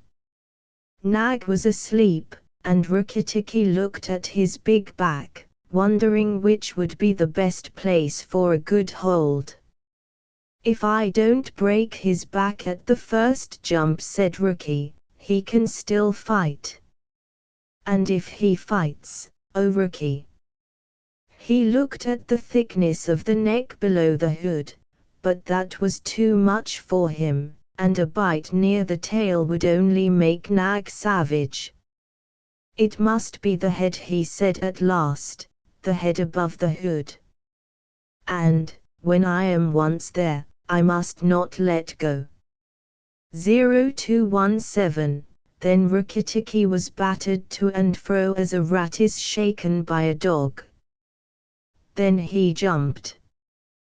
The head was lying a little clear of the water jar, under the curve of it, and, as his teeth met, Rikki braced his back against the bulge of the red earthenware to hold down the head. This gave him just 1 second's purchase, and he made the most of it. Then he was battered to and fro as a rat is shaken by a dog, to and fro on the floor, up and down, and around in great circles, but his eyes were red and he held on as the body cart whipped over the floor, upsetting the tin dipper and the soap dish and the flesh brush, and banged against the tin side of the bath. As he held he closed his jaws tighter and tighter, for he made sure he would be banged to death, and, for the honor of his family, he preferred to be found with his teeth locked. He was dizzy, aching, and felt shaken to pieces when something went off like a thunderclap just behind him. A hot wind knocked him senseless and red fire singed his fur. The big man had been wakened by the noise, and had fired both barrels of a shotgun into Nag just behind the hood. Rikki-tikki held on with his eyes shut, for now he was quite sure he was dead. But the head did not move, and the big man picked him up and said, "It's the mongoose again, Alice. The little chap has saved our lives now. Then Teddy's mother came in with a very white face, and saw what was left of Nag, and Rikki-Tikki dragged himself to Teddy's bedroom and spent half the rest of the night shaking himself tenderly to find out whether he really was broken into 40 pieces, as he fancied. When morning came he was very stiff, but well pleased with his doings. Now I have Nagaina to settle with, and she will be worse than 5 nags, and there's no knowing when the eggs she spoke of will hatch. Goodness! I must go and see Dai, he said. Without waiting for breakfast, Rikki-Tikki ran to the thorn bush where Dai was singing a song of triumph at the top of his voice. The news of Nag's death was all over the garden, for the sweeper had thrown the body on the rubbish heap. "Oh, you stupid tuft of feathers," said Rikki-Tikki angrily. "Is this the time to sing?" "Nag is dead, is dead, is dead," sang Dai. The valiant Rikki-Tikki caught him by the head and held fast. The big man brought the bang stick, and Nag fell in 2 pieces. "He will never eat my babies again." "All that's true enough. But where's Nagaina?" said Rikki-Tikki, looking carefully round him. Nagaina came to the bathroom sluice and called for Nag. Dai went on, and Nag came out on the end of a stick. The sweeper picked him up on the end of a stick and threw him upon the rubbish heap. "Let us sing about the great, the red-eyed Rikki-Tikki." And Dai filled his throat and sang. "If I could get up to your nest, I'd roll your babies out," said Rikki-Tikki. "You don't know when to do the right thing at the right time. You're safe enough in your nest there, but it's war for me down here. Stop singing a minute, Dai." "For the great, the beautiful Rikki-Tikki's sake I will stop," said Dai. "What is it, O killer of the terrible Nag? Where is Nagaina?" for the 3rd time. "On the rubbish heap by the stables, mourning for Nag. Great is Rikki-Tikki with the white teeth. Bother my white teeth. Have you ever heard where she keeps her eggs? In the melon bed, on the end nearest the wall, where the sun strikes nearly all day. She hid them there weeks ago. And you never thought it worthwhile to tell me. The end nearest the wall, you said. Rikki-Tikki, you are not going to eat her eggs." 0221. Dai's wife pretends to have a broken wing. Not eat exactly, no. Dai, if you have a grain of sense you will fly off to the stables and pretend that your wing is broken, and let Nagaina chase you away to this bush. I must get to the melon bed, and if I went there now she'd see me. Dai was a feather-brained little fellow who could never hold more than one idea at a time in his head. And just because he knew that Nagaina's children were born in eggs like his own, he didn't think at first that it was fair to kill them. But his wife was a sensible bird, and she knew that cobra's eggs meant young cobras later on. So she flew off from the nest, and left Dai to keep the babies warm, and continue his song about the death of Nag. Dai was very like a man in some ways. She fluttered in front of Nagaina by the rubbish heap and cried out, "Oh, my wing is broken. The boy in the house threw a stone at me and broke it." Then she fluttered more desperately than ever. Nagina lifted up her head and hissed, "You warned Rikki-Tikki when I would have killed him. Indeed and truly, you've chosen a bad place to be lame in." And she moved toward Da'i's wife, slipping along over the dust. "The boy broke it with a stone," shrieked Da'i's wife. "Well, it may be some consolation to you when you're dead to know that I shall settle accounts with the boy. My husband lies on the rubbish heap this morning, but before night the boy in the house will lie very still. What is the use of running away? I am sure to catch you.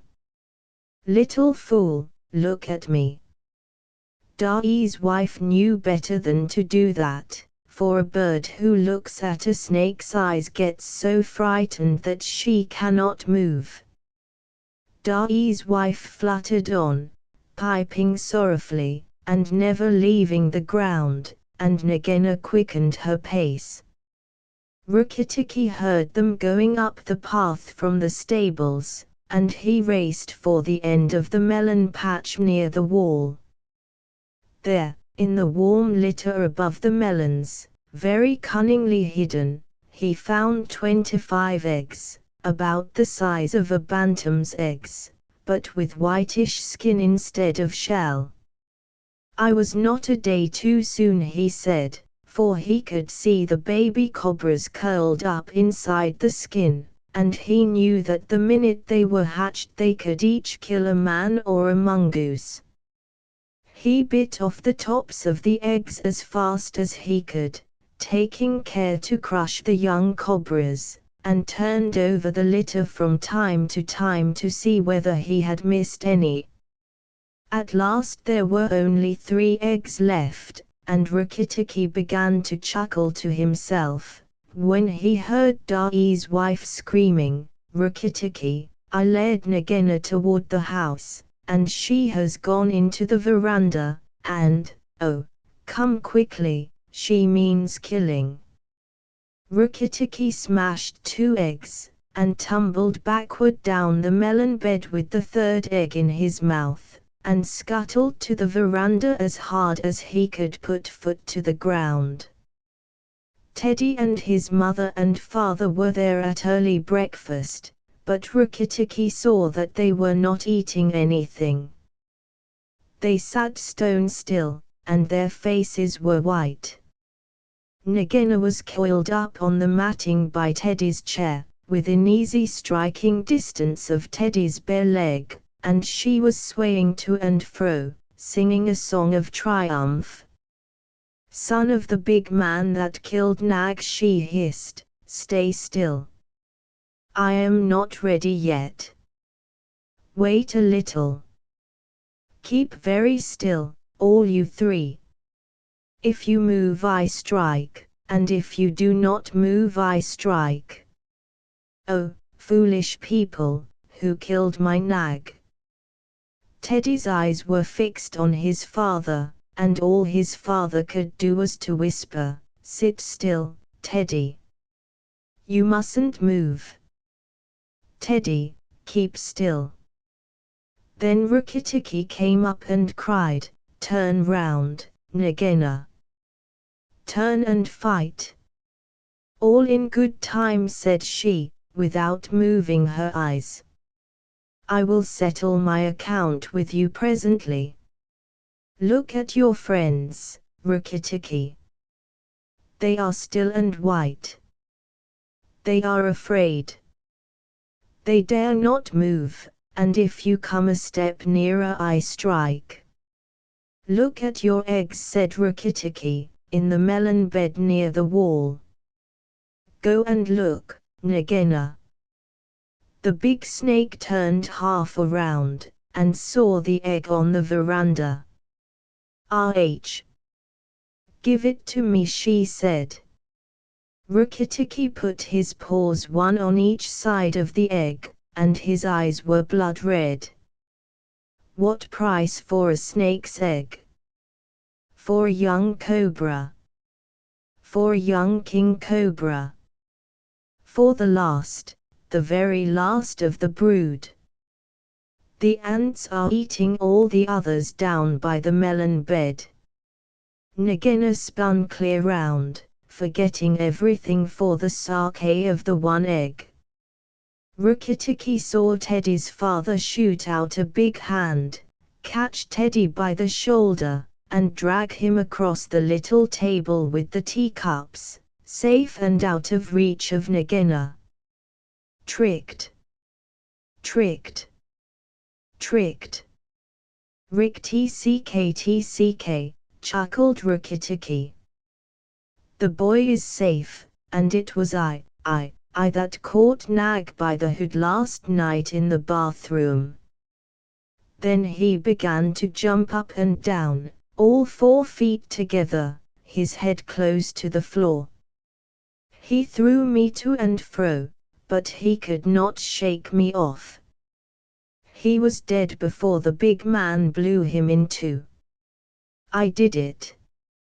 Rukitiki. Come then, Nagina. Come and fight with me. You shall not be a widow long. Nagina saw that she had lost her chance of killing Teddy, and the egg lay between Rukitiki's paws. Give me the egg, Rukitiki.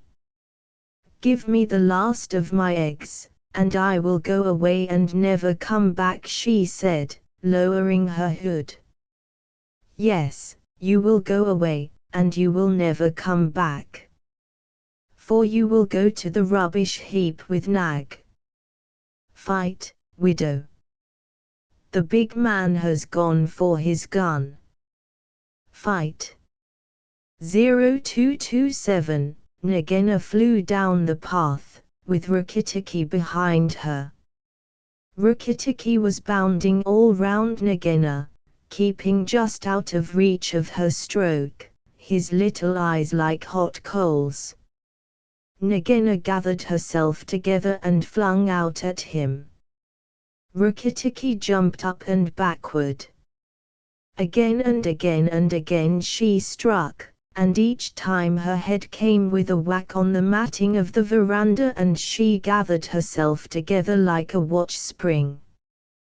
Then Rukitiki danced in a circle to get behind her, and Nagina spun round to keep her head to his head, so that the rustle of her tail on the matting sounded like dry leaves blown along by the wind.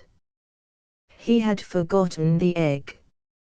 It still lay on the veranda, and Nagina came nearer and nearer to it, till at last, while Rukitiki was drawing breath, she caught it in her mouth, turned to the veranda steps, and flew like an arrow down the path, with Rukitiki behind her. When the cobra runs for her life, she goes like a whiplash flicked across a horse's neck. Rukitiki knew that he must catch her, or all the trouble would begin again. She headed straight for the long grass by the thorn bush, and as he was running Rukitiki heard Dai still singing his foolish little song of triumph. But Dai's wife was wiser. She flew off her nest as Nagina came along, and flapped her wings about Nagina's head. If Dai had helped they might have turned her, but Nagina only lowered her hood and went on. Still, the instant's delay brought Rukitiki up to her, and as she plunged into the rat hole where she and Nag used to live, his little white teeth were clenched on her tail, and he went down with her, and very few mongooses, however wise and old they may be, care to follow a cobra into its hole. It was dark in the hole, and Rukitiki never knew when it might open out and give Nagina room to turn and strike at him. He held on savagely, and stuck out his feet to act as brakes on the dark slope of the hot, moist earth. Then the grass by the mouth of the hole stopped waving, and Dai said, It is all over with Rikki-tikki. We must sing his death song. Valiant Rikki-tikki is dead. For Nagaina will surely kill him underground. So he sang a very mournful song that he made up on the spur of the minute, and just as he got to the most touching part, the grass quivered again, and Rikki-tikki, covered with dirt, dragged himself out of the hole leg by leg, licking his whiskers. Dai stopped with a little shout. Rikki-tikki shook some of the dust out of his fur and sneezed. It is all over, he said. The widow will never come out again. And the red ants that live between the grass stems heard him, and began to troop down one after another to see if he had spoken the truth. Rikki-tikki curled himself up in the grass and slept where he was, slept and slept till it was late in the afternoon, for he had done a hard day's work. Now he said, when he awoke, I will go back to the house. Tell the coppersmith, Dai, and he will tell the garden that Nagaina is dead. 0230, it is all over. The coppersmith is a bird who makes a noise exactly like the beating of a little hammer on a copper pot, and the reason he is always making it is because he is the town crier to every Indian garden, and tells all the news to everybody who cares to listen. As Rikki-tikki went up the path, he heard his attention notes like a tiny dinner gong, and then the steady ding-dong-tark. Nag is dead, dong. Nagaina is dead. Ding-dong-tark.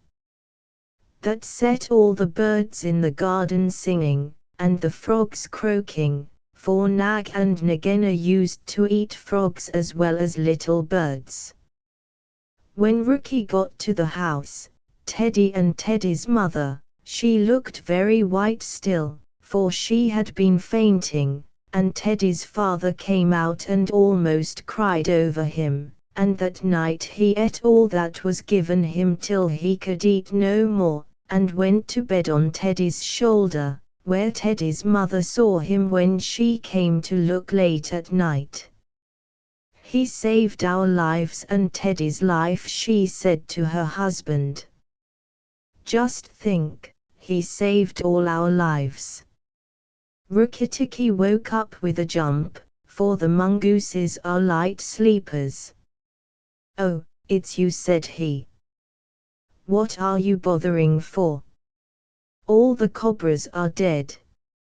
And if they weren't, I'm here. Rikki-tikki had a right to be proud of himself. But he did not grow too proud, and he kept that garden as a mongoose should keep it, with tooth and jump and spring and bite, till never a cobra dared show its head inside the walls. Dai's chant, sung in honor of Rikki-tikki, singer and tailor am I, doubled the joys that I know, proud of my lilt to the sky, proud of the house that I sew, over and under, so weave I my music, so weave I the house that I sew. Sing to your fledglings again, mother, oh lift up your head.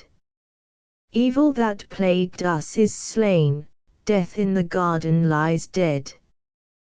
Terror that hid in the roses is impotent, flung on the dunghill and dead. Who has delivered us, who? Tell me his nest and his name. Rikki, the valiant, the true, Tikki, with eyeballs of flame, Rikki-tikki, the ivory-fanged, the hunter with eyeballs of flame. Give him the thanks of the birds, bowing with tail feathers spread. Praise him with nightingale words, nay, I will praise him instead. Here, I will sing you the praise of the bottle-tailed Rikki, with eyeballs of red. Hirokitaki interrupted, and the rest of the song is lost. 0237. To my of the elephants I will remember what I was, I am sick of rope and chain, I will remember my old strength and all my forest affairs. I will not sell my back to man for a bundle of sugar cane, I will go out to my own kind, and the wood folk in their lairs. I will go out until the day, until the morning break, out to the wind's untainted kiss, the water's clean caress, I will forget my ankle ring and snap my picket stake. I will revisit my lost loves, and playmates masterless.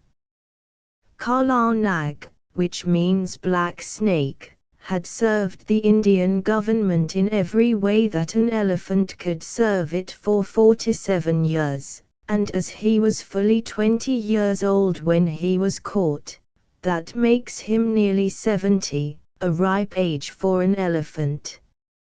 He remembered pushing, with a big leather pad on his forehead, at a gun stuck in deep mud, and that was before the Afghan War of 1842, and he had not then come to his full strength.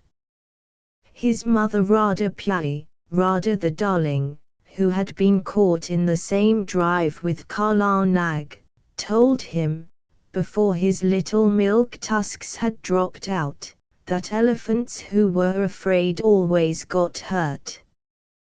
Kala Nag knew that that advice was good. For the first time that he saw a shell burst he backed, screaming, into a stand of piled rifles, and the bayonets pricked him in all his softest places.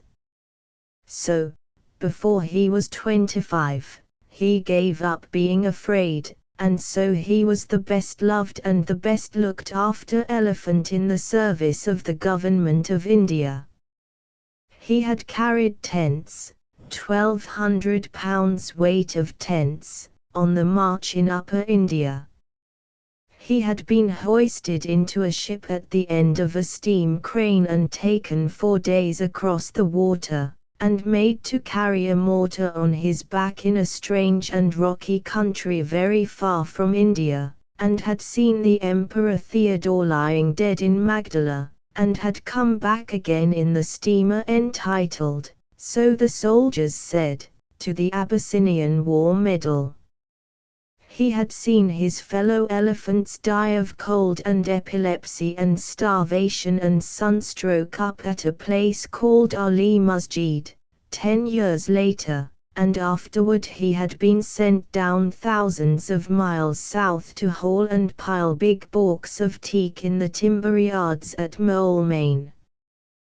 There he had half killed an insubordinate young elephant who was shirking his fair share of work. 0239, Kala Nag was the best loved elephant in the service.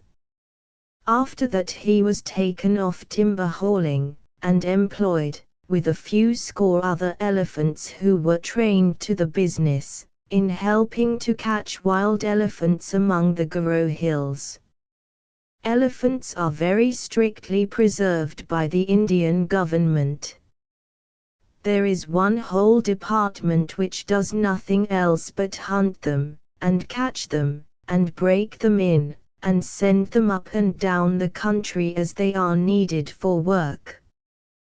Kala Nag stood 10 fair feet at the shoulders, and his tusks had been cut off short at 5 feet, and bound round the ends, to prevent them splitting, with bands of copper. But he could do more with those stumps than any untrained elephant could do with the real sharpened ones. When, after weeks and weeks of cautious driving of scattered elephants across the hills, the 40 or 50 wild monsters were driven into the last stockade, and the big drop gate, made of tree trunks lashed together, jarred down behind them, Kala Nag, at the word of command, would go into that flaring, trumpeting pandemonium, generally at night, when the flicker of the torches made it difficult to judge distances, and, picking out the biggest and wildest tusker of the mob, would hammer him and hustle him into quiet while the men on the backs of the other elephants roped and tied the smaller ones. There was nothing in the way of fighting that Kala Nag, the old wise black snake, did not know, for he had stood up more than once in his time to the charge of the wounded tiger, and, curling up his soft trunk to be out of harm's way, had knocked the springing brute sideways in midair with a quick sickle cut of his head, that he had invented all by himself, had knocked him over, and kneeled upon him with his huge knees till the life went out with a gasp and a howl, and there was only a fluffy, striped thing on the ground for Kala Nag to pull by the tail. Yes, said Big Toomai, his driver, the son of Black Toomai who had taken him to Abyssinia, and grandson of Toomai of the elephants who had seen him caught. There is nothing that the black snake fears except me. He has seen 3 generations of us feed him and groom him, and he will live to see 4. He is afraid of me also, said Little Toomai, standing up to his full height of 4 feet, with only one rag upon him. He was 10 years old, the eldest son of Big Toomai, and, according to custom, he would take his father's place on Kala Nag's neck when he grew up, and would handle the heavy iron ankus, the elephant gourd, that had been worn smooth by his father, and his grandfather, and his great-grandfather. 5291. Kala Nag. He knew what he was talking of, for he had been born under Kala Nag's shadow, had played with the end of his trunk before he could walk, had taken him down to water as soon as he could walk, and Kala Nag would no more have dreamed of disobeying his shrill little orders than he would have dreamed of killing him on that day when Big Toomai carried the little brown baby under Kala Nag's tusks, and told him to salute his master that was to be. Yes, said Little Toomai, he is afraid of me, and he took long strides up to Kala Nag, called him a fat old pig, and made him lift up his feet one after the other. Wah, said Little Toomai, thou art a big elephant, and he wagged his fluffy head, quoting his father. The government may pay for elephants, but they belong to us mahouts. When thou art old, Kala Nag, there will come some rich Raja, and he will buy thee from the government, on account of thy size and thy manners, and then thou wilt have nothing to do but to carry gold earrings in thy ears, and a gold howdah on thy back, and a red cloth covered with gold on thy sides, and walk at the head of the processions of the king. Then I shall sit on thy neck, O Kala Nag, with a silver ankus, and men will run before us with golden sticks, crying, room for the king's elephant. That will be good, Kala Nag, but not so good as this hunting in the jungles. Said Big Toomai. Thou art a boy, and as wild as a buffalo calf. This running up and down among the hills is not the best government service. I am getting old, and I do not love wild elephants.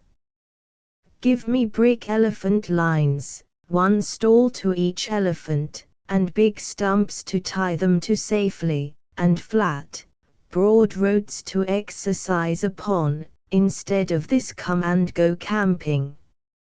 Aha, the Cawnpore barracks were good. There was a bazaar close by, and only 3 hours' work a day. Little Toomai remembered the corn-poor elephant lines and said nothing. He very much preferred the camp life, and hated those broad, flat roads, with the daily grubbing for grass in the forage reserve, and the long hours when there was nothing to do except to watch Kala Nag fidgeting in his pickets. What Little Toomai liked was to scramble up bridle paths that only an elephant could take, the dip into the valley below, the glimpses of the wild elephants browsing miles away, the rush of the frightened pig and peacock under Kala Nag's feet, the blinding warm rains, when all the hills and valleys smoked, the beautiful misty mornings when nobody knew where they would camp that night, the steady, cautious drive of the wild elephants, and the mad rush and blaze and hullabaloo of the last night's drive, when the elephants poured into the stockade like boulders in a landslide, found that they could not get out, and flung themselves at the heavy posts only to be driven back by yells and flaring torches and volleys of blank cartridge. Even a little boy could be of use there, and Toomai was as useful as 3 boys. He would get his torch and wave it, and yell with the best.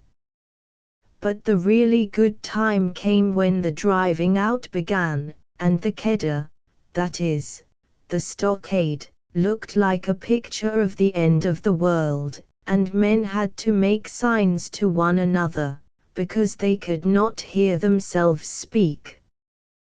Then Little Toomai would climb up to the top of one of the quivering stockade posts, his sun-bleached brown hair flying loose all over his shoulders, and he looking like a goblin in the torchlight.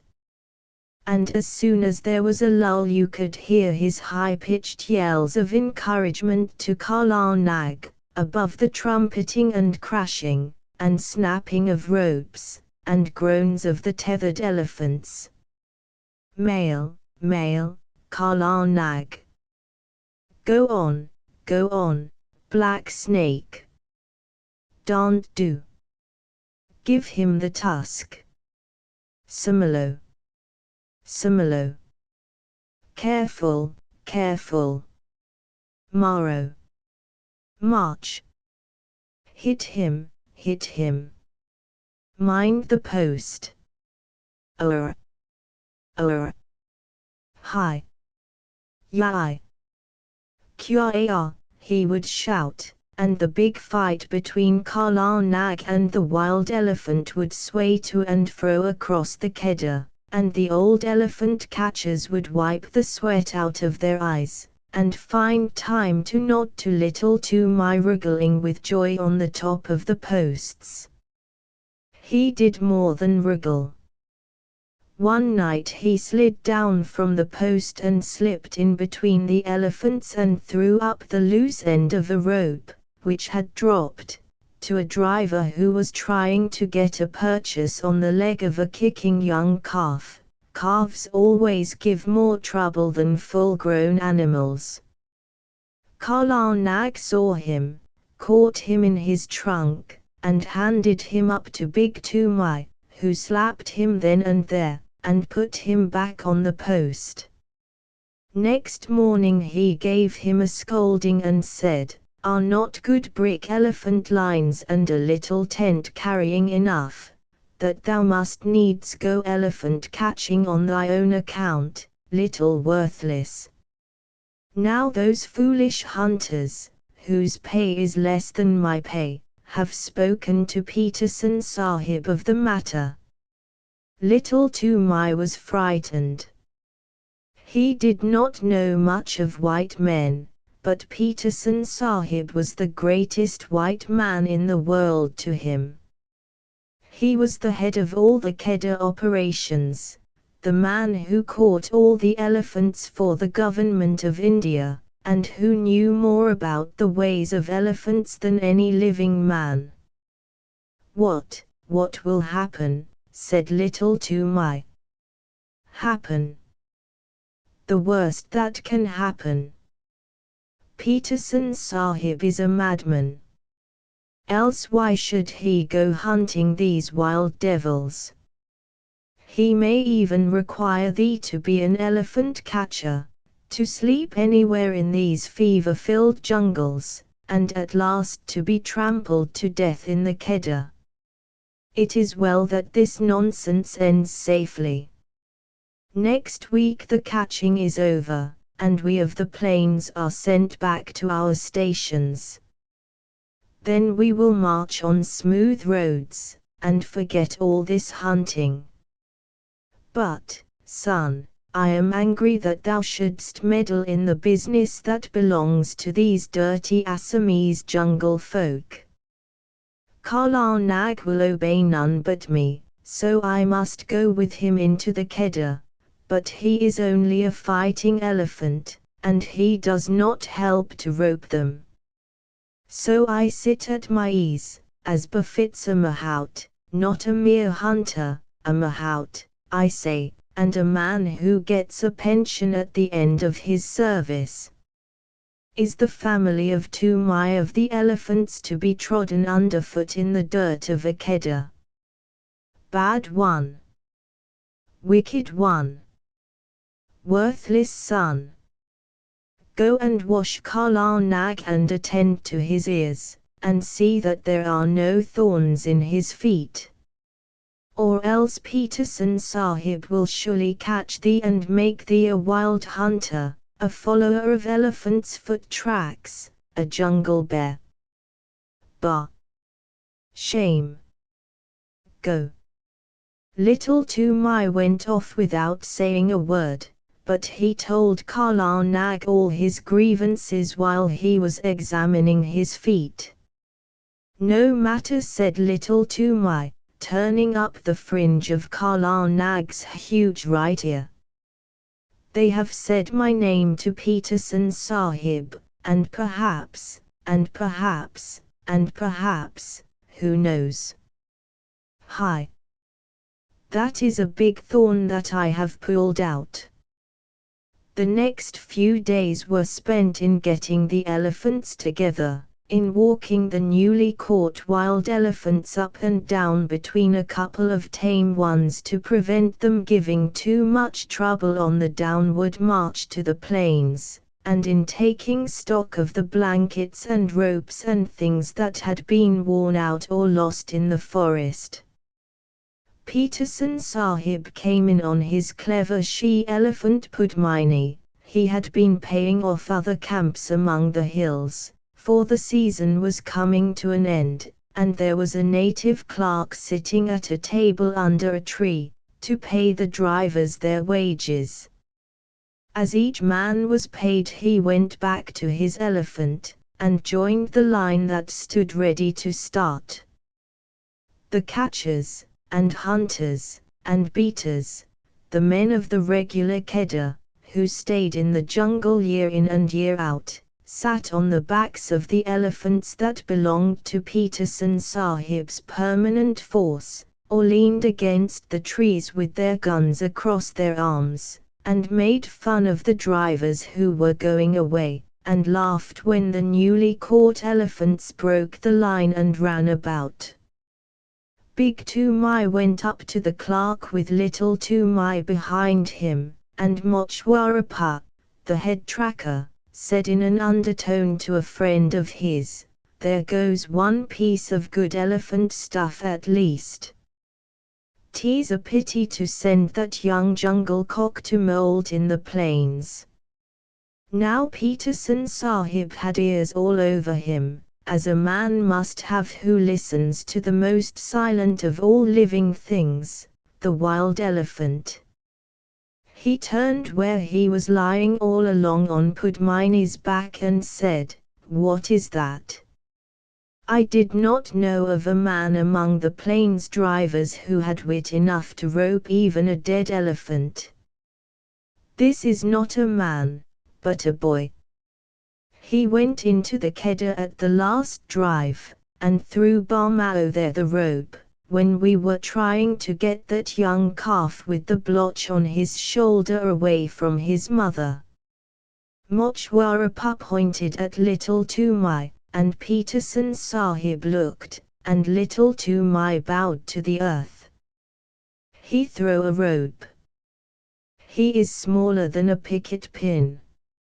Little one, what is thy name? Said Peterson Sahib. Little Toomai was too frightened to speak, but Kala Nag was behind him, and Toomai made a sign with his hand, and the elephant caught him up in his trunk and held him level with Pudmini's forehead, in front of the great Peterson Sahib. Then Little Toomai covered his face with his hands, for he was only a child, and except where elephants were concerned, he was just as bashful as a child could be. "Aho," said Peterson Sahib, smiling underneath his mustache, "and why didst thou teach thy elephant that trick? Was it to help thee steal green corn from the roofs of the houses when the ears are put out to dry?" 0255, not green corn, protector of the poor, melons, said Little Toomai. Not green corn, protector of the poor, melons, said Little Toomai, and all the men sitting about broke into a roar of laughter. Most of them had taught their elephants that trick when they were boys. Little Toomai was hanging 8 feet up in the air, and he wished very much that he were 8 feet underground. "He is Toomai, my son," Sahib said Big Toomai, scowling. "He is a very bad boy, and he will end in a jail, Sahib." "Of that I have my doubts," said Peterson Sahib. "A boy who can face a full keddah at his age does not end in jails. See, little one, here are 4 annas to spend in sweetmeats because thou'st a little head under that great thatch of hair. In time thou mayest become a hunter too." Big Toomai scowled more than ever. "Remember, though, that keddahs are not good for children to play in," Peterson Sahib went on. "Must I never go there, Sahib?" asked Little Toomai with a big gasp. "Yes." Peterson Sahib smiled again. "When thou'st seen the elephants dance. That is the proper time. Come to me when thou'st seen the elephants dance, and then I will let thee go into all the keddahs."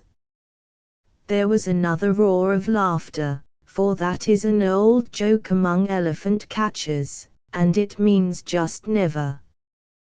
There are great cleared flat places hidden away in the forests that are called elephants' ballrooms, but even these are only found by accident, and no man has ever seen the elephants dance. When a driver boasts of his skill and bravery, the other drivers say, "And when didst thou see the elephants dance?" Kala Nag put Little Toomai down, and he bowed to the earth again and went away with his father, and gave the silver 4 anna piece to his mother, who was nursing his baby brother, and they all were put up on Kala Nag's back, and the line of grunting, squealing elephants rolled down the hill path to the plains. It was a very lively march on account of the new elephants, who gave trouble at every ford, and needed coaxing or beating every other minute. Big Toomai prodded Kala Nag spitefully, for he was very angry, but Little Toomai was too happy to speak. Peterson Sahib had noticed him, and given him money, so he felt as a private soldier would feel if he had been called out of the ranks and praised by his commander-in-chief. "What did Peterson Sahib mean by the elephant dance?" he said, at last, softly to his mother. Big Toomai heard him and grunted. That thou shouldst never be one of these hill buffaloes of trackers. That was what he meant. Oh, you in front, what is blocking the way? An Assamese driver, 2 or 3 elephants ahead, turned round angrily, crying, "Bring up Kala Nag, and knock this youngster of mine into good behavior.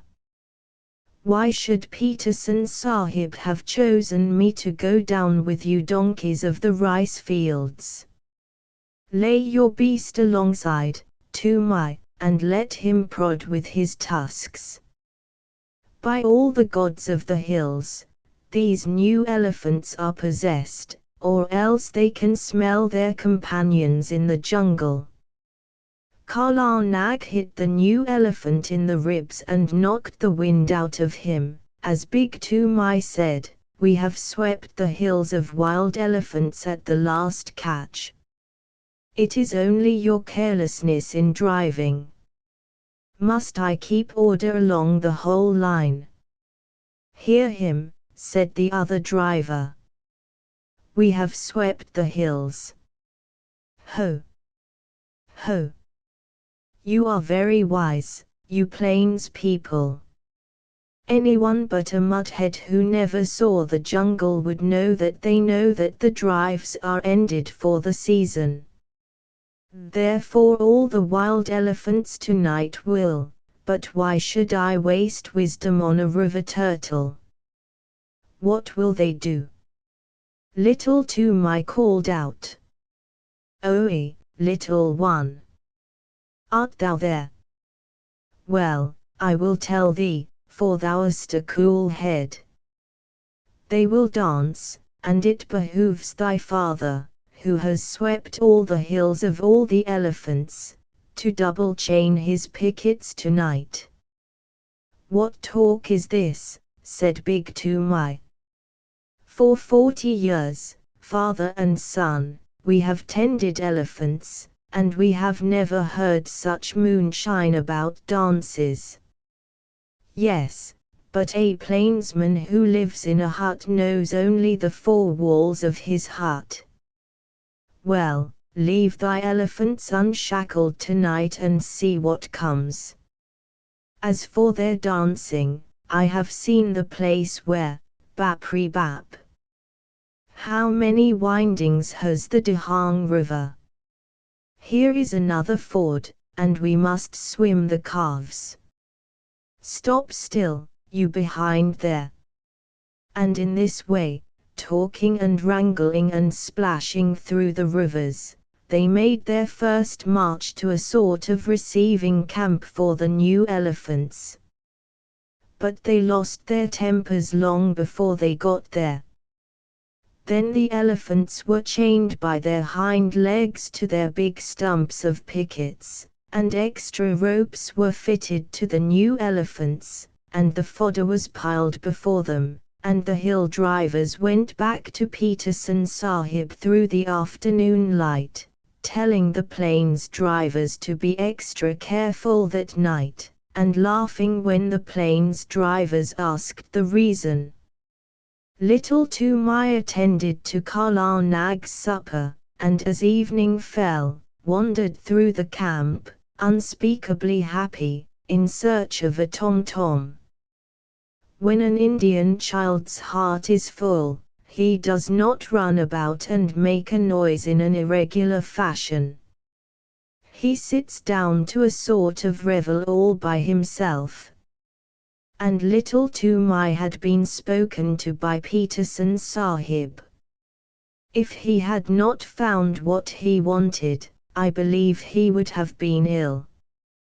But the sweetmeat seller in the camp lent him a little tom-tom, a drum beaten with the flat of the hand, and he sat down, cross-legged, before Kala Nag as the stars began to come out, the tom-tom in his lap, and he thumped and he thumped and he thumped, and the more he thought of the great honor that had been done to him, the more he thumped, all alone among the elephant fodder. There was no tune and no words, but the thumping made him happy. The new elephants strained at their ropes, and squealed and trumpeted from time to time, and he could hear his mother in the camp hut putting his small brother to sleep with an old song about the great god Shiv, who once told all the animals what they should eat. It is a very soothing lullaby, and the first verse says, Shiv, who poured the harvest and made the winds to blow, sitting at the doorways of a day of long ago, gave to each his portion, food and toil and fate, from the king upon the guddy to the beggar at the gate. All things made he, Shiva the preserver. Mahadeo. Mahadeo. He made all, thorn for the camel, fodder for the kine, and mother's heart for sleepy head, O little son of mine. Little Toomai came in with a joyous tunk at the end of each verse, till he felt sleepy and stretched himself on the fodder at Kala Nag's side.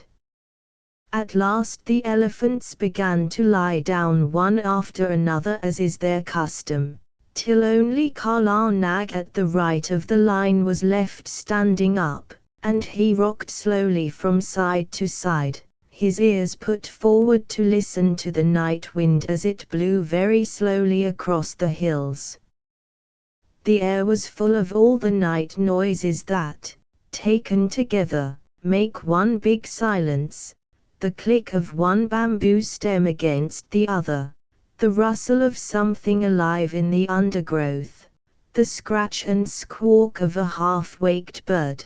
Birds are awake in the night much more often than we imagine, and the fall of water ever so far away. Little Toomai slept for some time, and when he waked it was brilliant moonlight, and Kala Nag was still standing up with his ears cocked.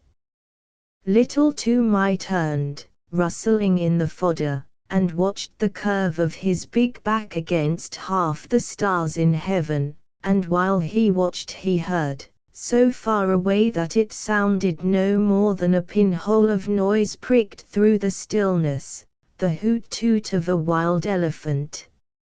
All the elephants in the lines jumped up as if they had been shot, and their grunts at last waked the sleeping mahouts, and they came out and drove in the picket pegs with big mallets, and tightened this rope and knotted that till all was quiet. One new elephant had nearly grubbed up his picket, and Big Toomai took off Kala Nag's leg chain and shackled that elephant forefoot to hind foot, but slipped a loop of grass string round Kala Nag's leg, and told him to remember that he was tied fast. He knew that he and his father and his grandfather had done the very same thing hundreds of times before. Kala Nag did not answer to the order by gurgling, as he usually did. He stood still, looking out across the moonlight, his head a little raised and his ears spread like fans, up to the great folds of the Garo hills. "Tend to him if he grows restless in the night," said Big Toomai to Little Toomai, and he went into the hut and slept.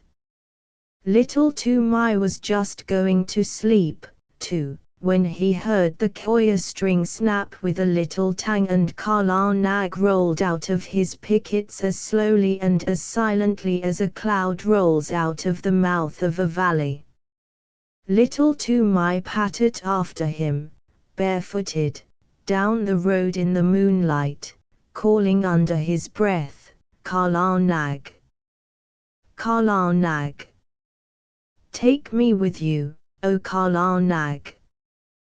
The elephant turned, without a sound, took 3 strides back to the boy in the moonlight, put down his trunk, swung him up to his neck, and almost before Little Toomai had settled his knees, slipped into the forest. There was one blast of furious trumpeting from the lines, and then the silence shut down on everything, and Karl Nag began to move.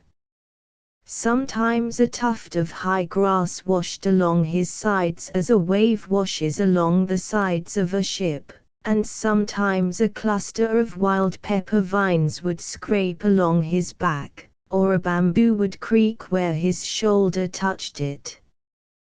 But between those times he moved absolutely without any sound, drifting through the thick Garo forest as though it had been smoke. He was going uphill, but though little Toomai watched the stars in the rifts of the trees, he could not tell in what direction.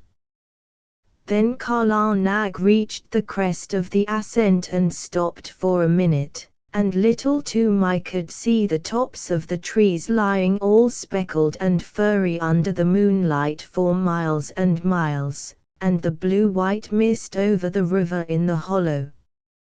Toomai leaned forward and looked, and he felt that the forest was awake below him, awake and alive and crowded. A big brown fruit-eating bat brushed past his ear, a porcupine's quills rattled in the thicket, and in the darkness between the tree stems he heard a hogbear digging hard in the moist warm earth, and snuffing as it digged. Then the branches closed over his head again, and Karl Nag began to go down into the valley, not quietly this time, but as a runaway gun goes down a steep bank, in one rush. The huge limbs moved as steadily as pistons, 8 feet to each stride, and the wrinkled skin of the elbow points rustled. The undergrowth on either side of him ripped with a noise like torn canvas, and the saplings that he heaved away right and left with his shoulders sprang back again and banged him on the flank, and great trails of creepers, all matted together, hung from his tusks as he threw his head from side to side and plowed out his pathway. Then little Toomai laid himself down close to the great neck lest a swinging bough should sweep him to the ground, and he wished that he were back in the lines again. 0010. The grass began to get squashy, and Karl Nag's feet sucked and squelched as he put them down, and the night mist at the bottom of the valley chilled little Toomai. There was a splash and a trample, and the rush of running water, and Karl Nag strode through the bed of a river, feeling his way at each step.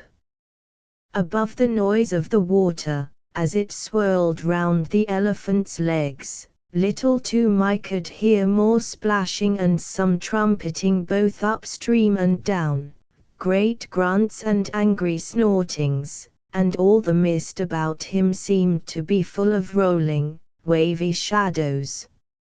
"Ari," he said, half aloud, his teeth chattering.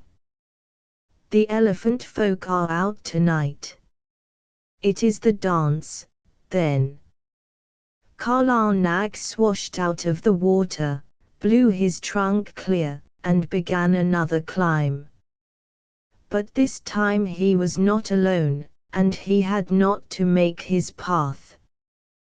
That was made already, 6 feet wide, in front of him, where the bent jungle grass was trying to recover itself and stand up.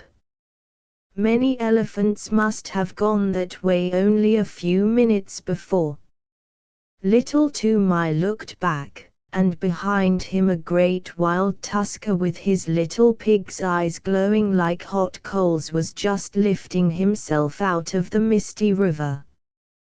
Then the trees closed up again, and they went on and up, with trumpetings and crashings, and the sound of breaking branches on every side of them. 5317. Elephant dance. At last Kala Nag stood still between two tree trunks at the very top of the hill. They were part of a circle of trees that grew round an irregular space of some 3 or 4 acres, and in all that space, as Little Toomai could see, the ground had been trampled down as hard as a brick floor.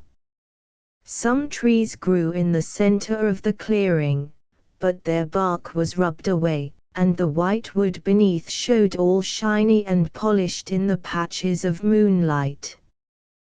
There were creepers hanging from the upper branches, and the bells of the flowers of the creepers, great waxy white things like convolvuluses, hung down fast asleep. But within the limits of the clearing there was not a single blade of green, nothing but the trampled earth. The moonlight showed it all iron grey, except where some elephants stood upon it, and their shadows were inky black. Little Toomai looked, holding his breath, with his eyes starting out of his head, and as he looked, more and more elephants swung out into the open from between the tree trunks. Little Toomai could only count up to 10, and he counted again and again on his fingers till he lost count of the tens, and his head began to swim. Outside the clearing he could hear them crashing in the undergrowth as they worked their way up the hillside, but as soon as they were within the circle of the tree trunks they moved like ghosts. There were white-tusked wild males, with fallen leaves and nuts and twigs lying in the wrinkles of their necks and the folds of their ears, fat, slow-footed she-elephants, with restless, little pinky black calves only 3 or 4 feet high running under their stomachs, young elephants with their tusks just beginning to show, and very proud of them, lanky, scraggy old maid elephants, with their hollow anxious faces, and trunks like rough bark, savage old bull elephants, scarred from shoulder to flank with great wheals and cuts of bygone fights, and the caked dirt of their solitary mud baths dropping from their shoulders, and there was one with a broken tusk and the marks of the full stroke, the terrible drawing scrape, of a tiger's claws on his side. They were standing head to head, or walking to and fro across the ground in couples, or rocking and swaying all by themselves, scores and scores of elephants. Toomai knew that so long as he lay still on Kala Nag's neck nothing would happen to him, for even in the rush and scramble of a keddah drive a wild elephant does not reach up with his trunk and drag a man off the neck of a tame elephant. And these elephants were not thinking of men that night. Once they started and put their ears forward when they heard the chinking of a leg iron in the forest, but it was Pudmini, Peterson Sahib's pet elephant, her chain snapped short off, grunting, snuffling up the hillside.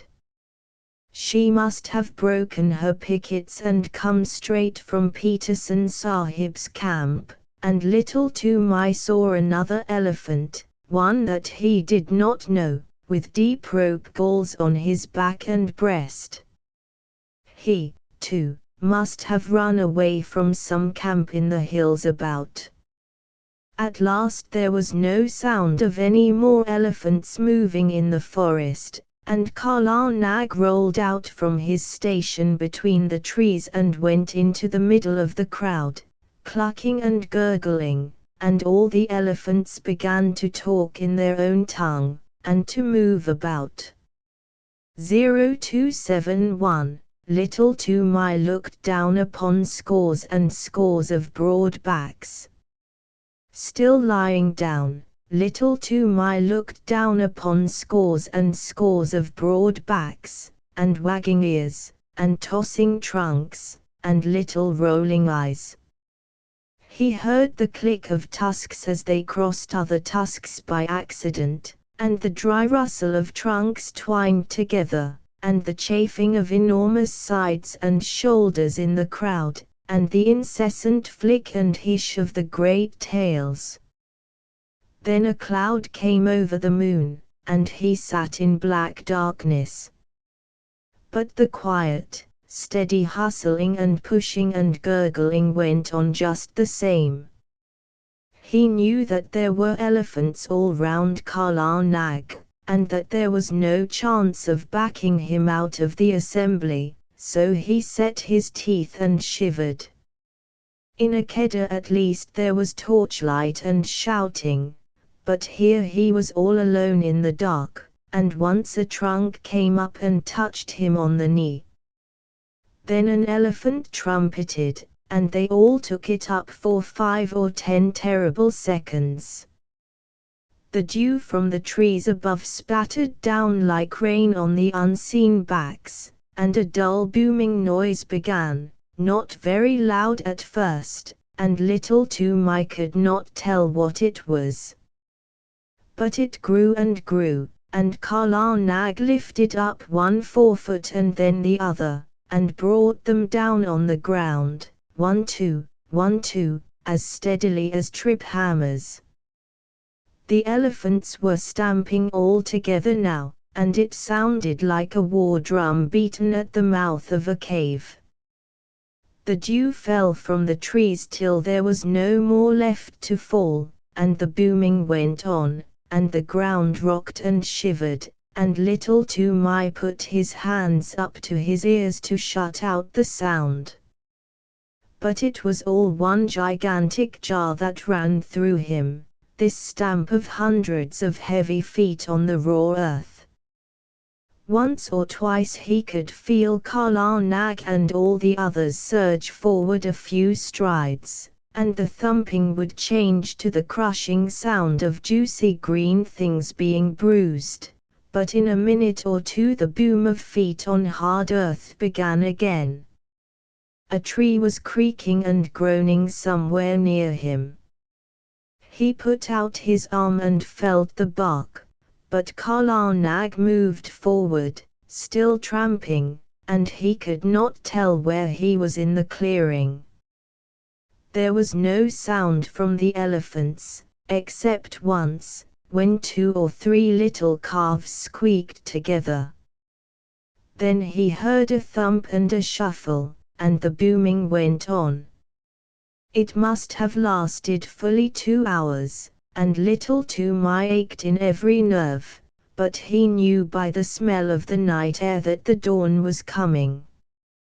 The morning broke in one sheet of pale yellow behind the green hills, and the booming stopped with the first ray, as though the light had been an order. Before little Toomai had got the ringing out of his head, before even he had shifted his position, there was not an elephant in sight except Kala Nag, Pudmini, and the elephant with the rope balls, and there was neither sign nor rustle nor whisper down the hillsides to show where the others had gone. Little Toomai stared again and again. The clearing, as he remembered it, had grown in the night. More trees stood in the middle of it, but the undergrowth and the jungle grass at the sides had been rolled back. Little Toomai stared once more. Now he understood the trampling. The elephants had stamped out more room, had stamped the thick grass and juicy cane to trash, the trash into slivers, the slivers into tiny fibers, and the fibers into hard earth. "Wah," said little Toomai, and his eyes were very heavy. "Kala Nag, my lord, let us keep by Pudmini and go to Peterson Sahib's camp, or I shall drop from thy neck." The third elephant watched the 2 go away, snorted, wheeled round, and took his own path. He may have belonged to some little native king's establishment, 50 or 60 or 100 miles away. 2 hours later, as Peterson Sahib was eating early breakfast, his elephants, who had been double-chained that night, began to trumpet, and put mired to the shoulders, with Kala Nag, very footsore, shambled into the camp. Little Toomai's face was grey and pinched, and his hair was full of leaves and drenched with dew, but he tried to salute Peterson Sahib, and cried faintly, "The dance, the elephant dance. I have seen it, and I die." As Kala Nag sat down, he slid off his neck in a dead faint. But, since native children have no nerves worth speaking of, in 2 hours he was lying very contentedly in Peterson Sahib's hammock with Peterson Sahib's shooting coat under his head, and a glass of warm milk, a little brandy, with a dash of quinine, inside of him, and while the old hairy, scarred hunters of the jungles sat 3 deep before him, looking at him as though he were a spirit, he told his tale in short words, as a child will, and wound up with, "Now, if I lie in one word, send men to see, and they will find that the elephant folk have trampled down more room in their dance room, and they will find 10 and 10, and many times 10, tracks leading to that dance room. They made more room with their feet. I have seen it. Kala Nag took me, and I saw. Also Kala Nag is very leg-weary." Little Toomai lay back and slept all through the long afternoon and into the twilight, and while he slept Peterson Sahib and Mochwarappa followed the track of the 2 elephants for 15 miles across the hills. Peterson Sahib had spent 18 years in catching elephants, and he had only once before found such a dance place. Mochwarappa had no need to look twice at the clearing to see what had been done there, or to scratch with his toe in the packed, rammed earth. "The child speaks truth," said he. "All this was done last night, and I have counted 70 tracks crossing the river. See, Sahib, where Pudmini's leg iron cut the bark of that tree." Yes, she was there too. They looked at one another and up and down, and they wondered. For the ways of elephants are beyond the wit of any man, black or white, to fathom. 40 years and 5, said Mochwarappa, have I followed my lord, the elephant, but never have I heard that any child of man had seen what this child has seen. By all the gods of the hills, it is, what can we say, and he shook his head. When they got back to camp it was time for the evening meal. Peterson Sahib ate alone in his tent, but he gave orders that the camp should have 2 sheep and some fowls, as well as a double ration of flour and rice and salt, for he knew that there would be a feast. 5,332, Toomai of the elephant's big Toomai had come up hotfoot from the camp in the plains to search for his son and his elephant, and now that he had found them he looked at them as though he were afraid of them both. And there was a feast by the blazing campfires in front of the lines of picketed elephants, and little Toomai was the hero of it all. And the big brown elephant catchers, the trackers and drivers and ropers, and the men who know all the secrets of breaking the wildest elephants, passed him from one to the other, and they marked his forehead with blood from the breast of a newly killed jungle cock, to show that he was a forester, initiated and free of all the jungles. And at last, when the flames died down, and the red light of the logs made the elephants look as though they had been dipped in blood too, Mochwarapa, the head of all the drivers of all the Keddahs, Mochwarapa, Peterson Sahib's other self, who had never seen a made road in 40 years, Mochwarapa, who was so great that he had no other name than Mochwarapa, leaped to his feet, with little Toomai held high in the air above his head, and shouted, "Listen, my brothers! Listen, too, you my lords in the lines there, for I, Mochwarapa, am speaking. This little one shall no more be called Little Toomai, but Toomai of the elephants, as his great-grandfather was called before him. What never man has seen he has seen through the long night, and the favor of the elephant folk and of the gods of the jungles is with him. He shall become a great tracker. He shall become greater than I, even I, Mochwarapa. He shall follow the new trail, and the stale trail, and the mixed trail, with a clear eye. He shall take no harm in the Keddah when he runs under their bellies to rope the wild tuskers, and if he slips before the feet of the charging bull elephant, the bull elephant shall know who he is and shall not crush him. Ai. My lords in the chains, he whirled up the line of pickets, here is the little one that has seen your dances in your hidden places, the sight that never man saw. Give him honor, my lords. Salam Karo, my children. Make your salute to Toomai of the elephants. Gunga Pashad, Aha. Hira Guj, Birchi Guj, Kutta Guj, Aha. Pudmini, thou hast seen him at the dance, and thou too, Kala Nag, my pearl among elephants, Aha. Together. To Toomai of the elephants. Baradao. 0279, to Toomai of the elephants. Baradao. And at that last wild yell the whole line flung up their trunks till the tips touched their foreheads, and broke out into the full salute, the crashing trumpet peal that only the Viceroy of India hears, the Salamat of the Keddah.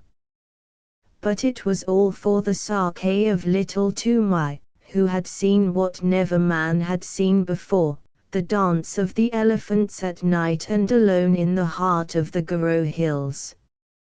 Shiv and the Grasshopper, the song that Toomai's mother sang to the baby, Shiv, who poured the harvest and made the winds to blow, sitting at the doorways of a day of long ago, gave to each his portion, food and toil and fate, from the king upon the guddy to the beggar at the gate. All things made he, Shiva the preserver. Mahadeo. Mahadeo. He made all, thorn for the camel, fodder for the kine, and mother's heart for sleepy head, O little son of mine. Wheat he gave to rich folk, millet to the poor, broken scraps for holy men that beg from door to door, battle to the tiger, carrion to the kite, and rags and bones to wicked wolves without the wall at night. Naught he found too lofty, none he saw too low. Parbati beside him watched them come and go, thought to cheat her husband, turning Shiv to jest, stole the little grasshopper and hid it in her breast. So she tricked him, Shiva the preserver. Mahadeo. Mahadeo. Turn and see. Tall are the camels, heavy are the kine, but this was least of little things, O little son of mine. When the dole was ended, laughingly she said, Master, of a million mouths, is not one unft. Laughing, Shiv made answer, all have had their part, even he, the little one, hidden 'neath thy heart. From her breast she plucked it. Parbati the thief saw the least of little things gnawed a new-grown leaf. Saw and feared and wondered, making prayer to Shiv, who hath surely given meat to all that live. All things made he, Shiva the preserver. Mahadeo. Mahadeo. He made all, thorn for the camel, fodder for the kine, and mother's heart for sleepy head, O little son of mine. 0285. Her Majesty's servants, you can work it out by fractions or by simple rule of 3, but the way of Tweedledum is not the way of Tweedledee. You can twist it, you can turn it, you can plait it till you drop, but the way of Pillywink is not the way of Winky Pop. It had been raining heavily for 1 whole month, raining on a camp of 30,000 men and thousands of camels, elephants, horses, bullocks, and mules all gathered together at a place called Rawalpindi, to be reviewed by the Viceroy of India. He was receiving a visit from the Emir of Afghanistan, a wild king of a very wild country. The Emir had brought with him for a bodyguard 800 men and horses who had never seen a camp or a locomotive before in their lives, savage men and savage horses from somewhere at the back of Central Asia. Every night a mob of these horses would be sure to break their heel ropes and stampede up and down the camp through the mud in the dark, or the camels would break loose and run about and fall over the ropes of the tents, and you can imagine how pleasant that was for men trying to go to sleep. My tent lay far away from the camel lines, and I thought it was safe. But one night a man popped his head in and shouted, "Get out, quick! They're coming! My tent's gone!" I knew who they were, so I put on my boots and waterproof and scuttled out into the slush. Little Vixen, my fox terrier, went out through the other side, and then there was a roaring and a grunting and bubbling, and I saw the tent cave in, as the pole snapped, and begin to dance about like a mad ghost. A camel had blundered into it, and wet and angry as I was, I could not help laughing. Then I ran on, because I did not know how many camels might have got loose, and before long I was out of sight of the camp, plowing my way through the mud. 0287, a camel had blundered into my tent. At last I fell over the tail end of a gun, and by that knew I was somewhere near the artillery lines where the cannon were stacked at night. As I did not want to plotter about any more in the drizzle and the dark, I put my waterproof over the muzzle of one gun, and made a sort of wigwam with 2 or 3 rammers that I found, and lay along the tail of another gun, wondering where Vixen had got to, and where I might be. Just as I was getting ready to go to sleep I heard a jingle of harness and a grunt, and a mule passed me shaking his wet ears. He belonged to a screw gun battery, for I could hear the rattle of the straps and rings and chains and things on his saddle pad. The screw guns are tiny little cannon made in 2 pieces, that are screwed together when the time comes to use them. They are taken up mountains, anywhere that a mule can find a road, and they are very useful for fighting in rocky country. Behind the mule there was a camel, with his big soft feet squelching and slipping in the mud, and his neck bobbing to and fro like a straight hen's. Luckily, I knew enough of beast language, not wild beast language, but camp beast language, of course, from the natives to know what he was saying. He must have been the one that flopped into my tent, for he called to the mule, "What shall I do? Where shall I go? I have fought with a white thing that waved, and it took a stick and hit me on the neck. That was my broken tent pole, and I was very glad to know it. Shall we run on?" "Oh, it was you," said the mule, "you and your friends, that have been disturbing the camp. All right. You'll be beaten for this in the morning. But I may as well give you something on account now." I heard the harness jingle as the mule backed and caught the camel 2 kicks in the ribs that rang like a drum. Another time he said, "You'll know better than to run through a mule battery at night, shouting thieves and fire.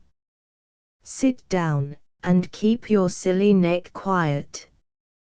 The camel doubled up camel fashion, like a 2-foot rule, and sat down whimpering. There was a regular beat of hoofs in the darkness, and a big troop horse cantered up as steadily as though he were on parade, jumped a gun tail, and landed close to the mule. "It's disgraceful," he said, blowing out his nostrils. "Those camels have racketed through our lines again, the 3rd time this week. How's a horse to keep his condition if he isn't allowed to sleep?" "Who's here?" "I'm the breech-piece mule of number 2 gun of the 1st screw battery," said the mule, "and the other's one of your friends. He's waked me up too." "Who are you?" "Number 15, E Troop, 9th Lancers, Dick Cunliffe's horse." "Stand over a little, there." "Oh, beg your pardon," said the mule. "It's too dark to see much. Aren't these camels too sickening for anything? I walked out of my lines to get a little peace and quiet here."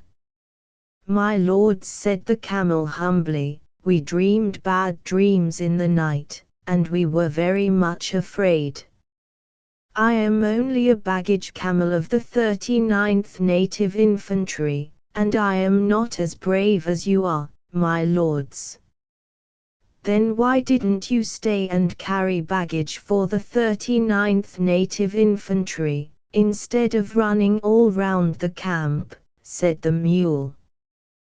"They were such very bad dreams," said the camel. "I am sorry. Listen." "What is that?" "Shall we run on again?" "Sit down," said the mule, "or you'll snap your long stick legs between the guns." He cocked one ear and listened. "Bullocks," he said. "Gun bullocks. On my word, you and your friends have waked the camp very thoroughly. It takes a good deal of prodding to put up a gun bullock."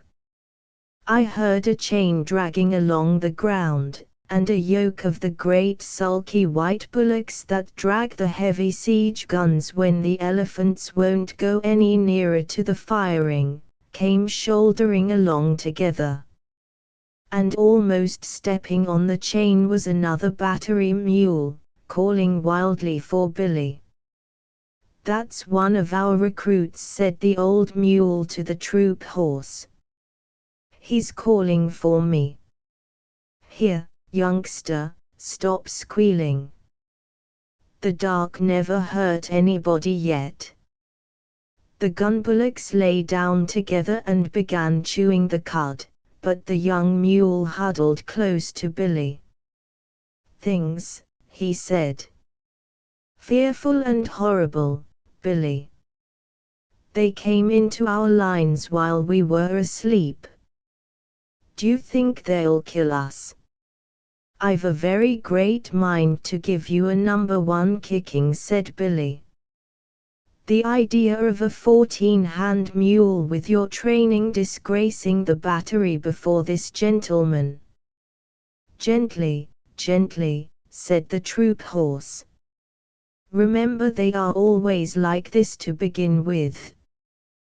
The first time I ever saw a man, it was in Australia when I was a 3-year-old. I ran for half a day, and if I'd seen a camel, I should have been running still.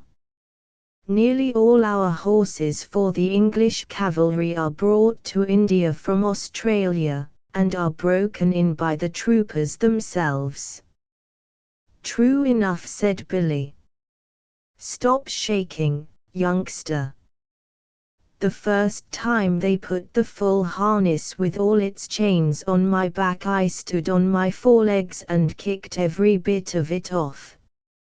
I hadn't learned the real science of kicking then, but the battery said they had never seen anything like it." "But this wasn't harness or anything that jingled," said the young mule. "You know I don't mind that now, Billy. It was things like trees, and they fell up and down the lines and bubbled, and my head rope broke, and I couldn't find my driver, and I couldn't find you, Billy, so I ran off with these gentlemen." Said Billy. "As soon as I heard the camels were loose, I came away on my own account. When a battery, a screw-gun mule, calls gunbullocks gentlemen, he must be very badly shaken up. Who are you fellows on the ground there?" The gunbullocks rolled their cuds, and answered both together, "The 7th yoke of the 1st gun of the big gun battery. We were asleep when the camels came, but when we were trampled on we got up and walked away. It is better to lie quiet in the mud than to be disturbed on good bedding. We told your friend here that there was nothing to be afraid of, but he knew so much that he thought otherwise." "Wah!" They went on chewing. "That comes of being afraid," said Billy. "You get laughed at by gunbullocks. I hope you like it, young un." The young mule's teeth snapped, and I heard him say something about not being afraid of any beefy old bullock in the world. But the bullocks only clicked their horns together and went on chewing. 0295. Anybody can be forgiven for being scared in the night, said the troop horse. "Now, don't be angry after you've been afraid. That's the worst kind of cowardice," said the troop horse. "Anybody can be forgiven for being scared in the night, I think, if they see things they don't understand. We've broken out of our pickets, again and again, 450 of us, just because a new recruit got to telling tales of whip snakes at home in Australia till we were scared to death of the loose ends of our head ropes." "That's all very well in camp," said Billy. "I'm not above stampeding myself, for the fun of the thing, when I haven't been out for a day or two. But what do you do on active service?" "Oh, that's quite another set of new shoes," said the troop horse. "Dick lifts on my back then, and drives his knees into me, and all I have to do is to watch where I am putting my feet, and to keep my hind legs well under me, and be bridle wise. What's bridle-wise? Said the young mule. By the blue gums of the back blocks, snorted the troop horse. Do you mean to say that you aren't taught to be bridle-wise in your business? How can you do anything, unless you can spin round at once when the rein is pressed on your neck? It means life or death to your man, and of course that's life and death to you. Get round with your hind legs under you the instant you feel the rein on your neck. If you haven't room to swing round, rear up a little and come round on your hind legs. That's being bridle-wise. We aren't taught that way, said Billy the mule stiffly. We're taught to obey the man at our head, step off when he says so, and step in when he says so. I suppose it comes to the same thing. Now, with all this fine fancy business and rearing, which must be very bad for your hocks, what do you do? That depends, said the troop horse. Generally I have to go in among a lot of yelling, hairy men with knives, long shiny knives, worse than the farrier's knives, and I have to take care that Dick's boot is just touching the next man's boot without crushing it. I can see Dick's lance to the right of my right eye, and I know I'm safe. I shouldn't care to be the man or horse that stood up to Dick and me when we're in a hurry. Don't the knives hurt? Said the young mule. Well, I got one cut across the chest once, but that wasn't Dick's fault. A lot I should have cared whose fault it was, if it hurt, said the young mule. You must, said the troop horse. If you don't trust your man, you may as well run away at once. That's what some of our horses do, and I don't blame them. As I was saying, it wasn't Dick's fault. The man was lying on the ground, and I stretched myself not to tread on him, and he slashed up at me. Next time I have to go over a man lying down, I shall step on him, hard. 0299. The man was lying on the ground, and I stretched myself not to tread on him, and he slashed up at me. Said Billy. It sounds very foolish. Knives are dirty things at any time.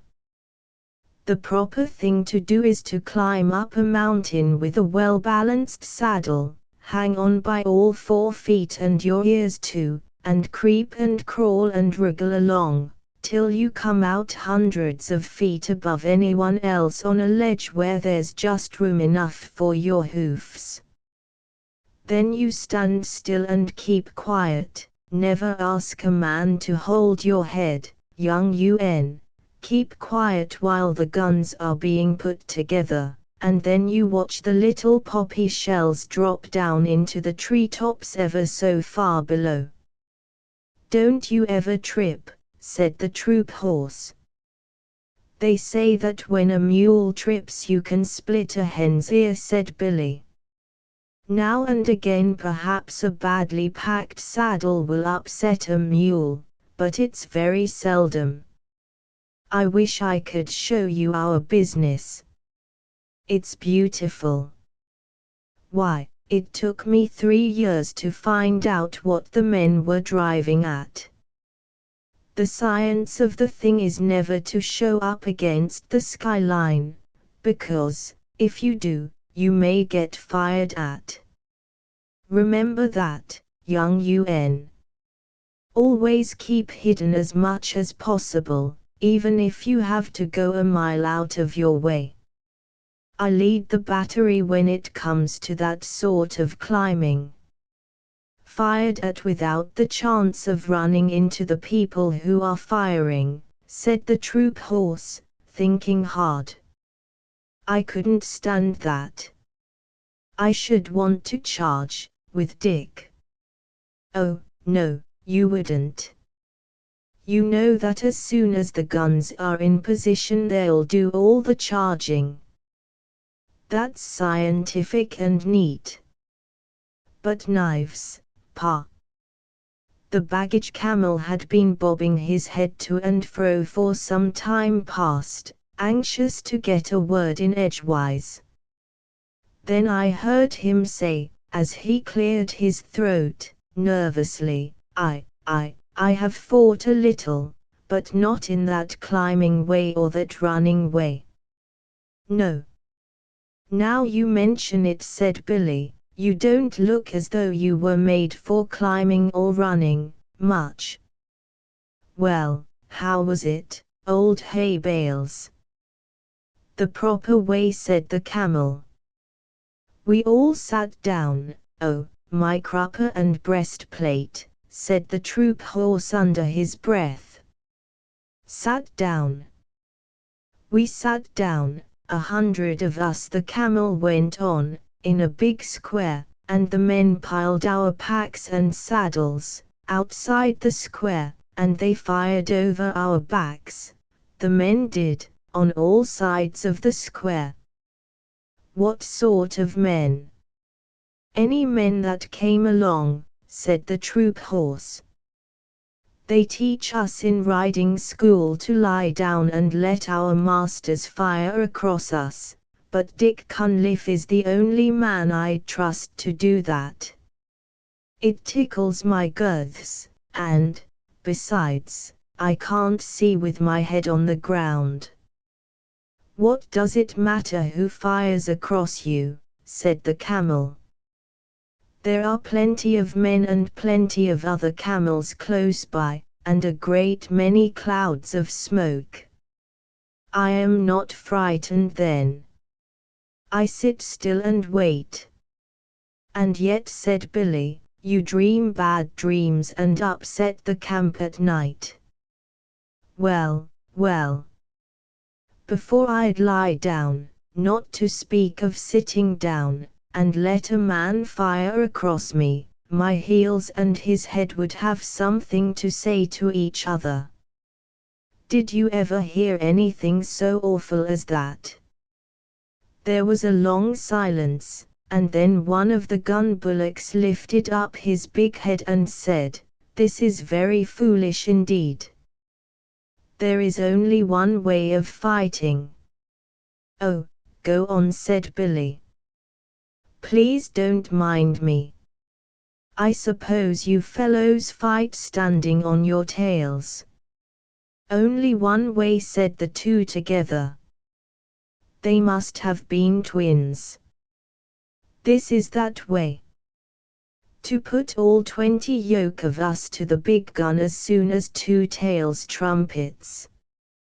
Two Tails is camp slang for the elephant.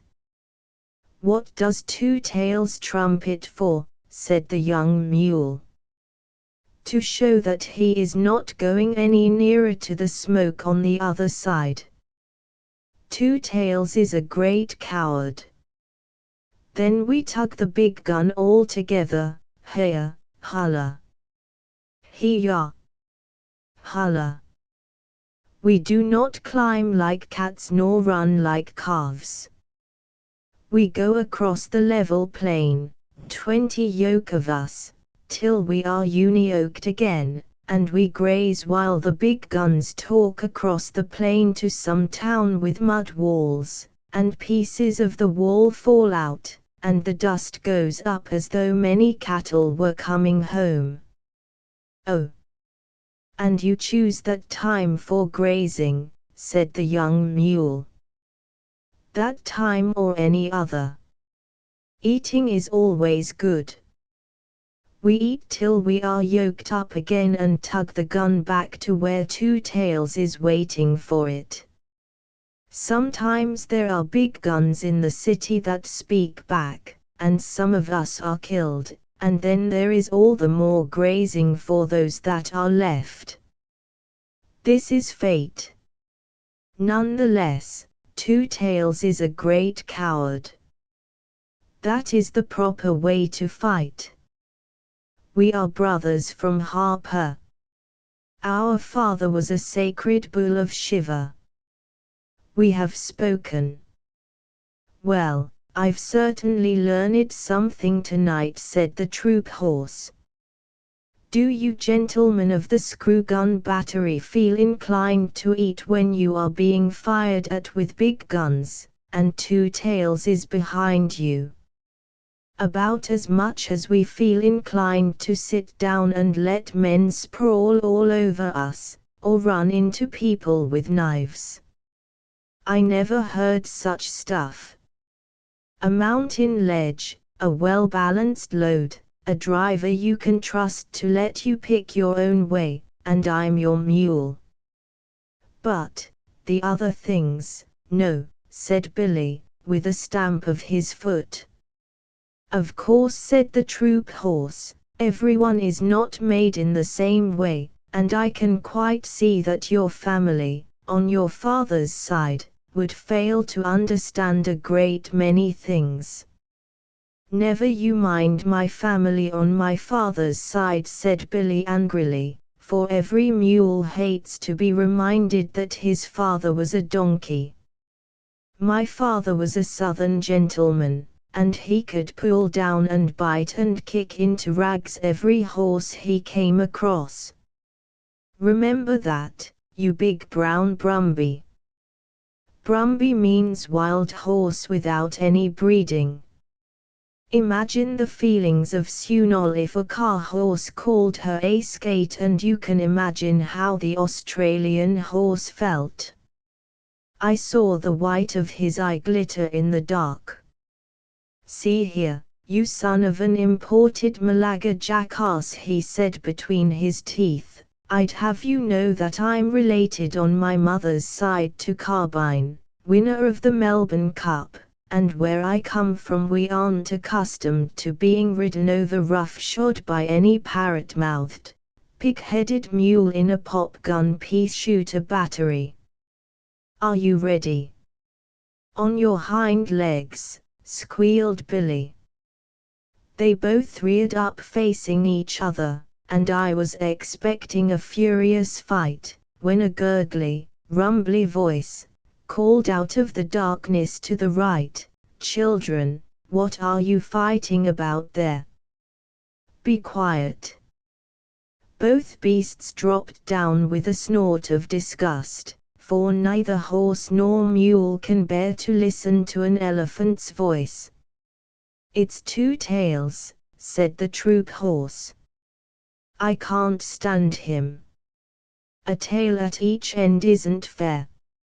My feelings exactly, said Billy, crowding into the troop horse for company. We're very alike in some things. I suppose we've inherited them from our mothers, said the troop horse. It's not worth quarreling about. Hi. Two Tails, are you tied up? Yes, said Two Tails, with a laugh all up his trunk. I'm picketed for the night. I've heard what you fellows have been saying. But don't be afraid. I'm not coming over.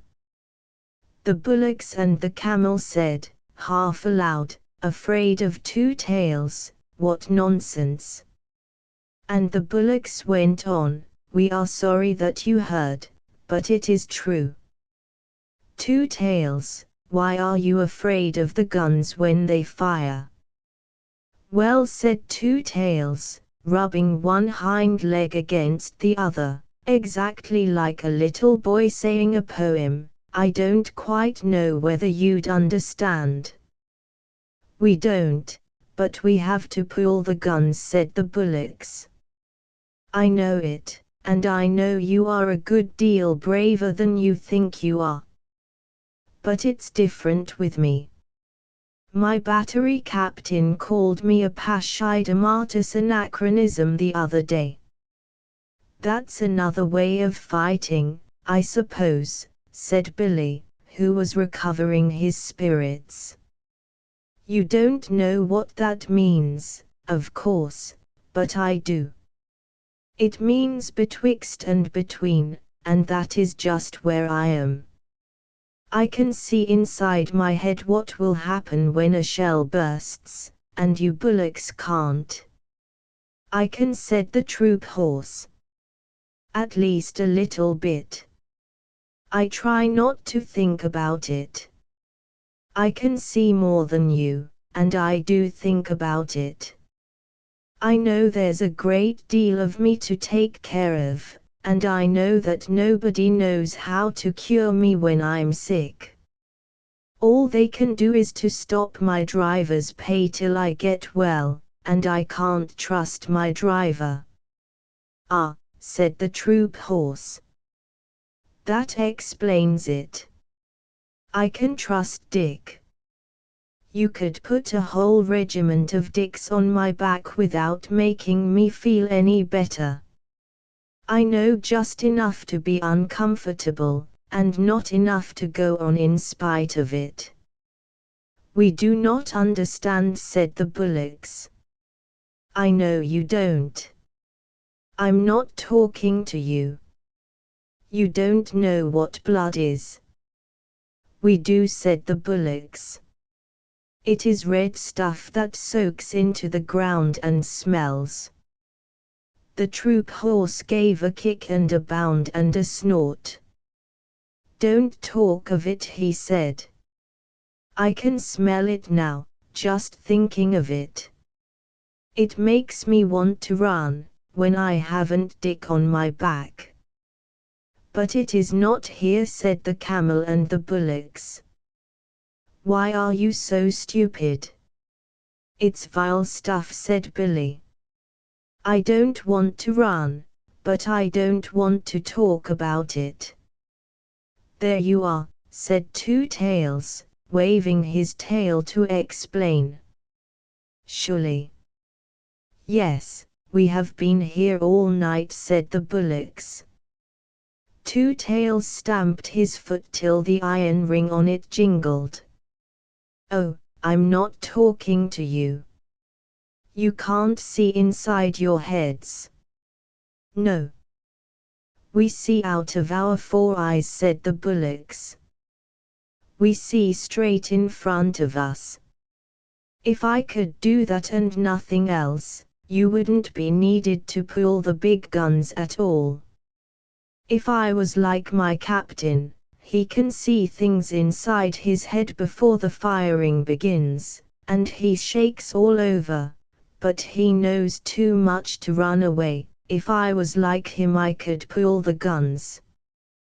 But if I were as wise as all that, I should never be here. I should be a king in the forest, as I used to be, sleeping half the day and bathing when I liked. I haven't had a good bath for a month. That's all very fine, said Billy. But giving a thing a long name doesn't make it any better. Sure, said the troop horse. I think I understand what Two Tails means. You'll understand better in a minute, said Two Tails angrily. Now you just explain to me why you don't like this. He began trumpeting furiously at the top of his trumpet. Stop that, said Billy and the troop horse together, and I could hear them stamp and shiver. An elephant's trumpeting is always nasty, especially on a dark night. I shan't stop, said Two Tails. Won't you explain that, please? HHRMPH. RRRT. RRRMPH. Raha. Then he stopped suddenly, and I heard a little whimper in the dark, and knew that Vixen had found me at last. She knew as well as I did that if there is one thing in the world the elephant is more afraid of than another, it is a little barking dog. So she stopped to bully Two Tails in his pickets, and yapped round his big feet. Two Tails shuffled and squeaked. Go away, little dog, he said. Don't snuff at my ankles, or I'll kick at you. Good little dog, nice little doggy, then. Go home, you yelping little beast. Oh, why doesn't someone take her away? She'll bite me in a minute. Seems to me, said Billy to the troop horse, that our friend Two Tails is afraid of most things. Now, if I had a full meal for every dog I've kicked across the parade ground, I should be as fat as Two Tails nearly. I whistled, and Vixen ran up to me, muddy all over, and licked my nose, and told me a long tale about hunting for me all through the camp. I never let her know that I understood beast talk, or she would have taken all sorts of liberties. So I buttoned her into the breast of my overcoat, and Two Tails shuffled and stamped and growled to himself. Extraordinary. Most extraordinary, he said. It runs in our family. Now, where has that nasty little beast gone to? I heard him feeling about with his trunk. We all seem to be affected in various ways, he went on, blowing his nose. Now, you gentlemen were alarmed, I believe, when I trumpeted. Not alarmed, exactly, said the troop horse, but it made me feel as though I had hornets where my saddle ought to be. Don't begin again. I'm frightened of a little dog, and the camel here is frightened by bad dreams in the night. It is very lucky for us that we haven't all got to fight in the same way, said the troop horse. What I want to know, said the young mule, who had been quiet for a long time, what I want to know is, why we have to fight at all. Because we're told to, said the troop horse, with a snort of contempt. Orders, said Billy the mule, and his teeth snapped. Huck-m'high. It is an order, said the camel with a gurgle, and Two Tails and the bullocks repeated, Huck-m'high. Yes, but who gives the orders, said the recruit mule. The man who walks at your head, or sits on your back, or holds the nose rope, or twists your tail, said Billy and the troop horse and the camel and the bullocks one after the other. But who gives them the orders? Now you want to know too much, young UN, said Billy, and that is one way of getting kicked. All you have to do is to obey the man at your head and ask no questions. He's quite right, said Two Tails. I can't always obey, because I'm betwixt and between. But Bill is right. Obey the man next to you who gives the order, or you'll stop all the battery, besides getting a thrashing. The gun bullocks got up to go. Morning is coming, they said. We will go back to our lines. It is true that we only see out of our eyes, and we are not very clever. But still, we are the only people tonight who have not been afraid. Good night, you brave people. Nobody answered, and the troop horse said, to change the conversation, where's that little dog? A dog means a man somewhere about. Here I am, yapped Vixen, under the gun tail with my man.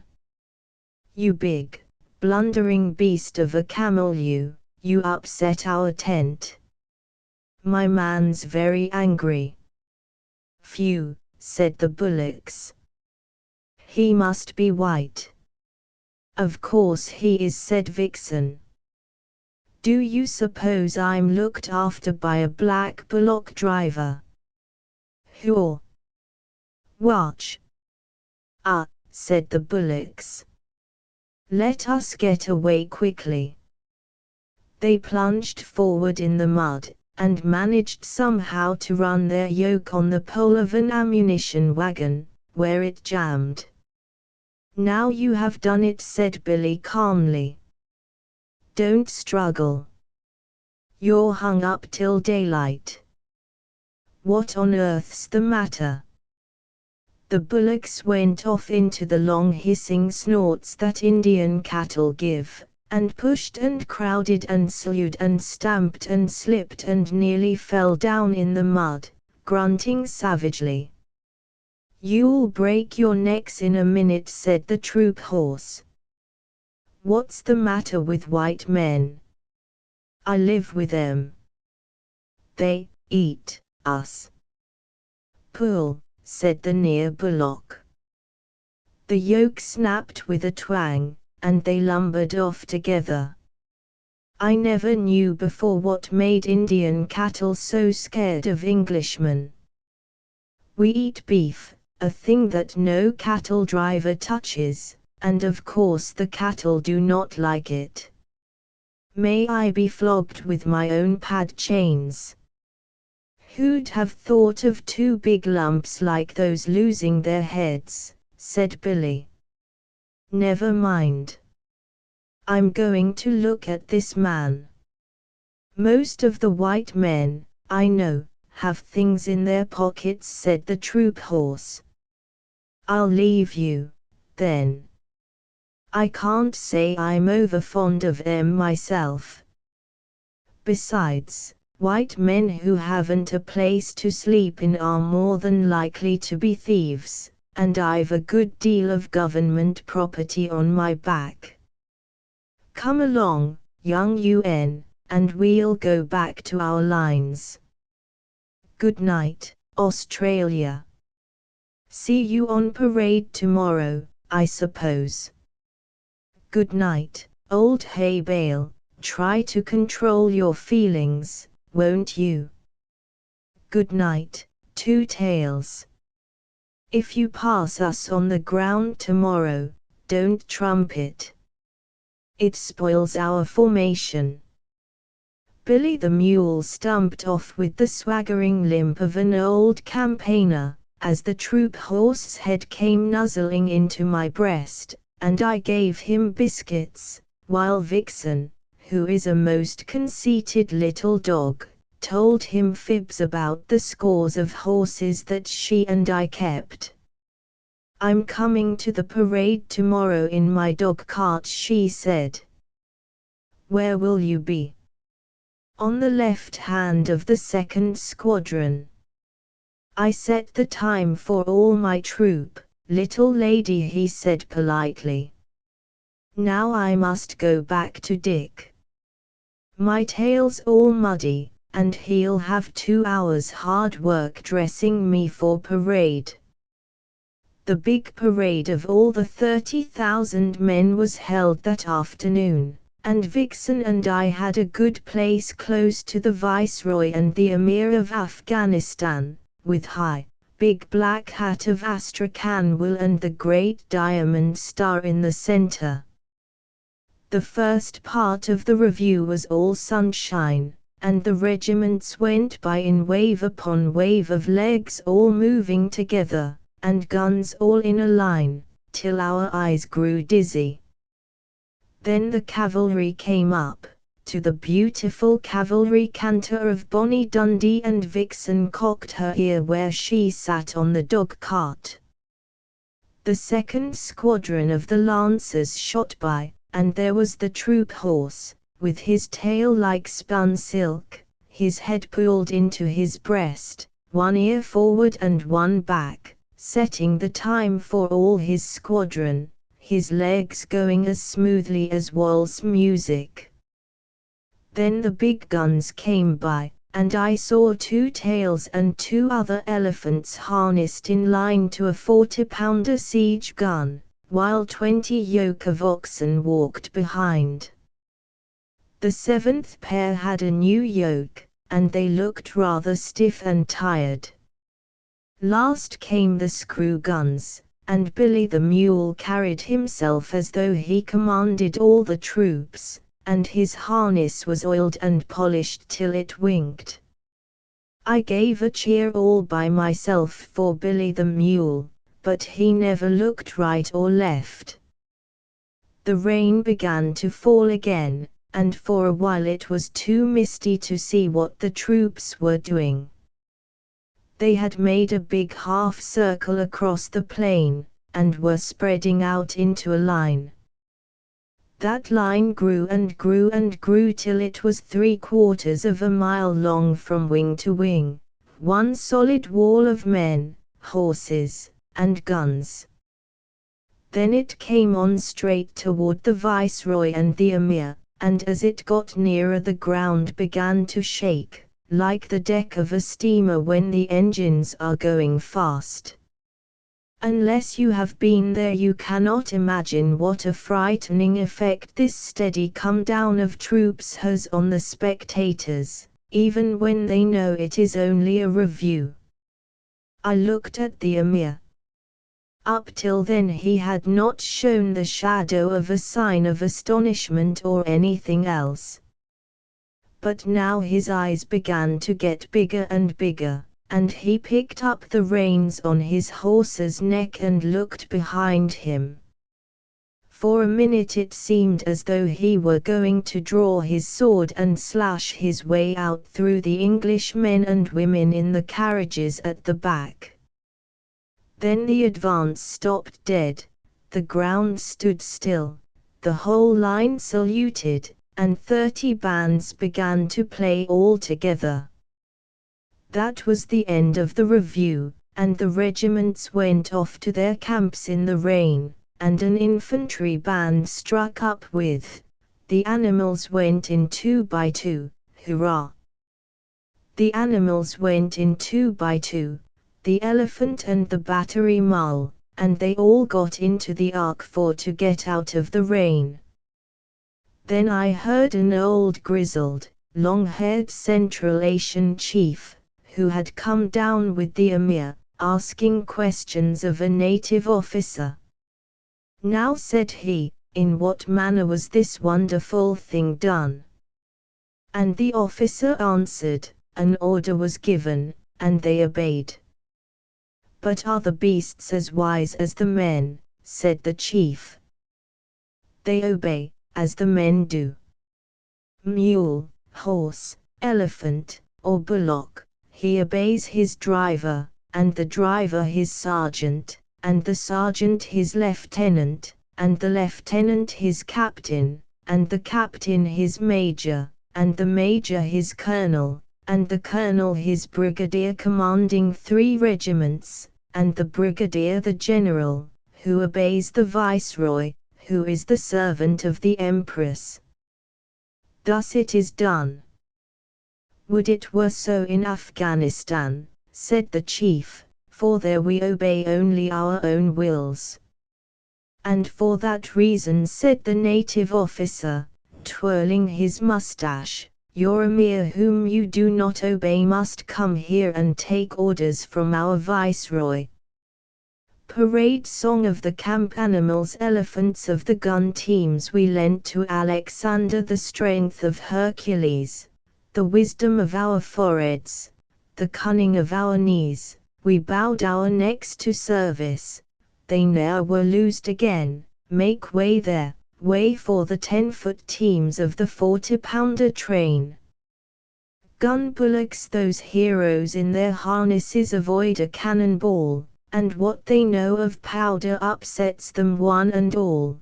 Then we come into action and tug the guns again, make way there, way for the 20 yoke of the 40-pounder train.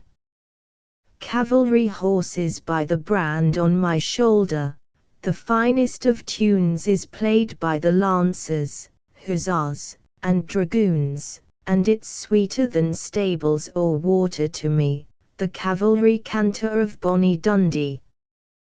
Then feed us and break us and handle and groom, and give us good riders and plenty of room, and launch us in column of squadron and see the way of the war horse to bonny Dundee. Screw-gun mules as me and my companions were scrambling up a hill, the path was lost in rolling stones, but we went forward still, for we can wriggle and climb, my lads, and turn up everywhere. Oh, it's our delight on a mountain height, with a leg or two to spare. Good luck to every sergeant, then, that lets us pick our road.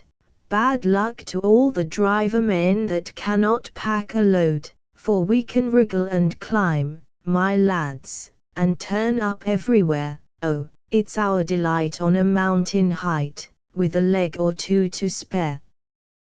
Commissariat camels, we haven't a camelty tune of our own to help us trollop along, but every neck is a hair trombone, RTT ta ta ta, is a hair trombone. And this our marching song, can't, don't, shan't, won't, pass it along the line.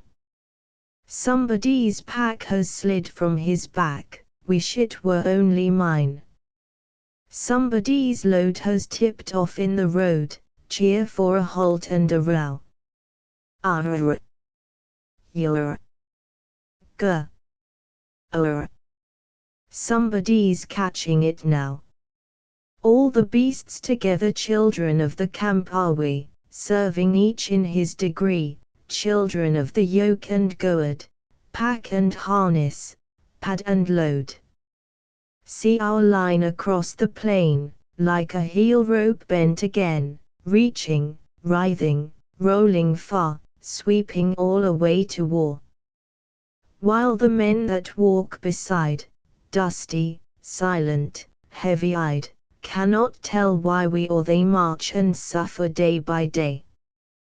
Children of the camp are we, serving each in his degree, children of the yoke and goad, pack and harness, pad and load.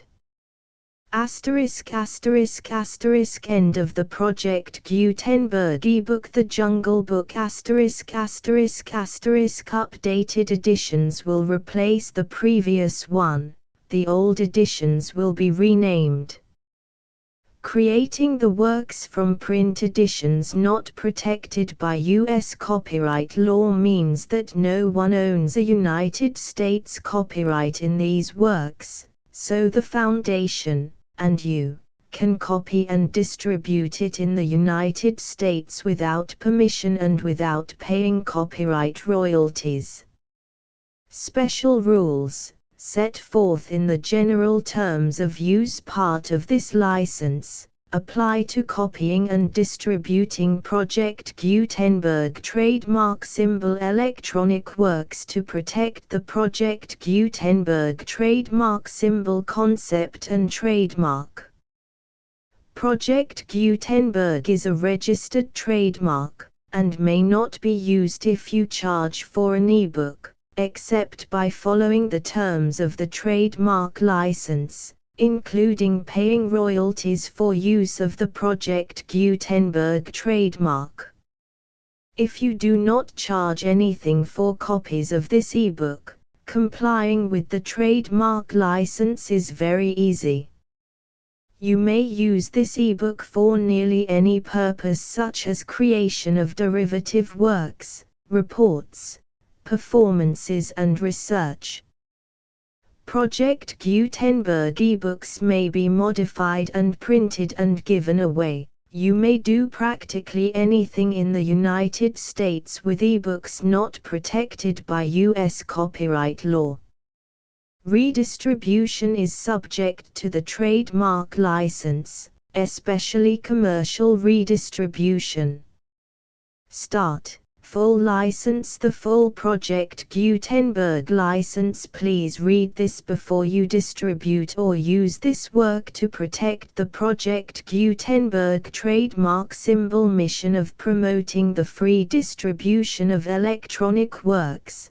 By using or distributing this work, or any other work associated in any way with the phrase Project Gutenberg, you agree to comply with all the terms of the full Project Gutenberg trademark symbol license available with this file or online at www.gutenberg.org/license.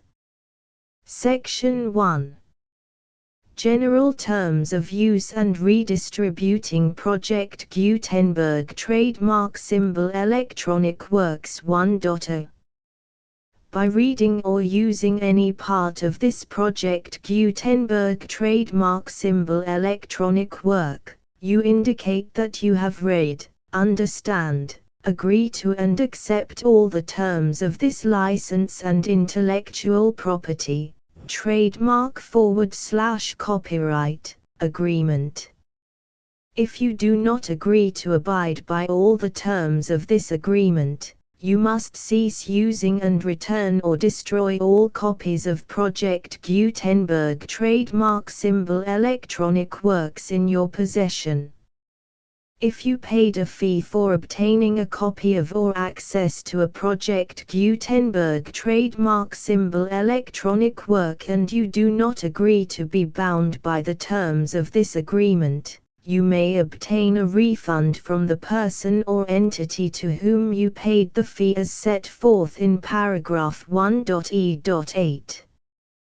1.b Project Gutenberg is a registered trademark. It may only be used on or associated in any way with an electronic work by people who agree to be bound by the terms of this agreement. There are a few things that you can do with most Project Gutenberg trademark symbol electronic works even without complying with the full terms of this agreement. See paragraph 1.c below. There are a lot of things you can do with Project Gutenberg trademark symbol electronic works if you follow the terms of this agreement and help preserve free future access to Project Gutenberg trademark symbol electronic works. See paragraph 1.e below. 1.c. The Project Gutenberg Literary Archive Foundation, the Foundation or PGLAF, owns a compilation copyright in the collection of Project Gutenberg trademark symbol electronic works. Nearly all the individual works in the collection are in the public domain in the United States. If an individual work is unprotected by copyright law in the United States and you are located in the United States, we do not claim a right to prevent you from copying, distributing, performing, displaying or creating derivative works based on the work as long as all references to Project Gutenberg are removed. Of course, we hope that you will support the Project Gutenberg trademark symbol mission of promoting free access to electronic works by freely sharing Project Gutenberg trademark symbol works in compliance with the terms of this agreement for keeping the Project Gutenberg trademark symbol name associated with the work. You can easily comply with the terms of this agreement by keeping this work in the same format with its attached full Project Gutenberg trademark symbol license when you share it without charge with others. 1.d. The copyright laws of the place where you are located also govern what you can do with this work. Copyright laws in most countries are in a constant state of change. If you are outside the United States, check the laws of your country in addition to the terms of this agreement before downloading, copying, displaying, performing, distributing or creating derivative works based on this work or any other Project Gutenberg trademark symbol work.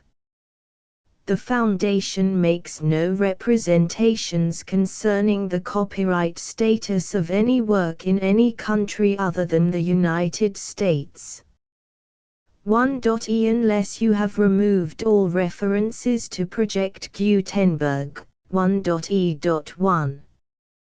The following sentence, with active links to, or other immediate access to, the full Project Gutenberg trademark symbol license must appear prominently whenever any copy of a Project Gutenberg trademark symbol work, any work on which the phrase Project Gutenberg appears, or with which the phrase Project Gutenberg is associated, is accessed, displayed, performed, viewed, copied or distributed.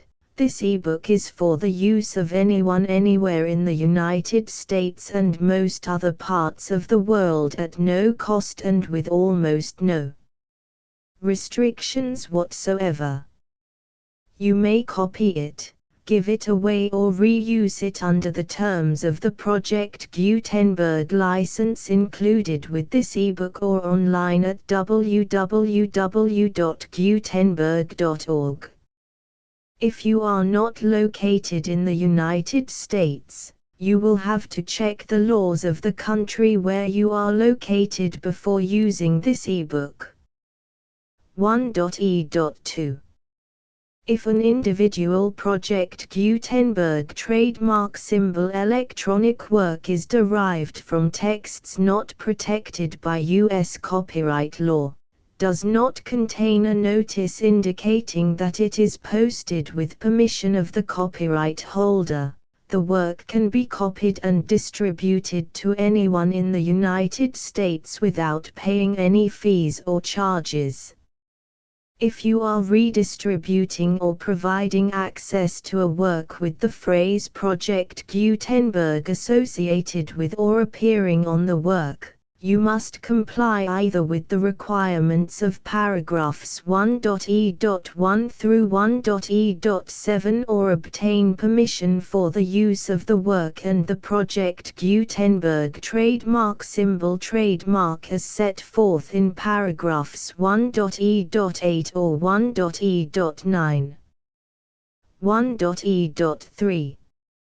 If an individual Project Gutenberg trademark symbol electronic work is posted with the permission of the copyright holder, your use and distribution must comply with both paragraphs 1.e.1 through 1.e.7 and any additional terms imposed by the copyright holder.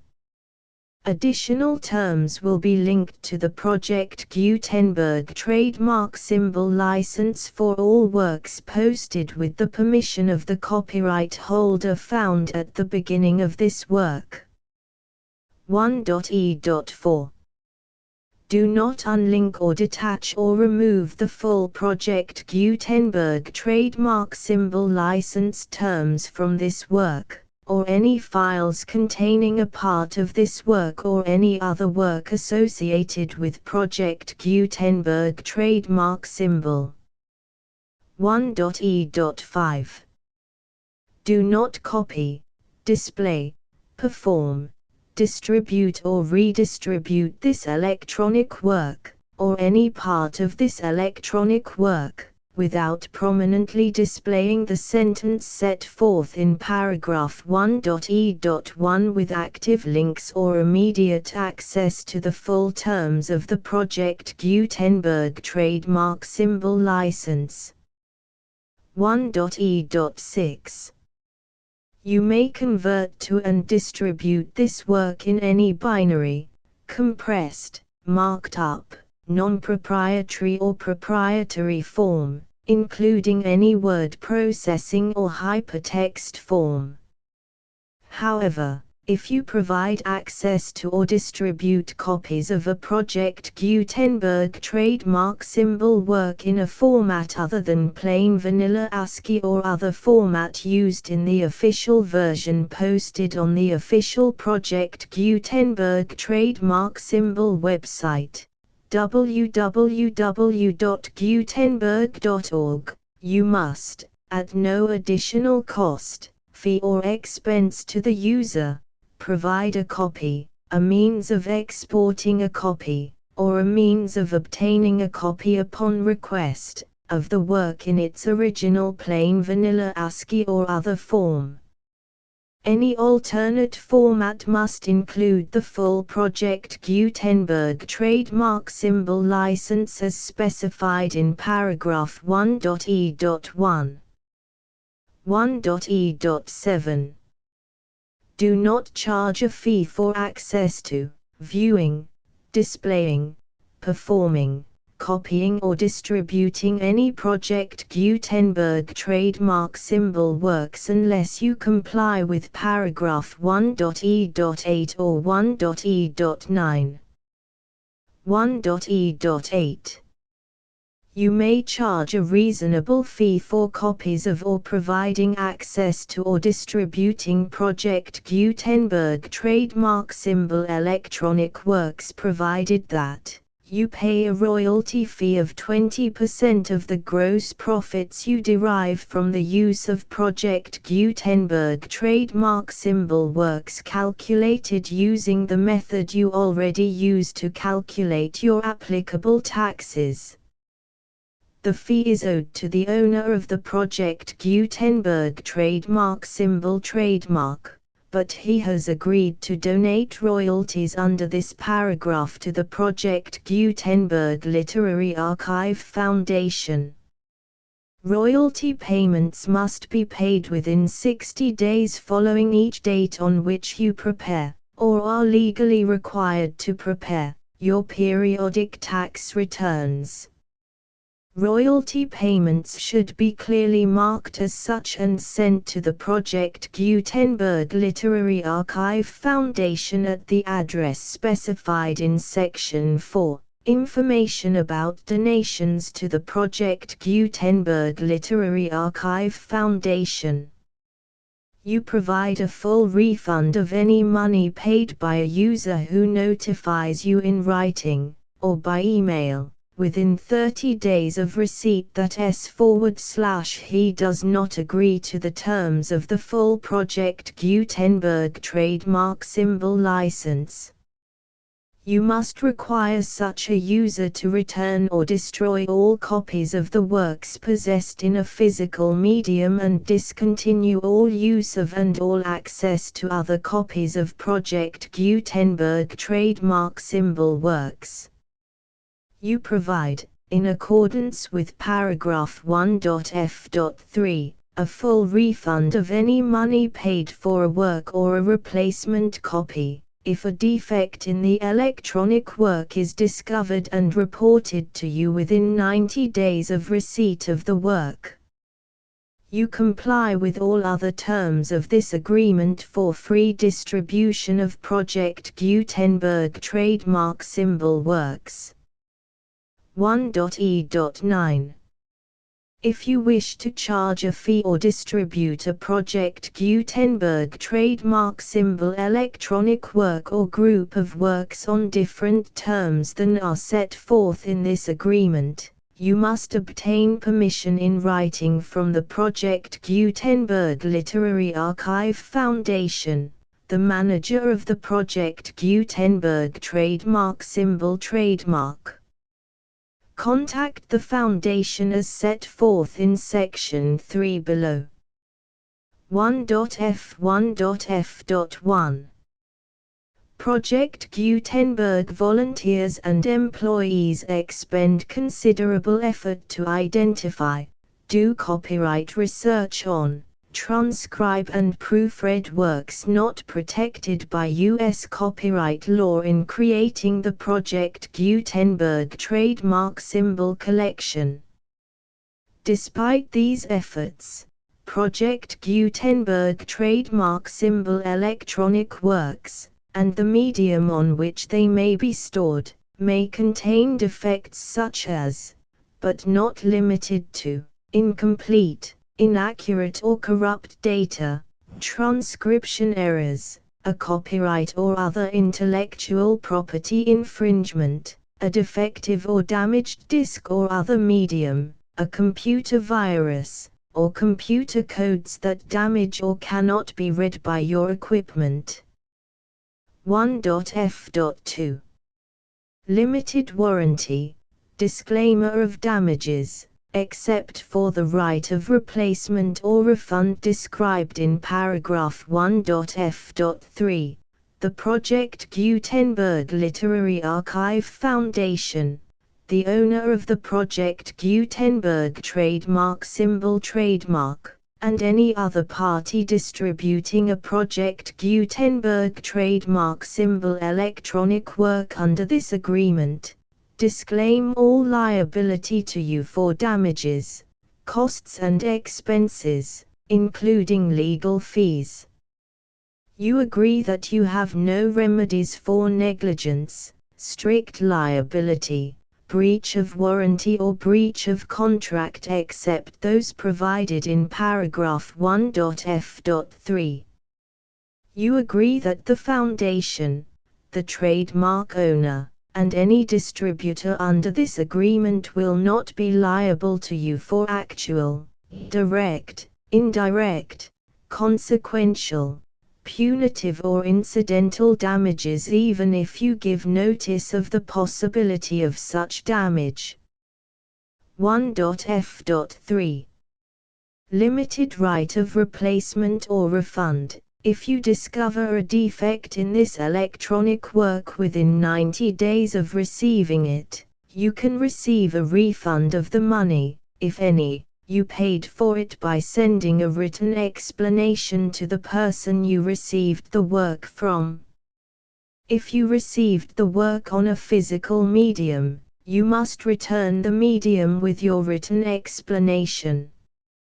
The person or entity that provided you with the defective work may elect to provide a replacement copy in lieu of a refund.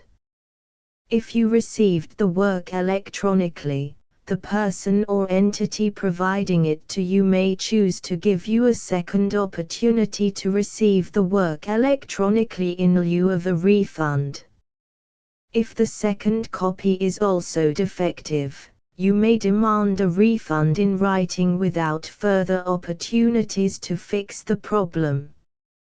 1.f.4 Except for the limited right of replacement or refund set forth in paragraph 1.f.3, this work is provided to you as is, with no other warranties of any kind, express or implied, including but not limited to warranties of merchantability or fitness for any purpose. 1.f.5 Some states do not allow disclaimers of certain implied warranties or the exclusion or limitation of certain types of damages. If any disclaimer or limitation set forth in this agreement violates the law of the state applicable to this agreement, the agreement shall be interpreted to make the maximum disclaimer or limitation permitted by the applicable state law. The invalidity or unenforceability of any provision of this agreement shall not void the remaining provisions. 1.f.6 Indemnity. You agree to indemnify and hold the Foundation, the trademark owner, any agent or employee of the Foundation, anyone providing copies of Project Gutenberg trademark symbol electronic works in accordance with this agreement, and any volunteers associated with the production, promotion and distribution of Project Gutenberg trademark symbol electronic works, harmless from all liability, costs and expenses, including legal fees, that arise directly or indirectly from any of the following which you do or cause to occur. A. Distribution of this or any Project Gutenberg trademark symbol work. B. Alteration, modification, or additions or deletions to any Project Gutenberg trademark symbol work, and c. any defect you cause. Section 2. Information about the mission of Project Gutenberg trademark symbol. Project Gutenberg trademark symbol is synonymous with the free distribution of electronic works in formats readable by the widest variety of computers, including obsolete, old, middle-aged and new computers. It exists because of the efforts of hundreds of volunteers and donations from people in all walks of life. Volunteers and financial support to provide volunteers with the assistance they need are critical to reaching Project Gutenberg trademark symbol's goals and ensuring that the Project Gutenberg trademark symbol collection will remain freely available for generations to come. In 2001, the Project Gutenberg Literary Archive Foundation was created to provide a secure and permanent future for Project Gutenberg trademark symbol and future generations. To learn more about the Project Gutenberg Literary Archive Foundation and how your efforts and donations can help, see sections 3 and 4 and the Foundation information page at www.gutenberg.org. Section 3. Information about the Project Gutenberg Literary Archive Foundation. The Project Gutenberg Literary Archive Foundation is a non-profit 501(c)(3) educational corporation organized under the laws of the state of Mississippi and granted tax-exempt status by the Internal Revenue Service. The Foundation's IN or Federal Tax Identification Number is 64-6221541. Contributions to the Project Gutenberg Literary Archive Foundation are tax-deductible to the full extent permitted by U.S. federal laws and your state's laws. The Foundation's business office is located at 809 North 1500 West, Salt Lake City, UT 84116, 801-596-1887. Email contact links and up-to-date contact information can be found at the Foundation's website and official page at www.gutenberg.org/contact section 4.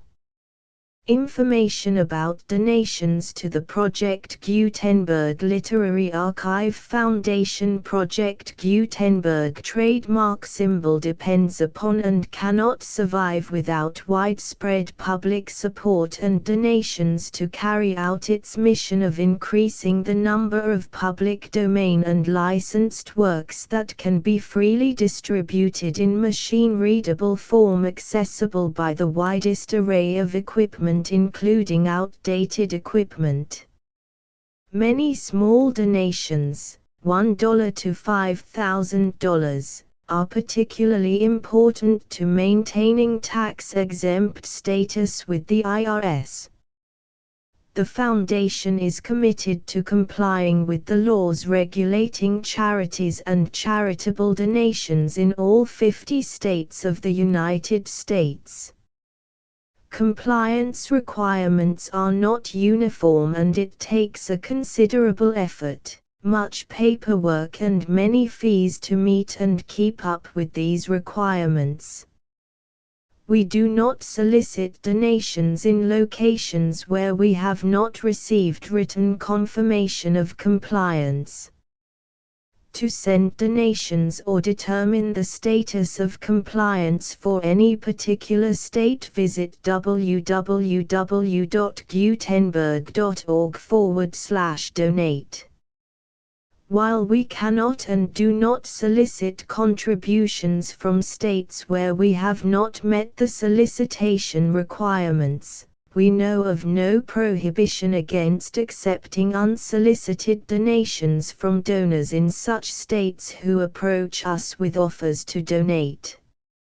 International donations are gratefully accepted, but we cannot make any statements concerning tax treatment of donations received from outside the United States.